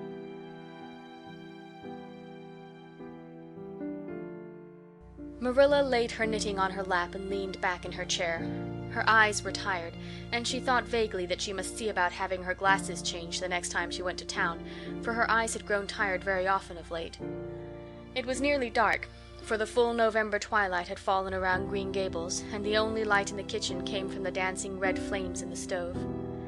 Anne was curled up Turk fashion on the hearthrug, gazing into that joyous glow where the sunshine of 100 summers was being distilled from the maple cordwood. She had been reading, but her book had slipped to the floor, and now she was dreaming with a smile on her parted lips. Glittering castles in Spain were shaping themselves out of the mists and rainbows of her lively fancy. Adventures wonderful and enthralling were happening to her in Cloudland, adventures that always turned out triumphantly and never involved her in scrapes like those of actual life. Marilla looked at her with a tenderness that would never have been suffered to reveal itself in any clearer light than that soft mingling of fireshine and shadow. The lesson of a love that should display itself easily in spoken word and open look was one Marilla could never learn. But she had learned to love this slim, gray-eyed girl with an affection all the deeper and stronger from its very undemonstrativeness. Her love made her afraid of being unduly indulgent indeed. She had an uneasy feeling that it was rather sinful to set one's heart so intensely on any human creature as she had set hers on Anne, and perhaps she performed a sort of unconscious penance for this by being stricter and more critical than if the girl had been less dear to her. Certainly, Anne herself had no idea how Marilla loved her. She sometimes thought wistfully that Marilla was very hard to please, and distinctly lacking in sympathy and understanding, but she always checked the thought reproachfully, remembering what she owed to Marilla. "Anne," said Marilla abruptly, "Miss Stacy was here this afternoon when you were out with Diana." Anne came back from her other world with a start and a sigh. "Was she? Oh, I'm so sorry I wasn't in. Why didn't you call me, Marilla? Diana and I were only over in the haunted wood. It's lovely in the woods now. All the little wood things, the ferns and the satin leaves and the crackerberries, have gone to sleep, just as if somebody had tucked them away until spring under a blanket of leaves. I think it was a little gray fairy with a rainbow scarf that came tiptoeing along the last moonlit night and did it. Diana wouldn't say much about that, though. Diana has never forgotten the scolding her mother gave her about imagining ghosts into the haunted wood. It had a very bad effect on Diana's imagination. It blighted it. Mrs. Lynde says Myrtle Bell is a blighted being. I asked Ruby Gillis why Myrtle was blighted, and Ruby said she guessed it was because her young man had gone back on her. Ruby Gillis thinks of nothing but young men, and the older she gets, the worse she is. Young men are all very well in their place, but it doesn't do to drag them into everything, does it? Diana and I are thinking seriously of promising each other that we will never marry, but be nice old maids and live together forever. Diana hasn't quite made up her mind, though, because she thinks perhaps it would be nobler to marry some wild, dashing, wicked young man and reform him. Diana and I talk a great deal about serious subjects now, you know. We feel that we are so much older than we used to be that it isn't becoming to talk of childish matters. It's such a solemn thing to be almost 14, Marilla. Miss Stacy took all us girls who were in our teens down to the brook last Wednesday and talked to us about it. She said we couldn't be too careful what habits we formed and what ideals we acquired in our teens, because by the time we were 20 our characters would be developed and the foundation laid for our whole future life. And she said that if the foundation was shaky, we could never build anything really worthwhile on it. Diana and I talked the matter over coming home from school. We felt extremely solemn, Marilla, and we decided that we would try to be very careful indeed and form respectable habits and learn all we could and be as sensible as possible, so that by the time we were 20 our characters would be properly developed. It's perfectly appalling to think of being 20, Marilla. It sounds so fearfully old and grown up. But why was Miss Stacy here this afternoon? That is what I want to tell you, Anne, if you'll ever give me a chance to get a word in edgewise. She was talking about you. About me? Anne looked rather scared. Then she flushed and exclaimed, "Oh, I know what she was saying. I meant to tell you, Marilla, honestly I did, but I forgot.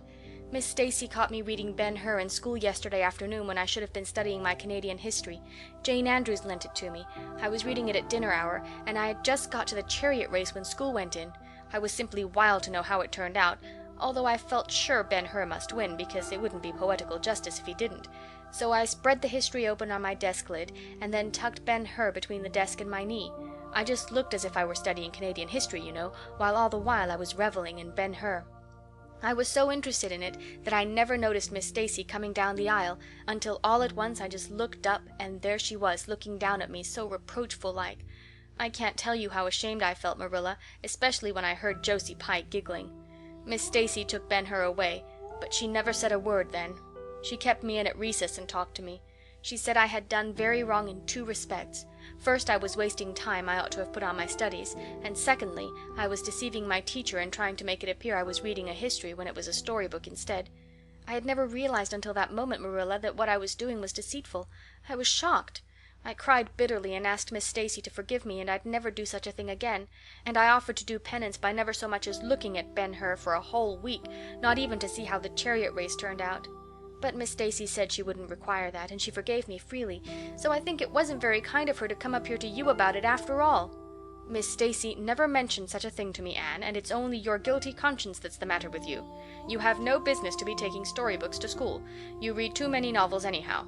When I was a girl I wasn't so much as allowed to look at a novel." "Oh, how can you call Ben-Hur a novel when it's really such a religious book?" protested Anne.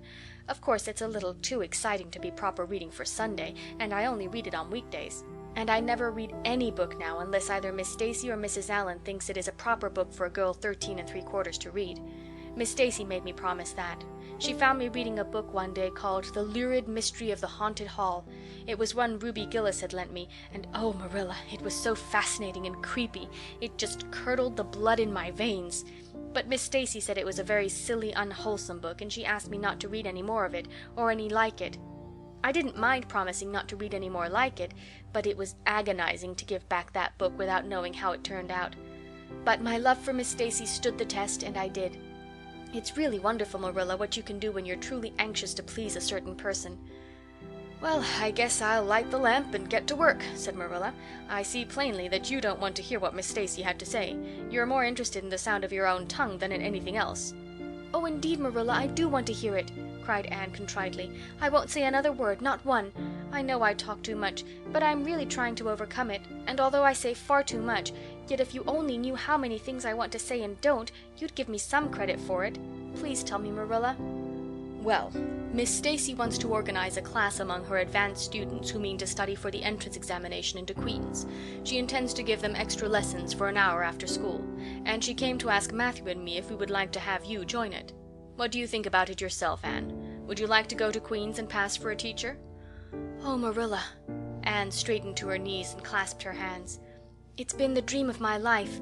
That is, for the last 6 months, ever since Ruby and Jane began to talk of studying for the entrance. But I didn't say anything about it because I supposed it would be perfectly useless. I'd love to be a teacher, but won't it be dreadfully expensive? Mr. Andrews says it cost him $150 to put Prissy through, and Prissy wasn't a dunce in geometry." "I guess you needn't worry about that part of it. When Matthew and I took you to bring up, we resolved we would do the best we could for you and give you a good education. I believe in a girl being fitted to earn her own living whether she has to or not. You'll always have a home at Green Gables as long as Matthew and I are here, but nobody knows what is going to happen in this uncertain world, and it's just as well to be prepared. So you can join the Queen's class if you like, Anne." "Oh, Marilla, thank you." Anne flung her arms around Marilla's waist and looked up earnestly into her face. "I am extremely grateful to you and Matthew, and I'll study as hard as I can and do my very best to be a credit to you. I warn you not to expect much in geometry, but I think I can hold my own in anything else if I work hard." "I dare say you'll get along well enough. Miss Stacy says you are bright and diligent." Not for worlds would Marilla have told Anne just what Miss Stacy had said about her. That would have been to pamper vanity. "You needn't rush to any extreme of killing yourself over your books. There is no hurry. You won't be ready to try the entrance for 1.5 years yet, but it's well to begin in time and be thoroughly grounded, Miss Stacy says." "I shall take more interest than ever in my studies now," said Anne blissfully, "because I have a purpose in life. Mr. Allen says everybody should have a purpose in life and pursue it faithfully. Only he says we must first make sure that it is a worthy purpose. I would call it a worthy purpose to want to be a teacher like Miss Stacy, wouldn't you, Marilla? I think it's a very noble profession." The Queen's class was organized in due time. Gilbert Blythe, Anne Shirley, Ruby Gillis, Jane Andrews, Josie Pye, Charlie Sloane, and Moody Spurgeon McPherson joined it. Diana Barry did not, as her parents did not intend to send her to Queen's.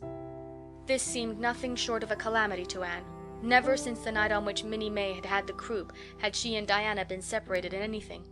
On the evening when the Queen's class first remained in school for the extra lessons and Anne saw Diana go slowly out with the others to walk home alone through the birch path and violet vale, it was all the former could do to keep her seat and refrain from rushing impulsively after her chum.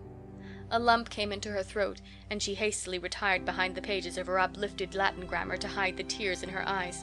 Not for worlds would Anne have had Gilbert Blythe or Josie Pye see those tears. "But oh, Marilla, I really felt that I had tasted the bitterness of death, as Mr. Allen said in his sermon last Sunday, when I saw Diana go out alone," she said mournfully that night.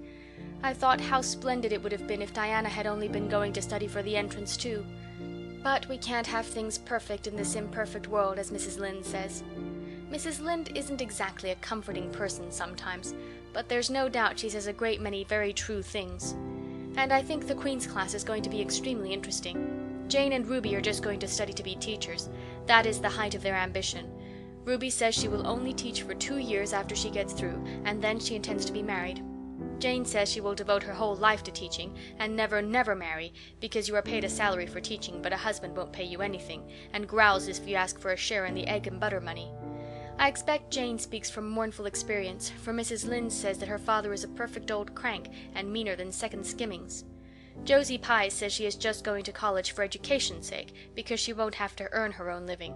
She says of course it is different with orphans who are living on charity. They have to hustle. Moody Spurgeon is going to be a minister. Mrs. Lynde says he couldn't be anything else with a name like that to live up to. I hope it isn't wicked of me, Marilla, but really the thought of Moody Spurgeon being a minister makes me laugh. He's such a funny-looking boy with that big fat face and his little blue eyes and his ears sticking out like flaps. But perhaps he will be more intellectual-looking when he grows up. Charlie Sloane says he's going to go into politics and be a member of Parliament, but Mrs. Lynde says he'll never succeed at that, because the Sloanes are all honest people, and it's only rascals that get on in politics nowadays. "What is Gilbert Blythe going to be?" queried Marilla, seeing that Anne was opening her Caesar. "I don't happen to know what Gilbert Blythe's ambition in life is, if he has any," said Anne scornfully.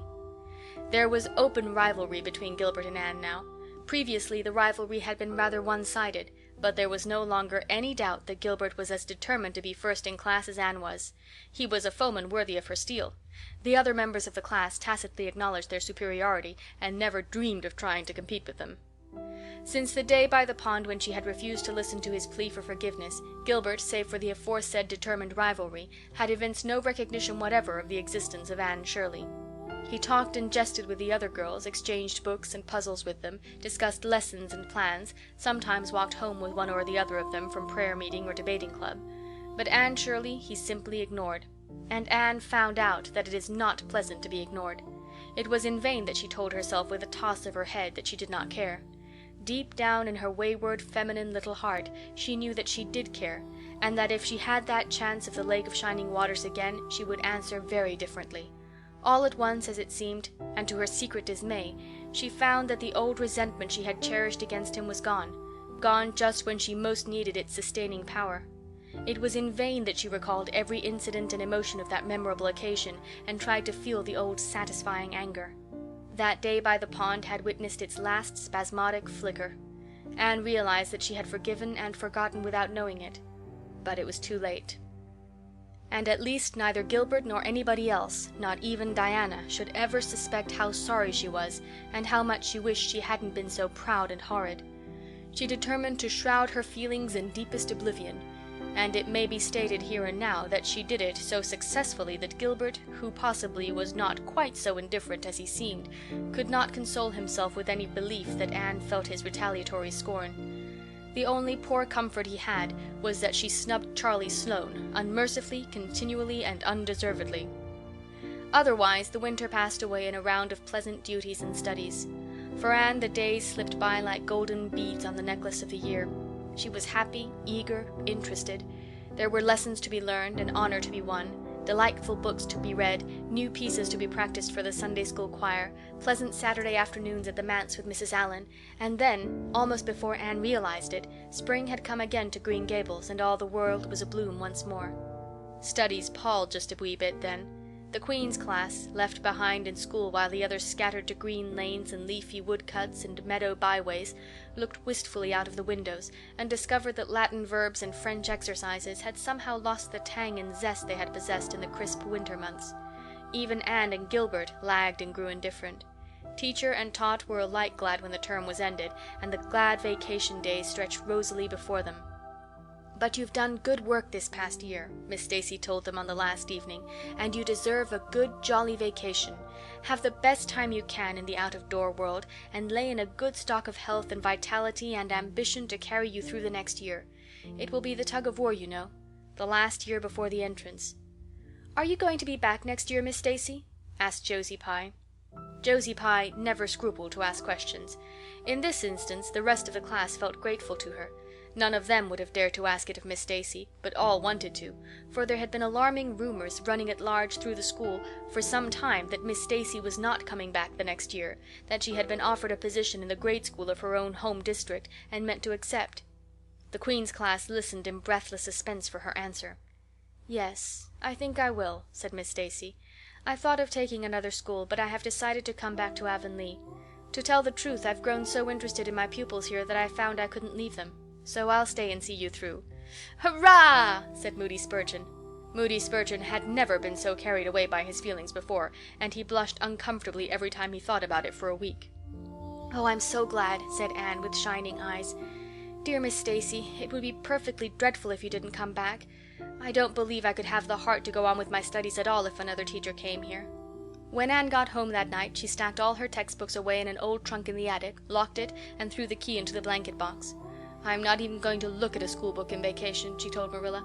"I've studied as hard all the term as I possibly could, and I've pored over that geometry until I know every proposition in the first book off by heart, even when the letters are changed. I just feel tired of everything sensible, and I'm going to let my imagination run riot for the summer. Oh, you needn't be alarmed, Marilla. I'll only let it run riot within reasonable limits. But I want to have a real good jolly time this summer, for maybe it's the last summer I'll be a little girl. Mrs. Lynde says that if I keep stretching out next year as I've done this, I'll have to put on longer skirts. She says I'm all running to legs and eyes, and when I put on longer skirts I shall feel that I have to live up to them and be very dignified. It won't even do to believe in fairies then, I'm afraid, so I'm going to believe in them with my whole heart this summer. I think we're going to have a very gay vacation. Ruby Gillis is going to have a birthday party soon, and there's the Sunday school picnic and the missionary concert next month. And Mr. Barry says that some evening he'll take Diana and me over to the White Sands Hotel and have dinner there. They have dinner there in the evening, you know. Jane Andrews was over once last summer, and she says it was a dazzling sight to see the electric lights and the flowers and all the lady guests in such beautiful dresses. Jane says it was her first glimpse into high life, and she'll never forget it to her dying day. Mrs. Lynde came up the next afternoon to find out why Marilla had not been at the aid meeting on Thursday. When Marilla was not at aid meetings, people knew there was something wrong at Green Gables. "Matthew had a bad spell with his heart Thursday," Marilla explained, "and I didn't feel like leaving him. Oh yes, he's all right again now, but he takes them spells oftener than he used to, and I'm anxious about him. The doctor says he must be careful to avoid excitement. That's easy enough, for Matthew doesn't go about looking for excitement by any means, and never did. But he's not to do any heavy work either, and you might as well tell Matthew not to breathe as not to work. Come and lay off your things, Rachel. You'll stay to tea?" "Well, seeing you're so pressing, perhaps I might as well stay," said Mrs. Rachel, who had not the slightest intention of doing anything else. Mrs. Rachel and Marilla sat comfortably in the parlor while Anne got the tea and made hot biscuits that were light and white enough to defy even Mrs. Rachel's criticism. "I must say Anne has turned out a real smart girl," admitted Mrs. Rachel as Marilla accompanied her to the end of the lane at sunset. "She must be a great help to you." "She is," said Marilla, "and she's real steady and reliable now. I used to be afraid she'd never get over her feather-brained ways, but she has, and I wouldn't be afraid to trust her in anything now." "I never would have thought she'd have turned out so well that first day I was here 3 years ago," said Mrs. Rachel. "Lawful heart, shall I ever forget that tantrum of hers. When I went home that night I says to Thomas, says I, 'Mark my words, Thomas, Marilla Cuthbert'll live to rue the step she's took.' But I was mistaken, and I'm real glad of it. I ain't one of those kind of people, Marilla, as can never be brought to own up that they've made a mistake. Nope, that never was my way, thank goodness. I did make a mistake in judging Anne, but it weren't no wonder, for an odder, unexpecteder witch of a child there never was in this world, that's what. There was no ciphering her out by the rules that worked with other children. It's nothing short of wonderful how she's improved these 3 years, but especially in looks. She's a real pretty girl, got to be, though I can't say I'm overly partial to that pale, big-eyed style myself. I like more snap and color, like Diana Barry has or Ruby Gillis. Ruby Gillis's looks are real showy, but somehow, I don't know how it is, but when Anne and them are together, though she ain't half as handsome, she makes them look kind of common and overdone. Something like them white June lilies she calls narcissus alongside the big red peonies, that's what. End of chapter 30.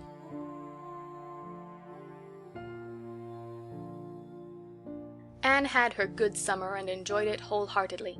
She and Diana fairly lived outdoors, reveling in all the delights that Lover's Lane and the Dryad's Bubble and Willowmere and Victoria Island afforded.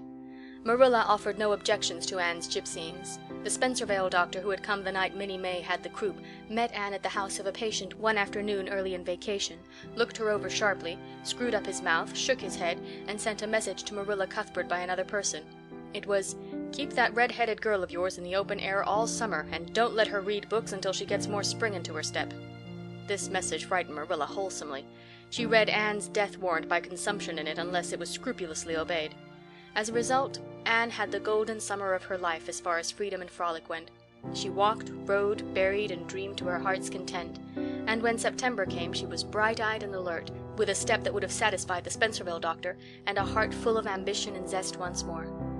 "I feel just like studying with might and main," she declared as she brought her books down from the attic. "Oh, you good old friends, I'm glad to see your honest faces once more. Yes, even you, geometry. I've had a perfectly beautiful summer, Marilla, and now I'm rejoicing as a strong man to run a race, as Mr. Allen said last Sunday. Doesn't Mr. Allen preach magnificent sermons?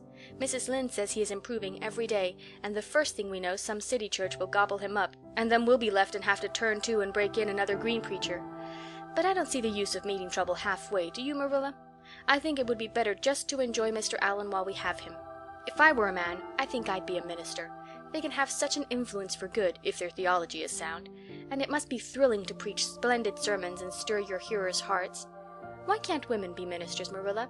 I asked Mrs. Lynde that, and she was shocked and said it would be a scandalous thing. She said there might be female ministers in the States, and she believed there was, but thank goodness we hadn't got to that stage in Canada yet, and she hoped we never would. But I don't see why. I think women would make splendid ministers.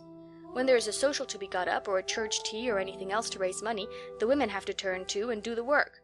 I'm sure Mrs. Lynde can pray every bit as well as Superintendent Bell, and I've no doubt she could preach too with a little practice. Yes, I believe she could, said Marilla dryly. She does plenty of unofficial preaching as it is. Nobody has much of a chance to go wrong in Avonlea with Rachel to oversee them. Marilla, said Anne in a burst of confidence, I want to tell you something and ask you what you think about it. It has worried me terribly, on Sunday afternoons, that is, when I think especially about such matters. I do really want to be good, and when I'm with you or Mrs. Allen or Miss Stacy, I want it more than ever, and I want to do just what would please you and what you would approve of. But mostly when I'm with Mrs. Lynde, I feel desperately wicked, and as if I wanted to go and do the very thing she tells me I oughtn't to do. I feel irresistibly tempted to do it. Now, what do you think is the reason I feel like that?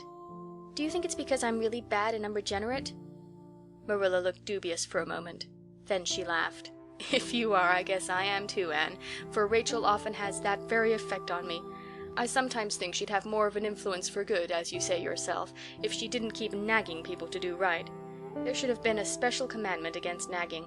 But there, I shouldn't talk so. Rachel is a good Christian woman, and she means well. There isn't a kinder soul in Avonlea, and she never shirks her share of work. I'm very glad you feel the same, said Anne decidedly. It's so encouraging. I shan't worry so much over that after this. But I dare say there'll be other things to worry me. They keep coming up new all the time, things to perplex you, you know. You settle one question and there's another right after. There are so many things to be thought over and decided when you're beginning to grow up. It keeps me busy all the time thinking them over and deciding what is right. It's a serious thing to grow up, isn't it, Marilla? But when I have such good friends as you and Matthew and Mrs. Allen and Miss Stacy, I ought to grow up successfully, and I'm sure it will be my own fault if I don't. I feel it's a great responsibility, because I have only the one chance. If I don't grow up right, I can't go back and begin over again. I've grown 2 inches this summer, Marilla. Mr. Gillis measured me at Ruby's party. I'm so glad you made my new dresses longer. That dark green one is so pretty, and it was sweet of you to put on the flounce. Of course, I know it wasn't really necessary, but flounces are so stylish this fall, and Josie Pye has flounces on all her dresses. I know I'll be able to study better because of mine. I shall have such a comfortable feeling deep down in my mind about that flounce. It's worth something to have that, admitted Marilla. Miss Stacy came back to Avonlea School and found all her pupils eager for work once more. Especially did the Queen's class gird up their loins for the fray, for at the end of the coming year, dimly shadowing their pathway already, loomed up that fateful thing known as the entrance, at the thought of which one and all felt their hearts sink into their very shoes. Suppose they did not pass? That thought was doomed to haunt Anne through the waking hours of that winter, Sunday afternoons inclusive, to the almost entire exclusion of moral and theological problems. When Anne had bad dreams, she found herself staring miserably at pass lists of the entrance exams, where Gilbert Blythe's name was blazoned at the top, and in which hers did not appear at all. But it was a jolly, busy, happy, swift-flying winter. Schoolwork was as interesting, class rivalry as absorbing as of yore. New worlds of thought, feeling, and ambition, fresh, fascinating fields of unexplored knowledge, seemed to be opening out before Anne's eager eyes. Hills peeped o'er hill, and Alps on Alps arose. Much of all this was due to Miss Stacy's tactful, careful, broad-minded guidance. She led her class to think and explore and discover for themselves, and encouraged straying from the old beaten paths to a degree that quite shocked Mrs. Lynde and the school trustees, who viewed all innovations on established methods rather dubiously. Apart from her studies, Anne expanded socially, for Marilla, mindful of the Spencervale doctor's dictum, no longer vetoed occasional outings. The debating club flourished and gave several concerts. There were 1 or 2 parties almost verging on grown-up affairs. There were sleigh drives and skating frolics galore. Between times Anne grew, shooting up so rapidly that Marilla was astonished one day when they were standing side by side to find that the girl was taller than herself. "Why, Anne, how you've grown," she said almost unbelievingly. A sigh followed on the words. Marilla felt a queer regret over Anne's inches. The child she had learned to love had vanished somehow, and here was this tall, serious-eyed girl of 15, with the thoughtful brows and the proudly poised little head, in her place. Marilla loved the girl as much as she had loved the child, but she was conscious of a queer, sorrowful sense of loss. And that night, when Anne had gone to prayer meeting with Diana, Marilla sat alone in the wintry twilight and indulged in the weakness of a cry. Matthew, coming in with a lantern, caught her at it and gazed at her in such consternation that Marilla had to laugh through her tears. "I was thinking about Anne," she explained. "She's got to be such a big girl, and she'll probably be away from us next winter. I'll miss her terrible." "She'll be able to come home often," comforted Matthew, to whom Anne was as yet and always would be the little eager girl he had brought home from Bright River on that June evening 4 years before. "The branch railroad will be built to Carmody by that time." "It won't be the same as having her here all the time," sighed Marilla gloomily, determined to enjoy her luxury of grief uncomforted. "But there, men can't understand these things." There were other changes in Anne, no less real than the physical change. For one thing, she became much quieter. Perhaps she thought all the more and dreamed as much as ever, but she certainly talked less. Marilla noticed and commented on this also. "You don't chatter half as much as you used to, Anne, nor use half as many big words. What has come over you?" Anne colored and laughed a little, as she dropped her book and looked dreamily out of the window, where big, fat, red buds were bursting out on the creeper in response to the lure of the spring sunshine. "I don't know. I don't want to talk as much," she said, denting her chin thoughtfully with her forefinger. "It's nicer to think dear, pretty thoughts and keep them in one's heart like treasures. I don't like to have them laughed at or wondered over, and somehow I don't want to use big words anymore. It's almost a pity, isn't it, now that I'm really growing big enough to say them if I did want to? It's fun to be almost grown up in some ways, but it's not the kind of fun I expected, Marilla. There's so much to learn and do and think that there isn't time for big words. Besides, Miss Stacy says the short ones are much stronger and better. She makes us write all our essays as simply as possible. It was hard at first. I was so used to crowding in all the fine big words I could think of, and I thought of any number of them. But I've got used to it now, and I see it's so much better. What has become of your story club? I haven't heard you speak of it for a long time." "The story club isn't in existence any longer. We hadn't time for it, and anyhow I think we had got tired of it. It was silly to be writing about love and murder and elopements and mysteries. Miss Stacy sometimes has us write a story for training in composition, but she won't let us write anything but what might happen in Avonlea in our own lives, and she criticizes it very sharply and makes us criticize our own too. I never thought my compositions had so many faults until I began to look for them myself. I felt so ashamed I wanted to give up altogether, but Miss Stacy said I could learn to write well if I only trained myself to be my own severest critic, and so I am trying to." "You've only got 2 months before the entrance," said Marilla. "Do you think you'll be able to get through?" Anne shivered. "I don't know. Sometimes I think I'll be all right, and then I get horribly afraid. We've studied hard, and Miss Stacy has drilled us thoroughly, but we mayn't get through for all that. We've each got a stumbling block. Mine is geometry, of course, and Jane's is Latin, and Ruby and Charlie's is algebra, and Josie's is arithmetic. Moody Spurgeon says he feels it in his bones that he is going to fail in English history. Miss Stacy is going to give us examinations in June just as hard as we'll have at the entrance and mark us just as strictly so we'll have some idea. I wish it was all over, Marilla. It haunts me. Sometimes I wake up in the night and wonder what I'll do if I don't pass." "Why, go to school next year and try again," said Marilla unconcernedly. "Oh, I don't believe I'd have the heart for it. It would be such a disgrace to fail, especially if the others passed. And I get so nervous in an examination that I'm likely to make a mess of it. I wish I had nerves like Jane Andrews. Nothing rattles her." Anne sighed, and dragging her eyes from the witcheries of the spring world, the beckoning day of breeze and blue, and the green things unspringing in the garden, buried herself resolutely in her book. There would be other springs, but if she did not succeed in passing the entrance, Anne felt convinced that she would never recover sufficiently to enjoy them. End of chapter 31.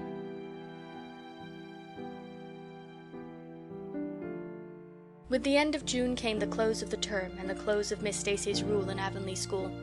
Anne and Diana walked home that evening feeling very sober indeed.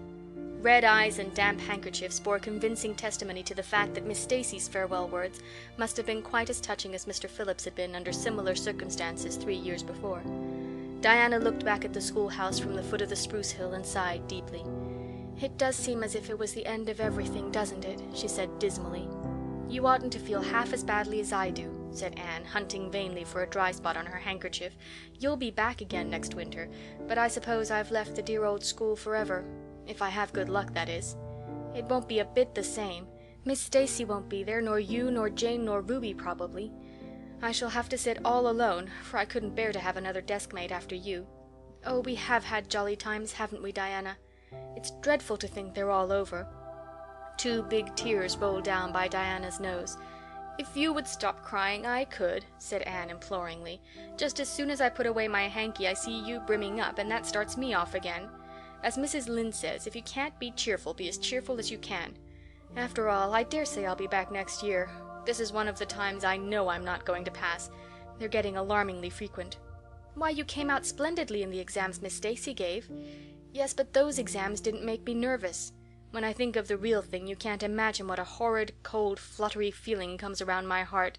And then my number is 13, and Josie Pye says it's so unlucky.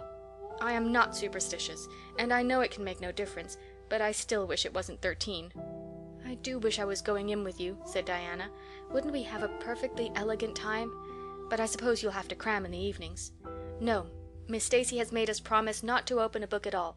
She says it would only tire and confuse us, and we are to go out walking and not think about the exams at all, and go to bed early. It's good advice, but I expect it will be hard to follow. Good advice is apt to be, I think. Prissy Andrews told me that she sat up half the night every night of her entrance week and crammed for dear life, and I had determined to sit up at least as long as she did. It was so kind of your Aunt Josephine to ask me to stay at Beechwood while I'm in town. You'll write to me while you're in, won't you?"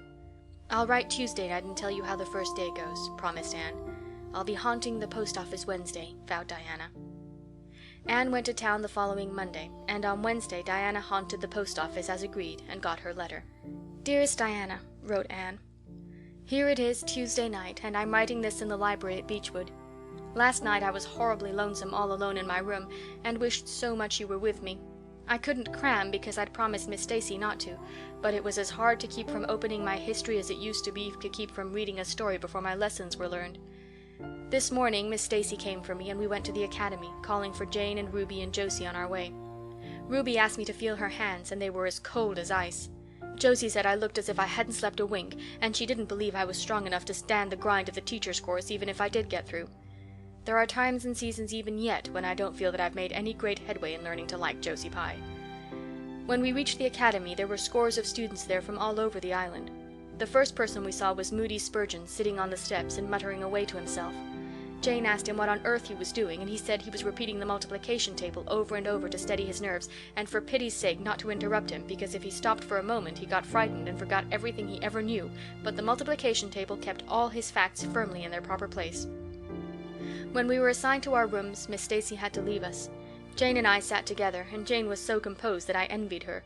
No need of the multiplication table for good, steady, sensible Jane. I wondered if I looked as I felt, and if they could hear my heart thumping clear across the room. Then a man came in and began distributing the English examination sheets. My hands grew cold then, and my head fairly whirled around as I picked it up. Just one awful moment, Diana, I felt exactly as I did 4 years ago when I asked Marilla if I might stay at Green Gables. And then everything cleared up in my mind, and my heart began beating again. I forgot to say that it had stopped altogether, for I knew I could do something with that paper anyhow. At noon we went home for dinner, and then back again for history in the afternoon. The history was a pretty hard paper, and I got dreadfully mixed up in the dates. Still, I think I did fairly well today. But oh, Diana, tomorrow the geometry exam comes off, and when I think of it, it takes every bit of determination I possess to keep from opening my Euclid. If I thought the multiplication table would help me any, I would recite it from now till tomorrow morning. I went down to see the other girls this evening. On my way I met Moody Spurgeon wandering distractedly around. He said he knew he had failed in history, and he was born to be a disappointment to his parents, and he was going home on the morning train, and it would be easier to be a carpenter than a minister anyhow. I cheered him up and persuaded him to stay to the end, because it would be unfair to Miss Stacy if he didn't. Sometimes I have wished I was born a boy. but when I see Moody Spurgeon I'm always glad I'm a girl and not his sister. Ruby was in hysterics when I reached their boarding house. She had just discovered a fearful mistake she had made in her English paper. When she recovered we went uptown and had an ice cream. How we wished you had been with us. Oh, Diana, if only the geometry examination were over. But there, as Mrs. Lynde would say, the sun will go on rising and setting whether I fail in geometry or not. That is true, but not especially comforting. I think I'd rather it didn't go on if I failed. Yours devotedly, Anne. The geometry examination and all the others were over in due time, and Anne arrived home on Friday evening, rather tired but with an air of chastened triumph about her.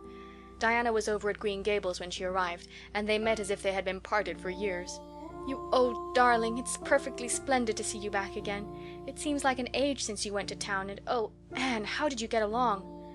"Pretty well, I think, in everything but the geometry. I don't know whether I passed in it or not, and I have a creepy, crawly presentiment that I didn't. Oh, how good it is to be back. Green Gables is the dearest, loveliest spot in the world." "How did the others do?" "The girls say they know they didn't pass, but I think they did pretty well. Josie says the geometry was so easy a child of 10 could do it. Moody Spurgeon still thinks he failed in history, and Charlie says he failed in algebra. But we don't really know anything about it, and won't until the pass list is out. That won't be for a fortnight. Fancy living a fortnight in such suspense. I wish I could go to sleep and never wake up until it is over." Diana knew it would be useless to ask how Gilbert Blythe had fared, so she merely said, "Oh, you'll pass all right, don't worry." "I'd rather not pass at all than not come out pretty well up on the list," flashed Anne, by which she meant, and Diana knew she meant, that success would be incomplete and bitter if she did not come out ahead of Gilbert Blythe. With this end in view Anne had strained every nerve during the examinations. So had Gilbert. They had met and passed each other on the street a dozen times without any sign of recognition, and every time Anne had held her head a little higher and wished a little more earnestly that she had made friends with Gilbert when he asked her, and vowed a little more determinedly to surpass him in the examination. She knew that all Avonlea Junior was wondering which would come out first. She even knew that Jimmy Glover and Ned Wright had a bet on the question, and that Josie Pye had said there was no doubt in the world that Gilbert would be first, and she felt that her humiliation would be unbearable if she failed. But she had another and nobler motive for wishing to do well. She wanted to pass high for the sake of Matthew and Marilla, especially Matthew.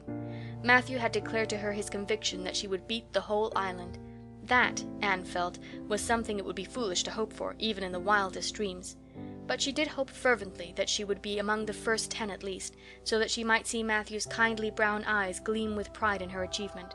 That, she felt, would be a sweet reward indeed for all her hard work and patient grubbing among unimaginative equations and conjugations.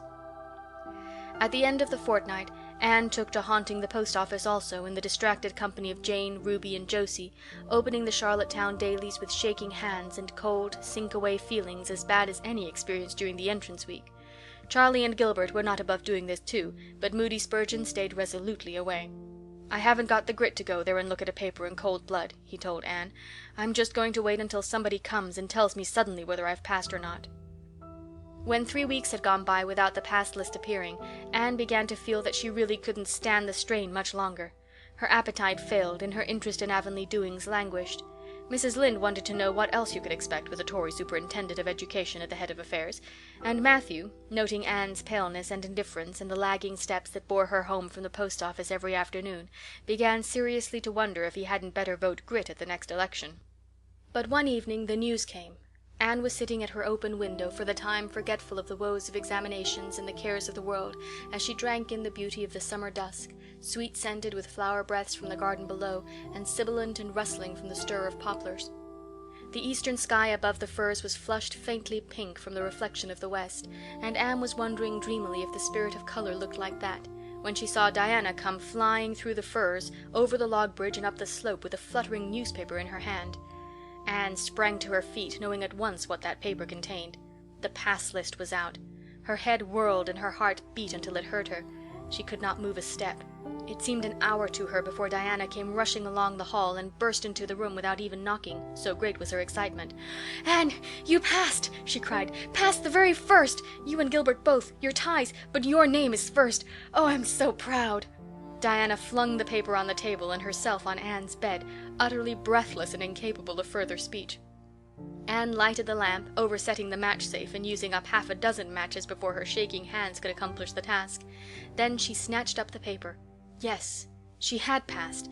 There was her name at the very top of a list of 200. That moment was worth living for. "You did just splendidly, Anne," puffed Diana, recovering sufficiently to sit up and speak, for Anne, starry-eyed and rapt, had not uttered a word. "Father brought the paper home from Bright River not 10 minutes ago. It came out on the afternoon train, you know, and won't be here till tomorrow by mail. And when I saw the pass list I just rushed over like a wild thing. You've all passed, every one of you, Moody Spurgeon and all, although he's conditioned in history. Jane and Ruby did pretty well, they're halfway up, and so did Charlie. Josie just scraped through with 3 marks to spare, but you'll see she'll put on as many airs as if she'd led. Won't Miss Stacy be delighted? Oh, Anne, what does it feel like to see your name at the head of a pass list like that? If it were me, I know I'd go crazy with joy. I'm pretty near crazy as it is, but you're as calm and cool as a spring evening." "I'm just dazzled inside," said Anne. "I want to say 100 things and I can't find words to say them in. I never dreamed of this. Yes, I did too, just once. I let myself think once, what if I should come out first? Quakingly, you know, for it seemed so vain and presumptuous to think I could lead the island. Excuse me a minute, Diana. I must run right out to the field to tell Matthew. Then we'll go up the road and tell the good news to the others." They hurried to the hayfield below the barn where Matthew was coiling hay, and as luck would have it, Mrs. Lynde was talking to Marilla at the lane fence. "Oh, Matthew," exclaimed Anne, "I've passed, and I'm first, or one of the first. I'm not vain, but I'm thankful." "Well, now, I always said it," said Matthew, gazing at the pass list delightedly. "I knew you could beat them all easily." "You've done pretty well, I must say," said Marilla, trying to hide her extreme pride in Anne from Mrs. Rachel's critical eye. But that good soul said heartily, "I just guess she has done well, and far be it from me to be backward in saying it. You're a credit to your friends, Anne, that's what, and we're all proud of you." That night Anne, who had wound up the delightful evening with a serious little talk with Mrs. Allan at the manse, knelt sweetly by her open window in a great sheen of moonshine and murmured a prayer of gratitude and aspiration that came straight from her heart. There was in it thankfulness for the past and reverent petition for the future, and when she slept on her white pillow her dreams were as fair and bright and beautiful as maidenhood might desire. End of chapter 32.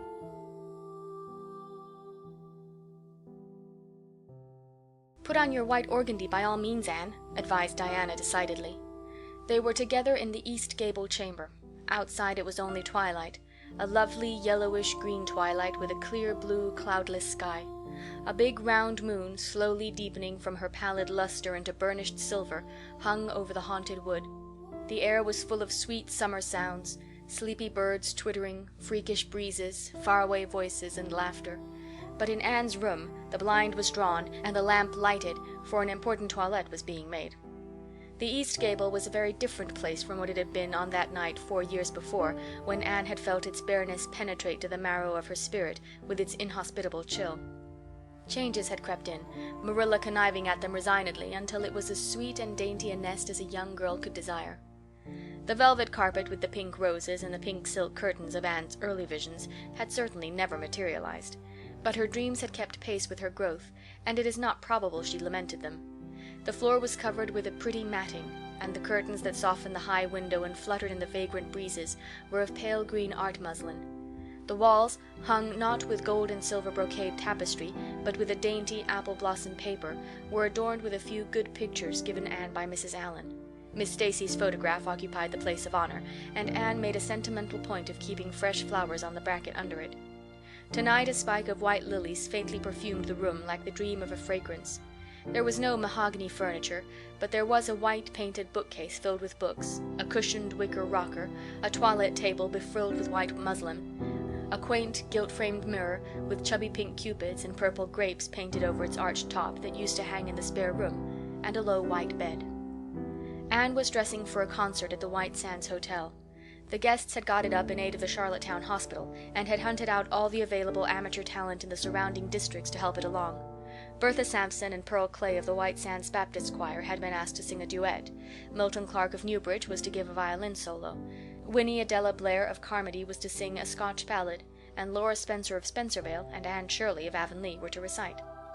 As Anne would have said at one time, it was an epoch in her life, and she was deliciously athrill with the excitement of it. Matthew was in the seventh heaven of gratified pride over the honor conferred on his Anne, and Marilla was not far behind, although she would have died rather than admit it, and said she didn't think it was very proper for a lot of young folks to be gadding over to the hotel without any responsible person with them. Anne and Diana were to drive over with Jane Andrews and her brother Billy in their double-seated buggy, and several other Avonlea girls and boys were going too. There was a party of visitors expected out from town, and after the concert a supper was to be given to the performers. "Do you really think the organdy will be best?" queried Anne anxiously. "I don't think it's as pretty as my blue-flowered muslin, and it certainly isn't so fashionable." "But it suits you ever so much better," said Diana. "It's so soft and frilly and clinging. The muslin is stiff and makes you look too dressed up, but the organdy seems as if it grew on you." Anne sighed and yielded.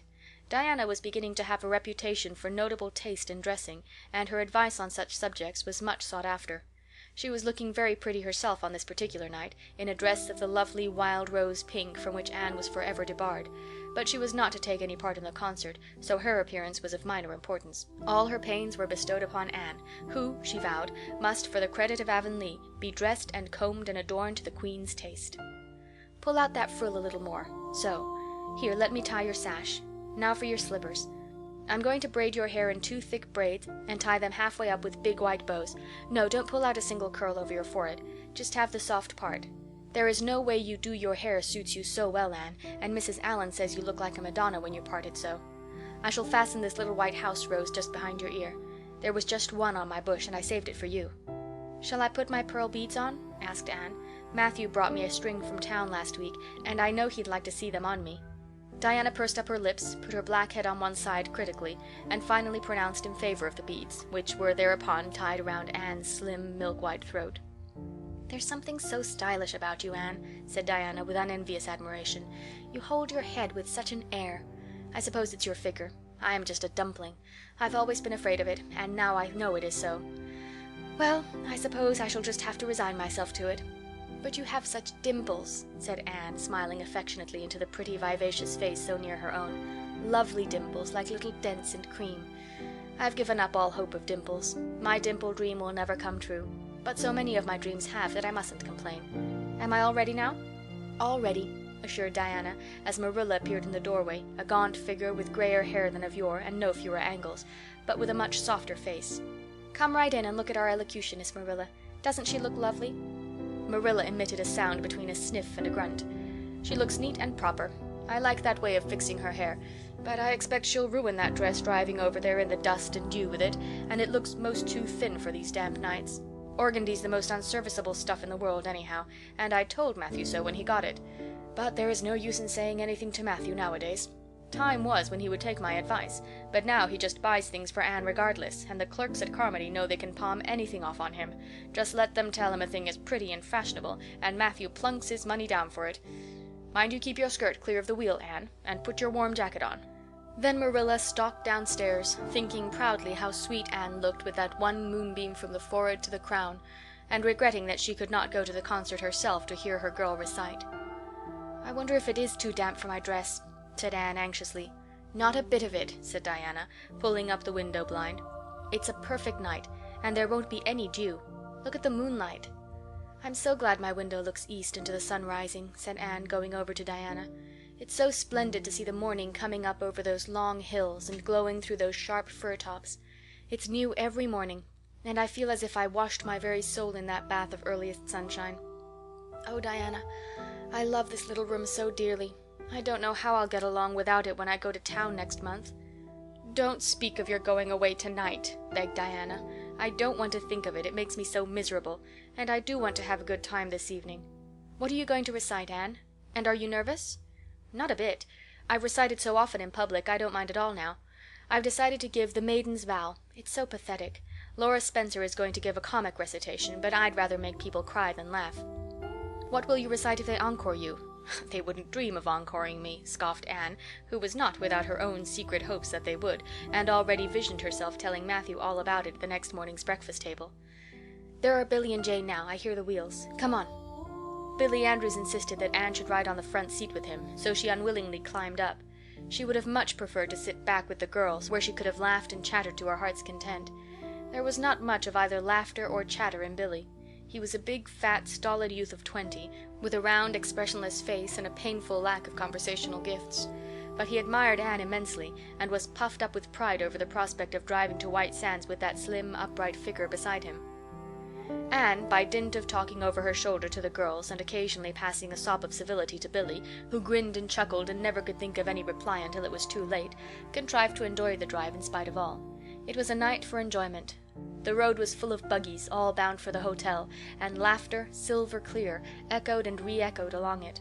When they reached the hotel it was a blaze of light from top to bottom. They were met by the ladies of the concert committee, one of whom took Anne off to the performers' dressing room, which was filled with the members of a Charlottetown symphony club, among whom Anne felt suddenly shy and frightened and countrified. Her dress, which in the east gable had seemed so dainty and pretty, now seemed simple and plain, too simple and plain, she thought, among all the silks and laces that glistened and rustled around her. What were her pearl beads compared to the diamonds of the big handsome lady near her? And how poor her one wee white rose must look beside all the hothouse flowers the others wore. Anne laid her hat and jacket away, and shrank miserably into a corner. She wished herself back in the white room at Green Gables. It was still worse on the platform of the big concert hall of the hotel, where she presently found herself. The electric lights dazzled her eyes, their perfume and hum bewildered her. She wished she was sitting down in the audience with Diana and Jane, who seemed to be having a splendid time away at the back.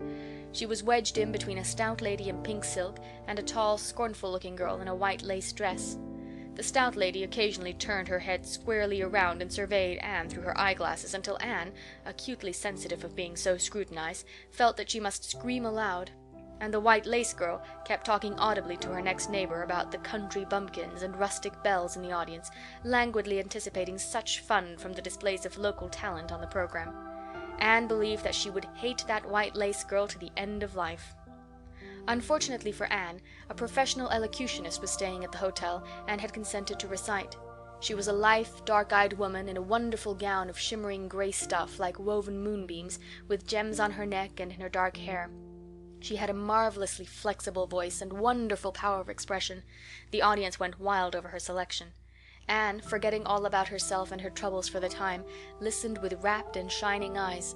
But when the recitation ended, she suddenly put her hands over her face. She could never get up and recite after that. Never. Had she ever thought she could recite?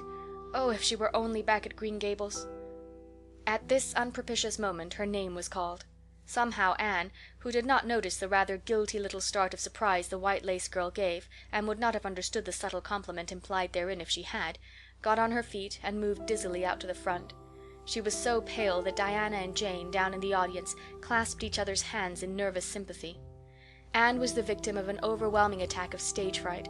Often as she had recited in public, she had never before faced such an audience as this, and the sight of it paralyzed her energies completely. Everything was so strange, so brilliant, so bewildering. The rows of ladies in evening dress, the critical faces, the whole atmosphere of wealth and culture about her. Very different this from the plain benches at the debating club, filled with the homely, sympathetic faces of friends and neighbors. These people, she thought, would be merciless critics. Perhaps, like the white lace girl, they anticipated amusement from her rustic efforts. She felt hopelessly, helplessly ashamed and miserable. Her knees trembled, her heart fluttered, a horrible faintness came over her, not a word could she utter, and the next moment she would have fled from the platform despite the humiliation which she felt must ever after be her portion if she did so. But suddenly, as her dilated, frightened eyes gazed out over the audience, she saw Gilbert Blythe away at the back of the room, bending forward with a smile on his face, a smile which seemed to Anne at once triumphant and taunting. In reality it was nothing of the kind. Gilbert was merely smiling with appreciation of the whole affair in general, and of the effect produced by Anne's slender white form and spiritual face against a background of palms in particular. Josie Pye, whom he had driven over, sat beside him, and her face certainly was both triumphant and taunting. But Anne did not see Josie, and would not have cared if she had. She drew a long breath and flung her head up proudly, courage and determination tingling over her like an electric shock. She would not fail before Gilbert Blythe. He should never be able to laugh at her. Never, never. Her fright and nervousness vanished, and she began her recitation, her clear, sweet voice reaching to the farthest corner of the room without a tremor or a break. Self-possession was fully restored to her, and in the reaction from that horrible moment of powerlessness, she recited as she had never done before. When she finished there were bursts of honest applause. Anne, stepping back to her seat, blushing with shyness and delight, found her hand vigorously clasped and shaken by the stout lady in pink silk. "My dear, you did splendidly," she puffed. "I've been crying like a baby. Actually, I have. There, they're encoring you. They're bound to have you back." "Oh, I can't go," said Anne confusedly. "But yet I must, or Matthew will be disappointed. He said they would encore me." "Then don't disappoint Matthew," said the pink lady, laughing. Smiling, blushing, limpid-eyed, Anne tripped back and gave a quaint, funny little selection that captivated her audience still further. The rest of the evening was quite a little triumph for her. When the concert was over, the stout pink lady, who was the wife of an American millionaire, took her under her wing and introduced her to everybody, and everybody was very nice to her. The professional elocutionist, Mrs. Evans, came and chatted with her, telling her that she had a charming voice and interpreted her selections beautifully. Even the white lace girl paid her a languid little compliment. They had supper in the big, beautifully decorated dining room. Diana and Jane were invited to partake of this also, since they had come with Anne, but Billy was nowhere to be found, having decamped in mortal fear of some such invitation. He was in waiting for them with the team, however, when it was all over, and the three girls came merrily out into the calm, white moonshine radiance. Anne breathed deeply and looked into the clear sky beyond the dark boughs of the firs. Oh, it was good to be out again in the purity and silence of the night. How great and still and wonderful everything was, with the murmur of the sea sounding through it, and the darkling cliffs beyond like grim giants guarding enchanted coasts. "Hasn't it been a perfectly splendid time?" sighed Jane as they drove away. "I just wish I was a rich American and could spend my summer at a hotel and wear jewels and low-necked dresses and have ice cream and chicken salad every blessed day. I'm sure it would be ever so much more fun than teaching school. Anne, your recitation was simply great, although I thought at first you were never going to begin. I think it was better than Mrs. Evans's." "Oh, no, don't say things like that, Jane," said Anne quickly, "because it sounds silly. It couldn't be better than Mrs. Evans's, you know, for she is a professional, and I'm only a schoolgirl with a little knack of reciting. I'm quite satisfied if the people just like mine pretty well." "I've a compliment for you, Anne," said Diana. "At least, I think it must be a compliment because of the tone he said it in. Part of it was, anyhow. There was an American sitting behind Jane and me, such a romantic-looking man with coal-black hair and eyes. Josie Pye says he is a distinguished artist, and that her mother's cousin in Boston is married to a man that used to go to school with him.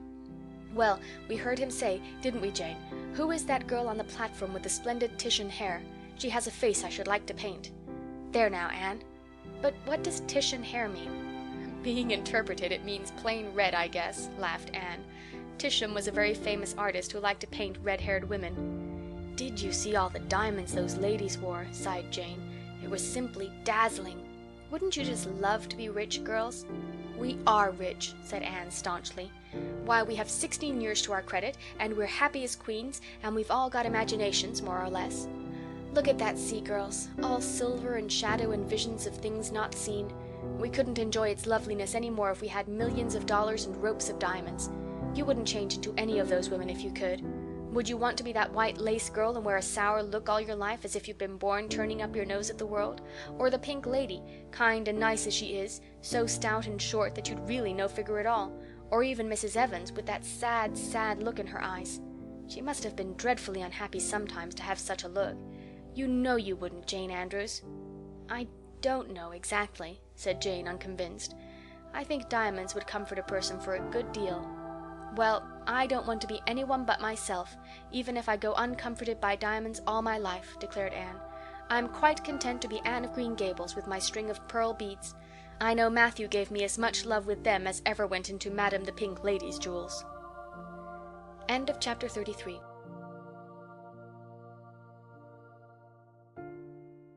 34. A Queen's Girl. The next 3 weeks were busy ones at Green Gables, for Anne was getting ready to go to Queen's, and there was much sewing to be done and many things to be talked over and arranged. Anne's outfit was ample and pretty, for Matthew saw to that, and Marilla for once made no objections whatever to anything he purchased or suggested. More, one evening she went up to the east gable with her arms full of a delicate, pale green material. "Anne, here's something for a nice light dress for you. I don't suppose you really need it, you've plenty of pretty waists, but I thought maybe you'd like something real dressy to wear if you were asked out anywhere of an evening in town, to a party or anything like that. I hear that Jane and Ruby and Josie have got evening dresses, as they call them, and I don't mean you shall be behind them." I got Mrs. Allen to help me pick it in town last week, and we'll get Emily Gillis to make it for you. Emily has got taste, and her fits aren't to be equaled." "Oh, Marilla, it's just lovely," said Anne. "Thank you so much. I don't believe you ought to be so kind to me. It's making it harder every day for me to go away." The green dress was made up with as many tucks and frills and shirrings as Emily's taste permitted. Anne put it on one evening for Matthew's and Marilla's benefit, and recited the Maiden's Vow for them in the kitchen.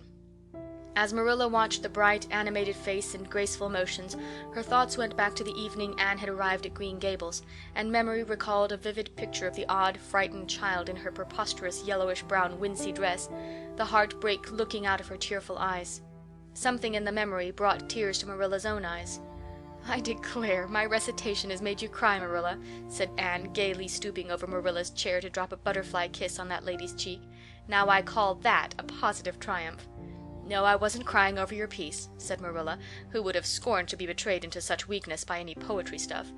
"I just couldn't help thinking of the little girl you used to be, Anne. And I was wishing you could have stayed a little girl, even with all your queer ways. You've grown up now, and you're going away, and you look so tall and stylish and so different altogether in that dress, as if you didn't belong in Avonlea at all, and I just got lonesome thinking it all over." "Marilla." Anne sat down on Marilla's gingham lap, took Marilla's lined face between her hands, and looked gravely and tenderly into Marilla's eyes. "I'm not a bit changed, not really. I'm only just pruned down and branched out. The real me, back here, is just the same. It won't make a bit of difference where I go or how much I change outwardly.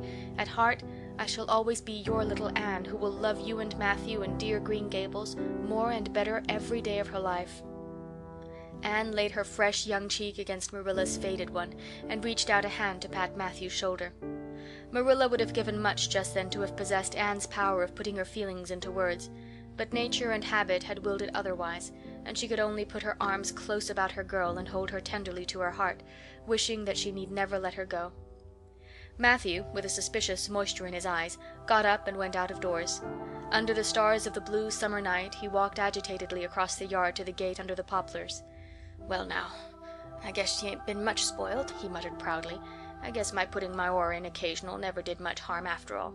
She's smart and pretty and loving too, which is better than all the rest.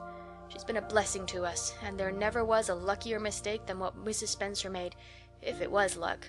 I don't believe it was any such thing. It was Providence, because the Almighty saw we needed her, I reckon." The day finally came when Anne must go to town. She and Matthew drove in one fine September morning, after a tearful parting with Diana and an untearful, practical one, on Marilla's side at least, with Marilla. But when Anne had gone, Diana dried her tears and went to a beach picnic at White Sands with some of her Carmody cousins, where she contrived to enjoy herself tolerably well, while Marilla plunged fiercely into unnecessary work and kept at it all day long with the bitterest kind of heartache, the ache that burns and gnaws and cannot wash itself away in ready tears.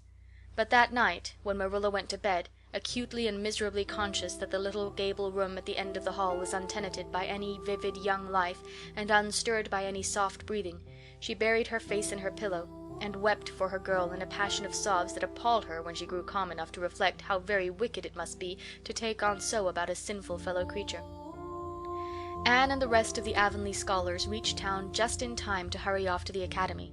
That first day passed pleasantly enough in a whirl of excitement, meeting all the new students, learning to know the professors by sight, and being assorted and organized into classes.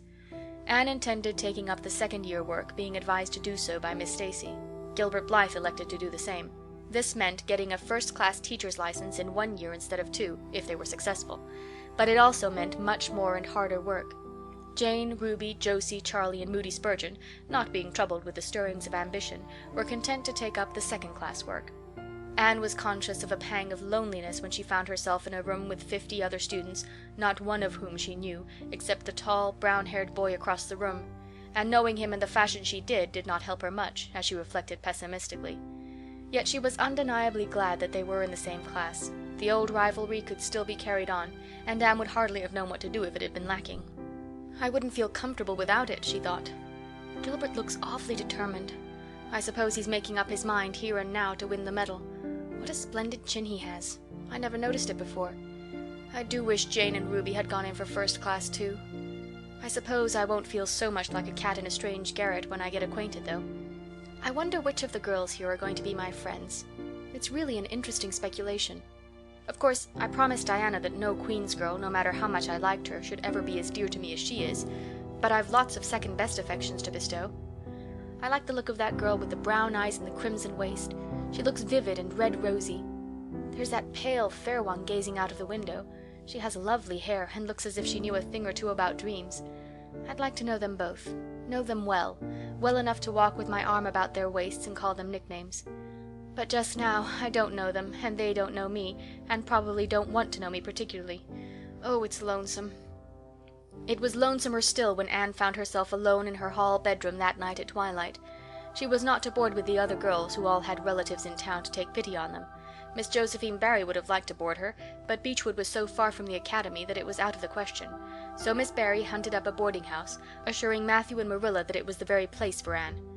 "The lady who keeps it is a reduced gentlewoman," explained Miss Barry. "Her husband was a British officer, and she is very careful what sort of boarders she takes. Anne will not meet with any objectionable persons under her roof. The table is good, and the house is near the academy in a quiet neighborhood." All this might be quite true, and indeed proved to be so, but it did not materially help Anne in the first agony of homesickness that seized upon her. She looked dismally about her narrow little room, with its dull-papered, pictureless walls, its small iron bedstead and empty bookcase, and a horrible choke came into her throat as she thought of her own white room at Green Gables, where she would have the pleasant consciousness of a great green still outdoors, of sweet peas growing in the garden and moonlight falling on the orchard, of the brook below the slope and the spruce boughs tossing in the night wind beyond it, of a vast starry sky and the light from Diana's window shining out through the gap in the trees. Here there was nothing of this. Anne knew that outside of her window was a hard street with a network of telephone wires shutting out the sky, the tramp of alien feet, and 1,000 lights gleaming on stranger faces. She knew that she was going to cry, and fought against it. "I won't cry. It's silly and weak. There's the third tear splashing down my nose. There are more coming. I must think of something funny to stop them. But there's nothing funny except what is connected with Avonlea, and that only makes things worse. 4, 5... I'm going home next Friday, but that seems 100 years away. Oh, Matthew is nearly home by now, and Marilla is at the gate looking down the lane for him. 6, 7, 8... Oh, there's no use in counting them. They're coming in a flood presently. I can't cheer up. I don't want to cheer up. It's nicer to be miserable." The flood of tears would have come, no doubt, had not Josie Pye appeared at that moment. In the joy of seeing a familiar face, Anne forgot that there had never been much love lost between her and Josie. As a part of Avonlea life, even a Pye was welcome. "I'm so glad you came up," Anne said sincerely. "You've been crying," remarked Josie with aggravating pity. "I suppose you're homesick. Some people have so little self-control in that respect. I've no intention of being homesick, I can tell you. Town's too jolly after that poky old Avonlea. I wonder how I ever existed there so long. You shouldn't cry, Anne, it isn't becoming, for your nose and eyes get red, and then you seem all red. I'd a perfectly scrumptious time in the academy today. Our French professor is simply a duck. His moustache would give you kerwallops of the heart. Have you anything eatable around, Anne? I'm literally starving. Ah, I guessed likely Marilla'd load you up with cake. That's why I called round. Otherwise I'd have gone to the park to hear the band play with Frank Stockley. He boards same place I do, and he's a sport. He noticed you in class today and asked me who the red-headed girl was. I told him you were an orphan that the Cuthberts had adopted, and nobody knew very much about what you'd been before that." Anne was wondering if, after all, solitude and tears were not more satisfactory than Josie Pye's companionship, when Jane and Ruby appeared, each with an inch of Queen's colour ribbon, purple and scarlet, pinned proudly to her coat. As Josie was not speaking to Jane just then, she had to subside into comparative harmlessness. "Well," said Jane with a sigh, "I feel as if I'd lived many moons since this morning. I ought to be home studying my Virgil. That horrid old professor gave us 20 lines to start in on tomorrow, but I simply couldn't settle down to study tonight. Anne, methinks I see the traces of tears. If you've been crying, do own up. It will restore my self-respect, for I was shedding tears freely before Ruby came along. I don't mind being a goose so much if somebody else is goosey too. Cake? You'll give me a teeny piece, won't you? Thank you. It has the real Avonlea flavour." Ruby, perceiving the Queen's calendar lying on the table, wanted to know if Anne meant to try for the gold medal. Anne blushed and admitted she was thinking of it. "Oh, that reminds me," said Josie. "Queen's is to get one of the Avery scholarships after all. The word came today. Frank Stockley told me. His uncle is one of the Board of Governors, you know. It will be announced in the Academy tomorrow." An Avery scholarship! Anne felt her heart beat more quickly, and the horizons of her ambition shifted and broadened as if by magic. Before Josie had told the news, Anne's highest pinnacle of aspiration had been a teacher's provincial license, first class, at the end of the year, and perhaps the medal. But now, in one moment, Anne saw herself winning the Avery scholarship, taking an arts course at Redmond College, and graduating in a gown and mortarboard before the echo of Josie's words had died away. For the Avery scholarship was in English, and Anne felt that here her foot was on native heath. A wealthy manufacturer of New Brunswick had died and left part of his fortune to endow a large number of scholarships to be distributed among the various high schools and academies of the Maritime Provinces, according to their respective standings. There had been much doubt whether one would be allotted to Queen's, but the matter was settled at last, and at the end of the year the graduate who made the highest mark in English and English literature would win the scholarship. $250 a year for 4 years at Redmond College. No wonder that Anne went to bed that night with tingling cheeks. "I'll win that scholarship if hard work can do it," she resolved. "Wouldn't Matthew be proud if I got to be a B.A.? Oh, it's delightful to have ambitions. I'm so glad I have such a lot. And there never seems to be any end to them. That's the best of it. Just as soon as you attained one ambition, you see another one glittering higher up still. It does make life so interesting." End of chapter 34.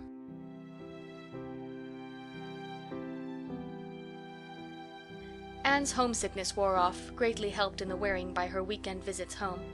As long as the open weather lasted, the Avonlea students went out to Carmody on the New Branch Railway every Friday night. Diana and several other Avonlea young folks were generally on hand to meet them, and they all walked over to Avonlea in a merry party. Anne thought those Friday evening gypsyings over the autumnal hills in the crisp golden air, with the home lights of Avonlea twinkling beyond, were the best and dearest hours in the whole week. Gilbert Blythe nearly always walked with Ruby Gillis and carried her satchel for her. Ruby was a very handsome young lady, now thinking herself quite as grown up as she really was. She wore her skirts as long as her mother would let her, and did her hair up in town, though she had to take it down when she went home. She had large, bright blue eyes, a brilliant complexion, and a plump, showy figure. She laughed a great deal, was cheerful and good-tempered, and enjoyed the pleasant things of life frankly. "But I wouldn't think she was the sort of girl Gilbert would like," whispered Jane to Anne. Anne did not think so either, but she would not have said so for the Avery scholarship. She could not help thinking, too, that it would be very pleasant to have such a friend as Gilbert to jest and chatter with and exchange ideas about books and studies and ambitions. Gilbert had ambitions, she knew, and Ruby Gillis did not seem the sort of person with whom such could be profitably discussed. There was no silly sentiment in Anne's ideas concerning Gilbert. Boys were to her, when she thought about them at all, merely possible good comrades. If she and Gilbert had been friends, she would not have cared how many other friends he had, nor with whom he walked. She had a genius for friendship, girl friends she had in plenty, but she had a vague consciousness that masculine friendship might also be a good thing to round out one's conceptions of companionship and furnish broader standpoints of judgment and comparison. Not that Anne could have put her feelings on the matter into just such clear definition, but she thought that if Gilbert had ever walked home with her from the train, over the crisp fields and along the ferny byways, they might have had many and merry and interesting conversations about the new world that was opening around them and their hopes and ambitions therein. Gilbert was a clever young fellow, with his own thoughts about things and a determination to get the best out of life and put the best into it. Ruby Gillis told Jane Andrews that she didn't understand half the things Gilbert Blythe said. He talked just like Anne Shirley did when she had a thoughtful fit on, and for her part she didn't think it any fun to be bothering about books and that sort of thing when you didn't have to. Frank Stockley had lots more dash and go, but then he wasn't half as good-looking as Gilbert, and she really couldn't decide which she liked best. In the academy, Anne gradually drew a little circle of friends about her, thoughtful, imaginative, ambitious students like herself. With the rose-red girl, Stella Maynard, and the dream girl, Priscilla Grant, she soon became intimate, finding the latter pale, spiritual-looking maiden to be full to the brim of mischief and pranks and fun, while the vivid, black-eyed Stella had a heart full of wistful dreams and fancies as aerial and rainbow-like as Anne's own. After the Christmas holidays, the Avonlea students gave up going home on Fridays and settled down to hard work. By this time, all the Queen's scholars had gravitated into their own places in the ranks, and the various classes had assumed distinct and settled shadings of individuality. Certain facts had become generally accepted. It was admitted that the medal contestants had practically narrowed down to 3, Gilbert Blythe, Anne Shirley, and Lewis Wilson. The Avery scholarship was more doubtful, any one of a certain 6 being a possible winner. The bronze medal for mathematics was considered as good as won by a fat, funny little up-country boy with a bumpy forehead and a patched coat. Ruby Gillis was the handsomest girl of the year at the academy. In the second-year classes, Stella Maynard carried off the palm for beauty, with a small but critical minority in favor of Anne Shirley. Ethel Marr was admitted by all competent judges to have the most stylish modes of hairdressing, and Jane Andrews, plain, plodding, conscientious Jane, carried off the honors in the domestic science course. Even Josie Pye attained a certain preeminence as the sharpest-tongued young lady in attendance at Queen's. So it may be fairly stated that Miss Stacy's old pupils held their own in the wider arena of the academical course. Anne worked hard and steadily. Her rivalry with Gilbert was as intense as it had ever been in Avonlea school, although it was not known in the class at large, but somehow the bitterness had gone out of it. Anne no longer wished to win for the sake of defeating Gilbert, rather for the proud consciousness of a well-won victory over a worthy foeman. It would be worthwhile to win, but she no longer thought life would be insupportable if she did not. In spite of lessons, the students found opportunities for pleasant times. Anne spent many of her spare hours at Beechwood, and generally ate her Sunday dinners there and went to church with Miss Barry. The latter was, as she admitted, growing old, but her black eyes were not dim nor the vigor of her tongue in the least abated. But she never sharpened the latter on Anne, who continued to be a prime favorite with the critical old lady. "That Anne girl improves all the time," she said. "I get tired of other girls. There is such a provoking and eternal sameness about them. Anne has as many shades as a rainbow, and every shade is the prettiest while it lasts. I don't know that she is as amusing as she was when she was a child, but she makes me love her, and I like people who make me love them. It saves me so much trouble in making myself love them." Then, almost before anybody realized it, spring had come. Out in Avonlea the mayflowers were peeping pinkly out in the sere barrens where snow wreaths lingered, and the mist of green was on the woods and in the valleys. But in Charlottetown, harassed Queen's students thought and talked only of examinations. "It doesn't seem possible that the term is nearly over," said Anne. "Why, last fall it seemed so long to look forward to, a whole winter of studies and classes. And here we are, with the exams looming up next week. Girls, sometimes I feel as if those exams meant everything, but when I look at the big buds swelling on those chestnut trees and the misty blue air at the end of the streets, they don't seem half so important." Jane and Ruby and Josie, who had dropped in, did not take this view of it. To them the coming examinations were constantly very important indeed, far more important than chestnut buds or Maytime hazes. It was all very well for Anne, who was sure of passing at least, to have her moments of belittling them, but when your whole future depended on them, as the girls truly thought theirs did, you could not regard them philosophically. "I've lost 7 pounds in the last 2 weeks," sighed Jane. "It's no use to say, 'Don't worry.' I will worry. Worrying helps you some. It seems as if you were doing something when you're worrying. It would be dreadful if I failed to get my license after going to Queen's all winter and spending so much money." "I don't care," said Josie Pye. "If I don't pass this year, I'm coming back next. My father can afford to send me. Anne, Frank Stockley says that Professor Tremaine said Gilbert Blythe was sure to get the medal, and that Emily Clay would likely win the Avery scholarship." "That may make me feel badly tomorrow, Josie," laughed Anne, "but just now I honestly feel that as long as I know the violets are coming out all purple down in the hollow below Green Gables, and that little ferns are poking their heads up in Lover's Lane, it's not a great deal of difference whether I win the Avery or not. I've done my best, and I begin to understand what is meant by the joy of the strife. Next to trying and winning, the best thing is trying and failing. Girls, don't talk about exams. Look at that arch of pale green sky over those houses and picture to yourself what it must look like over the purply dark beech woods back of Avonlea." "What are you going to wear for commencement, Jane?" asked Ruby practically. Jane and Josie both answered at once, and the chatter drifted into a side eddy of fashions. But Anne, with her elbows on the windowsill, her soft cheek laid against her clasped hands, and her eyes filled with visions, looked out unheedingly across city roof and spire to that glorious dome of sunset sky, and wove her dreams of a possible future from the golden tissue of youth's own optimism. All the beyond was hers, with its possibilities lurking rosily in the oncoming years, each year a rose of promise to be woven into an immortal chaplet. End of chapter 35.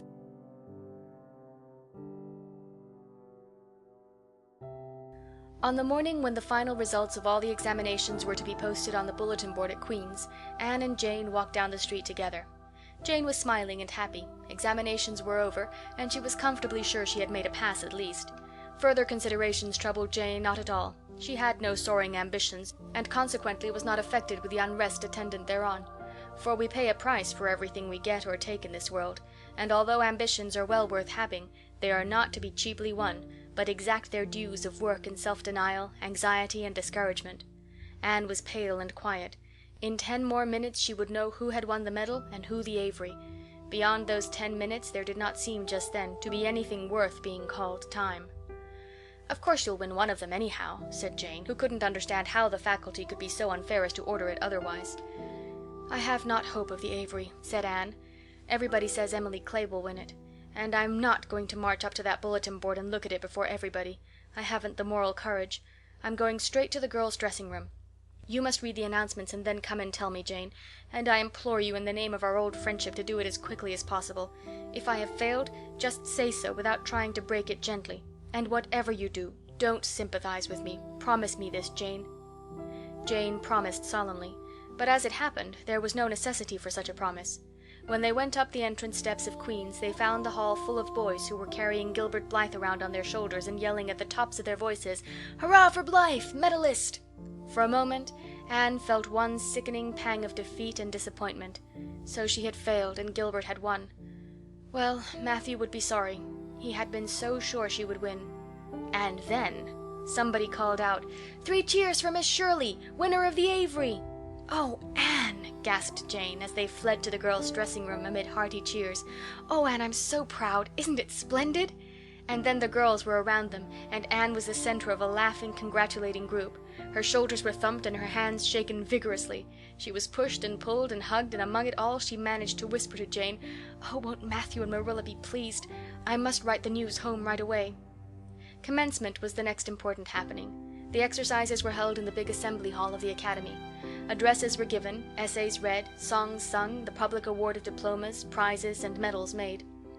Matthew and Marilla were there, with eyes and ears for only one student on the platform, a tall girl in pale green, with faintly flushed cheeks and starry eyes, who read the best essay and was pointed out and whispered about as the Avery winner.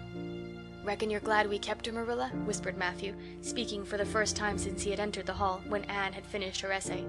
"It's not the first time I've been glad," retorted Marilla. "You do like to rub things in, Matthew Cuthbert." Miss Barry, who was sitting behind them, leaned forward and poked Marilla in the back with her parasol. "Aren't you proud of that, Anne girl?" "I am," she said. Anne went home to Avonlea with Matthew and Marilla that evening. She had not been home since April, and she felt that she could not wait another day. The apple blossoms were out and the world was fresh and young. Diana was at Green Gables to meet her. In her own white room, where Marilla had set a flowering house rose on the window-sill, Anne looked about her and drew a long breath of happiness. "Oh, Diana, it's so good to be back again. It's so good to see those pointed firs coming out against the pink sky, and that white orchard against the old Snow Queen. Isn't the breath of the mint delicious? And that tea rose, why, it's a song and a hope and a prayer all in one. And it's good to see you again, Diana." "I thought you liked that Stella Maynard better than me," said Diana reproachfully. "Josie Pye told me you did. Josie said you were infatuated with her." Anne laughed and pelted Diana with the faded June lilies of her bouquet. "Stella Maynard is the dearest girl in the world, except one, and you are that one, Diana," she said. "I love you more than ever, and I've so many things to tell you. But just now I feel as if it were joy enough to sit here and look at you. I'm tired, I think. Tired of being studious and ambitious. I mean to spend at least 2 hours tomorrow lying out in the orchard grass thinking of absolutely nothing." "You've done splendidly, Anne. I suppose you won't be teaching now that you've won the Avery." "No. I'm going to Redmond in September. Doesn't it seem wonderful? I'll have a brand new stock of ambition laid in by that time, after 3 glorious golden months of vacation. Jane and Ruby are going to teach. Isn't it splendid to think we all got through, even to Moody Spurgeon and Josie Pye?" "The Newbridge trustees have offered Jane their school already," said Diana. "Gilbert Blythe is going to teach too. He has to. His father can't afford to send him to college next year after all, so he means to earn his way through. I expect he'll get the school here if Miss Ames decides to leave." Anne felt a queer little sensation of dismayed surprise. She had not known this. She had expected that Gilbert would be going to Redmond also. What would she do without their inspiring rivalry? Would not work, even at a coeducational college with a real degree in prospect, be rather flat without her friend the enemy? The next morning at breakfast it suddenly struck Anne that Matthew was not looking well.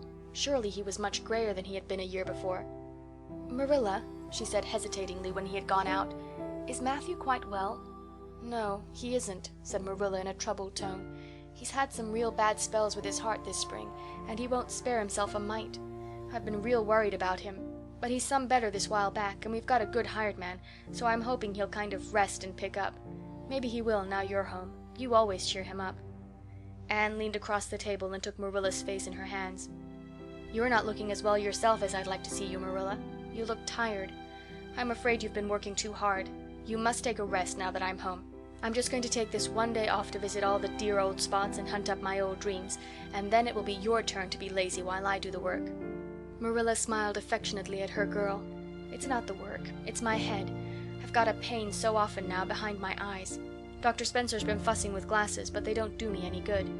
There is a distinguished oculist coming to the island the last of June, and the doctor says I must see him. I guess I'll have to. I can't read or sew with any comfort now. Well, Anne, you've done real well at Queen's, I must say. To take first-class license in 1 year and win the Avery scholarship. Well, well. Mrs. Lynde says pride goes before a fall, and she doesn't believe in the higher education of women at all. She says it unfits them for a woman's true sphere. I don't believe a word of it. Speaking of Rachel reminds me, did you hear anything about the Abbey Bank lately, Anne?" "I heard it was shaky," answered Anne. "Why?" "That is what Rachel said. She was up here one day last week and said there was some talk about it. Matthew felt real worried. All we have saved is in that bank, every penny.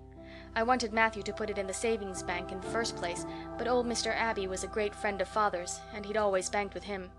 Matthew said any bank with him at the head of it was good enough for anybody." "I think he has only been its nominal head for many years," said Anne. "He is a very old man. His nephews are really at the head of the institution." "Well, when Rachel told us that, I wanted Matthew to draw our money right out, and he said he'd think of it. But Mr. Russell told him yesterday that the bank was all right." Anne had her good day in the companionship of the outdoor world. She never forgot that day. It was so bright and golden and fair, so free from shadow and so lavish of blossom. Anne spent some of its rich hours in the orchard. She went to the Dryad's Bubble and Willowmere and Violet Vale. She called in at the manse and had a satisfying talk with Mrs. Allan. And finally, in the evening, she went with Matthew for the cows through Lover's Lane to the back pasture. The woods were all gloried through with sunset, and the warm splendor of it streamed down through the hill gaps in the west. Matthew walked slowly with bent head. Anne, tall and erect, suited her springing step to his. "You've been working too hard today, Matthew," she said reproachfully. "Why don't you take things easier?" "Well, now, I can't seem to," said Matthew as he opened the yard gate to let the cows through. "It's only that I'm getting old, Anne, and keep forgetting it. Well, well, I've always worked pretty hard, and I'd rather drop in harness." "If I had been the boy you sent for," said Anne wistfully, "I'd be able to help you so much now and spare you in 100 ways. I could find it in my heart to wish I had been, just for that." "Well, now, I'd rather have you than a dozen boys, Anne," said Matthew, patting her hand. "Just mind you that, rather than a dozen boys. Well, now, I guess it wasn't a boy that took the Avery scholarship, was it? It was a girl, my girl that I'm proud of." He smiled his shy smile at her as he went into the yard. Anne took the memory of it with her when she went to her room that night, and sat for a long while at her open window, thinking of the past and dreaming of the future. Outside, the Snow Queen was mistily white in the moonshine. The frogs were singing in the marsh beyond Orchard Slope. Anne always remembered the silvery, peaceful beauty and fragrant calm of that night. It was the last night before sorrow touched her life, and no life is ever quite the same again when once that cold, sanctifying touch has been laid upon it. End of chapter 36.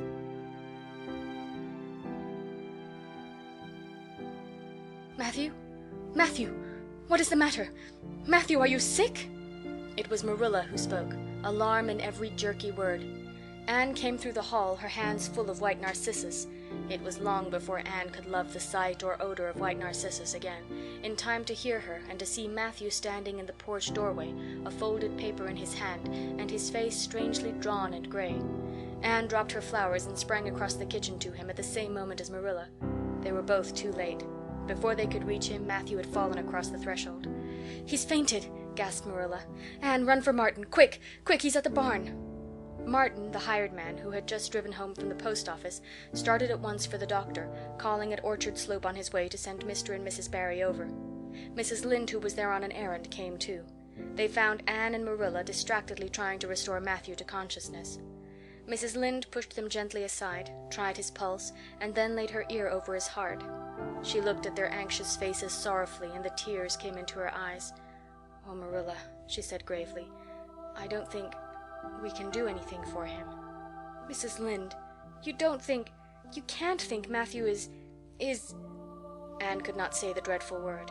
She turned sick and pallid. "Child, yes, I'm afraid of it. Look at his face. When you've seen that look as often as I have, you'll know what it means." Anne looked at the still face, and there beheld the seal of the Great Presence.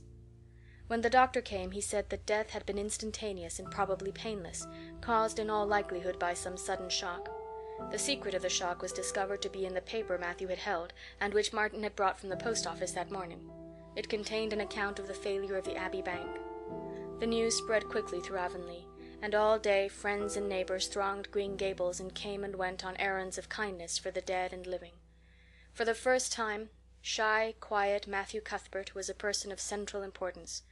The white majesty of death had fallen on him and set him apart as one crowned. When the calm night came softly down over Green Gables, the old house was hushed and tranquil. In the parlor lay Matthew Cuthbert in his coffin, his long gray hair framing his placid face, on which there was a little kindly smile, as if he but slept, dreaming pleasant dreams. There were flowers about him, sweet, old-fashioned flowers which his mother had planted in the homestead garden in her bridal days, and for which Matthew had always had a secret, wordless love. Anne had gathered them and brought them to him, her anguished, tearless eyes burning in her white face. It was the last thing she could do for him. The Barrys and Mrs. Lynde stayed with them that night. Diana, going to the east gable where Anne was standing at her window, said gently, "Anne, dear, would you like to have me sleep with you tonight?" "Thank you, Diana." Anne looked earnestly into her friend's face. "I think you won't misunderstand me when I say I want to be alone. I'm not afraid. I haven't been alone 1 minute since it happened, and I want to be. I want to be quite silent and quiet and try to realize it.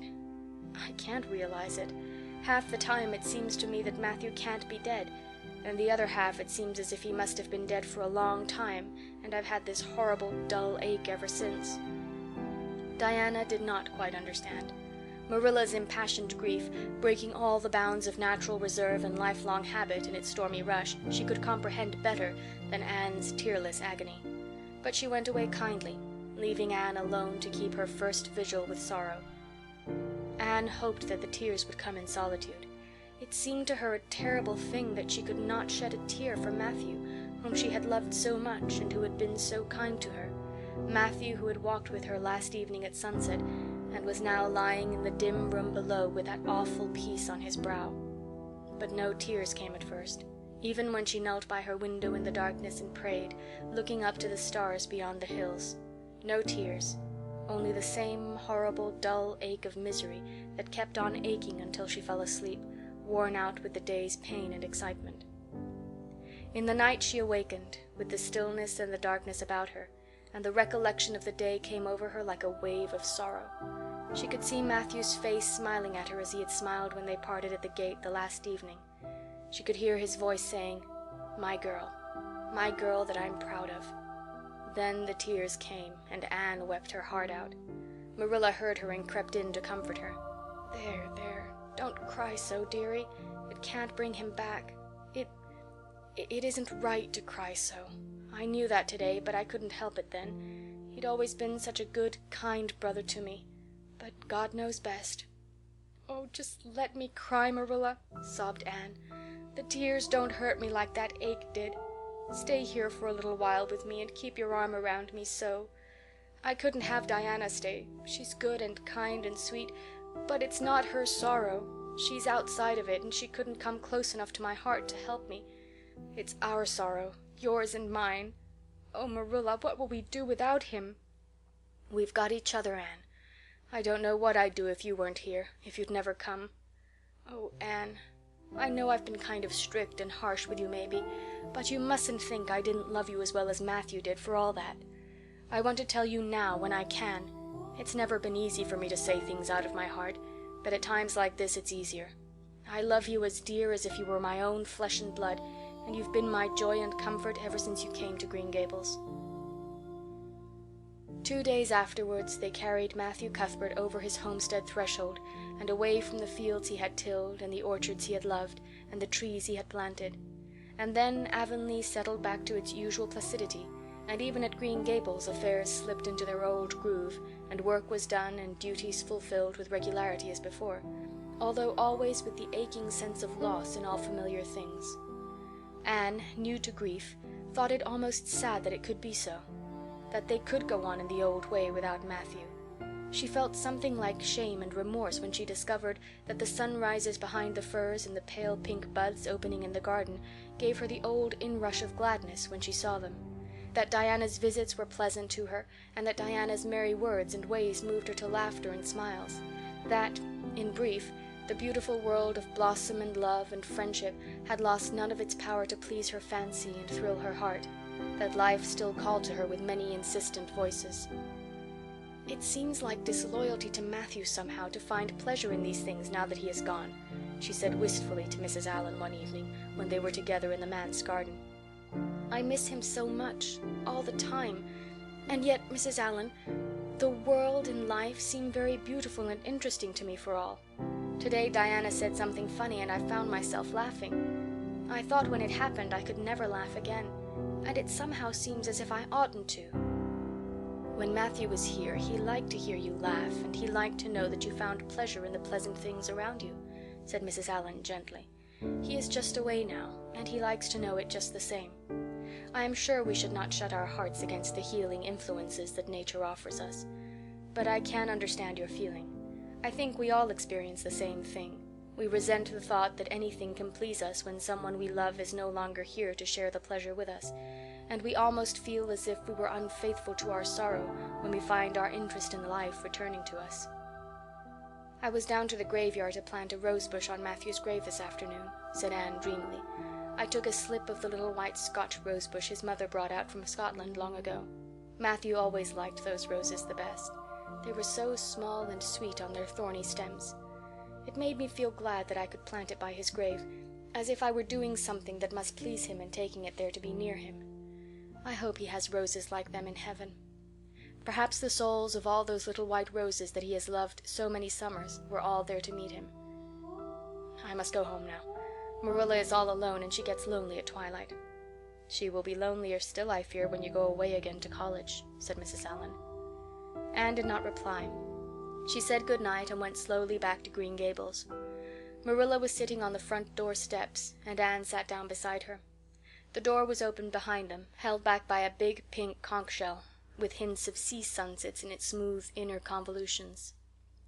Anne gathered some sprays of pale yellow honeysuckle and put them in her hair. She liked the delicious hint of fragrance as some aerial benediction above her every time she moved. "Dr. Spencer was here while you were away," Marilla said. "He says that the specialist will be in town tomorrow, and he insists that I must go in and have my eyes examined. I suppose I'd better go and have it over. I'll be more than thankful if the man can give me the right kind of glasses to suit my eyes. You won't mind staying here alone while I'm away, will you? Martin will have to drive me in, and there's ironing and baking to do." "I shall be all right. Diana will come over for company for me. I shall attend to the ironing and baking beautifully. You needn't fear that I'll starch the handkerchiefs or flavor the cake with liniment." Marilla laughed. "What a girl you were for making mistakes in them days, Anne. You were always getting into scrapes. I did used to think you were possessed. Do you mind the time you dyed your hair?" "Yes, indeed. I shall never forget it," smiled Anne, touching the heavy braid of hair that was wound about her shapely head. "I laugh a little now sometimes when I think what a worry my hair used to be to me, but I don't laugh much, because it was a very real trouble then.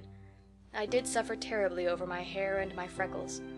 My freckles are really gone, and people are nice enough to tell me my hair is auburn now, all but Josie Pye. She informed me yesterday that she really thought it was redder than ever, or at least my black dress made it look redder, and she asked me if people who had red hair ever got used to having it. Marilla, I've almost decided to give up trying to like Josie Pye. I've made what I would once have called a heroic effort to like her, but Josie Pye won't be liked. Josie is a Pye, said Marilla sharply, so she can't help being disagreeable. I suppose people of that kind serve some useful purpose in society, but I must say I don't know what it is, any more than I know the use of thistles. Is Josie going to teach? No, she is going back to Queen's next year. So are Moody Spurgeon and Charlie Sloane. Jane and Ruby are going to teach, and they have both got schools. Jane at Newbridge and Ruby at some place up west. Gilbert Blythe is going to teach too, isn't he? Yes, briefly. What a nice-looking fellow he is, said Marilla absently. I saw him in church last Sunday, and he seemed so tall and manly. He looks a lot like his father did at the same age. John Blythe was a nice boy. We used to be real good friends, he and I. People called him my beau. Anne looked up with swift interest. Oh, Marilla. And what happened? Why didn't you— We had a quarrel. I wouldn't forgive him when he asked me to.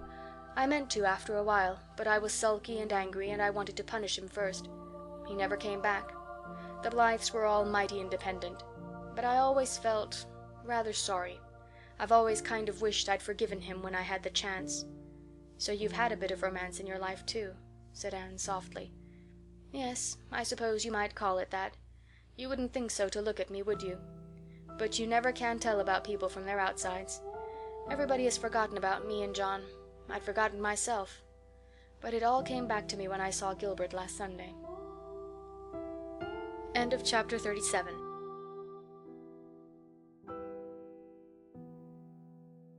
Marilla went to town the next day and returned in the evening. Anne had gone over to Orchard Slope with Diana and came back to find Marilla in the kitchen, sitting by the table with her head leaning on her hand. Something in her dejected attitude struck a chill to Anne's heart. She had never seen Marilla sit limply inert like that. Are you very tired, Marilla? Yes. No. I don't know, said Marilla wearily, looking up. I suppose I am tired, but I haven't thought about it. It's not that. Did you see the oculist? What did he say? Asked Anne anxiously. Yes, I saw him. He examined my eyes. He says that if I give up all reading and sewing entirely, and any kind of work that strains the eyes, and if I'm careful not to cry, and if I wear the glasses he's given me, he thinks my eyes may not get any worse, and my headaches will be cured. But if I don't, he says I'll certainly be stone blind in 6 months. Blind! Anne, just think of it. For a minute Anne, after her first quick exclamation of dismay, was silent. It seemed to her that she could not speak. Then she said bravely, but with a catch in her voice, Marilla, don't think of it. You know he has given you hope. If you are careful, you won't lose your sight altogether. And if his glasses cure your headaches, it will be a great thing. I don't call it much hope, said Marilla bitterly. What am I to live for if I can't read or sew or do anything like that? I might as well be blind or dead. And as for crying, I can't help that when I get lonesome. But there, it's no good talking about it. If you'll get me a cup of tea, I'll be thankful. I'm about done out. Don't say anything about this to anyone for a spell yet, anyway. I can't bear that folks should come here to question and sympathize and talk about it. When Marilla had eaten her lunch, Anne persuaded her to go to bed. Then Anne went herself to the east gable and sat down by her window in the darkness, alone with her tears and her heaviness of heart. How sadly things had changed since she had sat here the night after coming home. Then she had been full of hope and joy, and the future had looked rosy with promise. Anne felt as if she had lived years since then, but before she went to bed there was a smile on her lips and peace in her heart. She had looked her duty courageously in the face and found it a friend, as duty ever is when we meet it frankly. One afternoon, a few days later, Marilla came slowly in from the front yard where she had been talking to a caller, a man whom Anne knew by sight as Sadler from Carmody. Anne wondered what he could have been saying to bring that look to Marilla's face. What did Mr. Sadler want, Marilla? Marilla sat down by the window and looked at Anne. There were tears in her eyes in defiance of the oculist prohibition, and her voice broke as she said, He heard that I was going to sell Green Gables, and he wants to buy it. Buy it? Buy Green Gables? Anne wondered if she had heard aright. Oh, Marilla, you don't mean to sell Green Gables? Anne, I don't know what else is to be done. I've thought it all over. If my eyes were strong, I could stay here and make out to look after things and manage with a good hired man. But as it is, I can't. I may lose my sight altogether, and anyway, I'll not be fit to run things. Oh, I never thought I'd live to see the day when I'd have to sell my home. But things would only get behind worse and worse all the time, till nobody would want to buy it. Every cent of our money went in that bank, and there's some notes Matthew gave last fall to pay. Mrs. Lynde advises me to sell the farm and board somewhere, with her, I suppose. It won't bring much. It's small and the buildings are old. but it'll be enough for me to live on, I reckon. I'm thankful you're provided for with that scholarship, Anne. I'm sorry you won't have a home to come to in your vacations, that's all, but I suppose you'll manage somehow." Marilla broke down and wept bitterly. "You mustn't sell Green Gables," said Anne resolutely. "Oh, Anne, I wish I didn't have to. But you can see for yourself. I can't stay here alone. I'd go crazy with trouble and loneliness. And my sight would go, I know it would." "You won't have to stay here alone, Marilla. I'll be with you. I'm not going to Redmond." "Not going to Redmond?" Marilla lifted her worn face from her hands and looked at Anne. "Why, what do you mean?" "Just what I say. I'm not going to take the scholarship. I decided so the night after you came home from town. You surely don't think I could leave you alone in your trouble, Marilla, after all you've done for me? I've been thinking and planning. Let me tell you my plans. Mr. Barry wants to rent the farm for next year, so you won't have any bother over that. And I'm going to teach.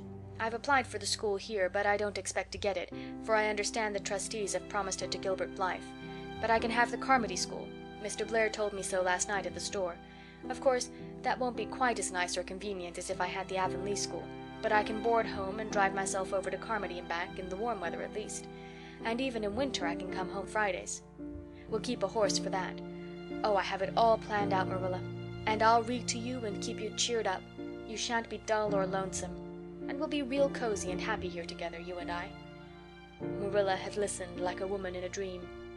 "Oh, Anne, I could get on real well if you were here, I know. But I can't let you sacrifice yourself so for me. It would be terrible." "Nonsense," Anne laughed merrily. "There is no sacrifice. Nothing could be worse than giving up Green Gables. Nothing could hurt me more. We must keep the dear old place. My mind is quite made up, Marilla. I'm not going to Redmond, and I am going to stay here and teach. Don't you worry about me a bit."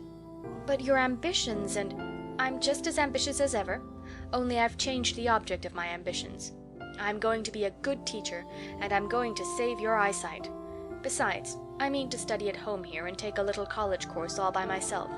Oh, I've dozens of plans, Marilla. I've been thinking them out for a week. I shall give life here my best, and I believe it will give its best to me in return. When I left Queen's, my future seemed to stretch out before me like a straight road. I thought I could see along it for many a milestone. Now there is a bend in it. I don't know what lies around the bend, but I'm going to believe that the best does. It has a fascination of its own, that bend, Marilla. I wonder how the road beyond it goes, what there is of green glory and soft checkered light and shadows, what new landscapes, what new beauties, what curves and hills and valleys further on. "I don't feel as if I ought to let you give it up," said Marilla, referring to the scholarship. "But you can't prevent me. I'm 16 and a half, obstinate as a mule, as Mrs. Lynde once told me," laughed Anne. "Oh, Marilla, don't you go pitying me. I don't like to be pitied, and there is no need for it. I'm heart-glad over the very thought of staying at dear Green Gables.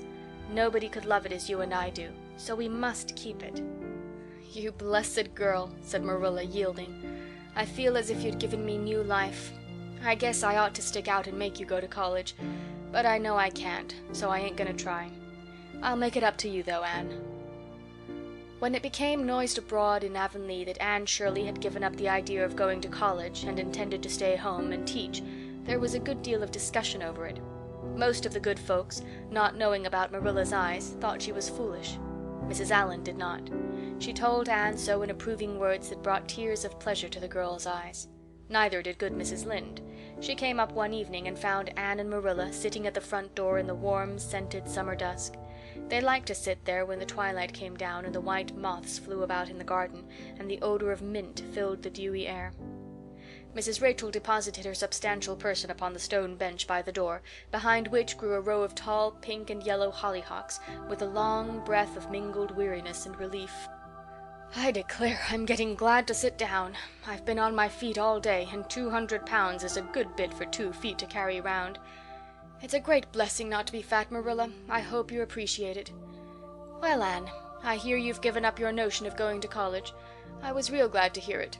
You've got as much education now as a woman can be comfortable with. I don't believe in girls going to college with the men and cramming their heads full of Latin and Greek and all that nonsense." "But I'm going to study Latin and Greek just the same, Mrs. Lynde," said Anne, laughing. "I'm going to take my arts course right here at Green Gables and study everything that I would at college." Mrs. Lynde lifted her hands in holy horror. "Anne Shirley, you'll kill yourself." "Not a bit of it. I shall thrive on it. Oh, I'm not going to overdo things. As Josiah Allen's wife says, I shall be medium. But I'll have lots of spare time in the long winter evenings, and I've no vocation for fancy work. I'm going to teach over at Carmody, you know." "I don't know it. I guess you're going to teach right here in Avonlea. The trustees have decided to give you the school." "Mrs. Lynde!" cried Anne, springing to her feet in surprise. "Why, I thought they had promised it to Gilbert Blythe." "So they did. But as soon as Gilbert heard that you had applied for it, he went to them. They had a business meeting at the school last night, you know, and told them that he withdrew his application and suggested that they accept yours. He said he was going to teach at White Sands. Of course, he knew how much you wanted to stay with Marilla, and I must say I think it was real kind and thoughtful in him, that's what. Real self-sacrificing, too, for he'll have his board to pay at White Sands, and everybody knows he's got to earn his own way through college. So the trustees decided to take you. I was tickled to death when Thomas came home and told me." "I don't feel that I ought to take it," murmured Anne. "I mean, I don't think I ought to let Gilbert make such a sacrifice for me." "I guess you can't prevent him now. He signed papers with the White Sands trustees, so it wouldn't do him any good now if you were to refuse. Of course you'll take the school. You'll get along all right, now that there are no Pyes going. Josie was the last of them, and a good thing she was, that's what. There's been some Pye or other going to Avonlea school for the last 20 years, and I guess their mission in life was to keep school teachers reminded that Earth isn't their home." "Bless my heart, what does all that winking and blinking at the Barry gable mean?" "Diana is signaling for me to go over," laughed Anne. "You know we keep up the old custom. Excuse me while I run over and see what she wants." Anne ran down the clover slope like a deer and disappeared in the furry shadows of the haunted wood. Mrs. Lynde looked after her indulgently. "There's a good deal of the child about her yet in some ways." "There's a good deal more of the woman about her in others," retorted Marilla, with a momentary return of her old crispness. But crispness was no longer Marilla's distinguishing characteristic. As Mrs. Lynde told her Thomas that night, "Marilla Cuthbert has got mellow, that's what." Anne went to the little Avonlea graveyard the next evening to put fresh flowers on Matthew's grave and water the Scotch rosebush. She lingered there until dusk, liking the peace and calm of the little place, with its poplars whose rustle was like low, friendly speech, and its whispering grasses growing at will among the graves. When she finally left it and walked down the long hill that sloped to the Lake of Shining Waters, it was past sunset, and all Avonlea lay before her in a dreamlike afterlight, a haunt of ancient peace. There was a freshness in the air, as of a wind that had blown over honey-sweet fields of clover. Homelights twinkled out here and there among the homestead trees. Beyond lay the sea, misty and purple, with its haunting, unceasing murmur. The west was a glory of soft, mingled hues, and the pond reflected them all in still softer shadings. The beauty of it all thrilled Anne's heart, and she gratefully opened the gates of her soul to it. "Dear old world," she murmured, "you are very lovely, and I am glad to be alive in you." Halfway down the hill a tall lad came whistling out of a gate before the Blythe homestead. It was Gilbert, and the whistle died on his lips as he recognized Anne. He lifted his cap courteously, but he would have passed on in silence if Anne had not stopped and held out her hand. "Gilbert," she said with scarlet cheeks, "I want to thank you for giving up the school for me. It was very good of you, and I want you to know that I appreciate it." Gilbert took the offered hand eagerly. "It wasn't particularly good of me at all, Anne. I was pleased to be able to do you some small service. Are we going to be friends after this? Have you really forgiven me my old fault?" Anne laughed and tried unsuccessfully to withdraw her hand. "I forgave you that day by the pond landing, although I didn't know it. What a stubborn little goose I was. I may as well make a complete confession. I've been sorry ever since." "We are going to be the best of friends," said Gilbert jubilantly. "We were born to be good friends, Anne. You've thwarted destiny enough. I know we can help each other in many ways. You are going to keep up your studies, aren't you? So am I. Come, I'm going to walk home with you." Marilla looked curiously at Anne when the latter entered the kitchen. "Who was that came up the lane with you, Anne?" "Gilbert Blythe," answered Anne, vexed to find herself blushing. "I met him on Barry's Hill." "I didn't think you and Gilbert were such good friends that you'd stand for half an hour at the gate talking to him," said Marilla with a dry smile. "We haven't been. We've been good enemies. But we have decided that it will be much more sensible to be good friends in the future." "Were we really there half an hour?" "It seemed just a few minutes. But you see, We have 5 years' lost conversations to catch up with, Marilla." Anne sat long at her window that night, companioned by a glad content. The wind purred softly in the cherry boughs, and the mint breaths came up to her. The stars twinkled over the pointed firs in the hollow, and Diana's light gleamed through the old gap. Anne's horizons had closed in since the night she had sat there after coming home from Queen's. But if the path set before her feet was to be narrow, she knew that flowers of quiet happiness would bloom along it. The joy of sincere work and worthy aspiration and congenial friendship were to be hers. Nothing could rob her of her birthright of fancy or her ideal world of dreams. And there was always the bend in the road. "God's in his heaven, all's right with the world," whispered Anne softly. End of Chapter 38. End of Anne of Green Gables.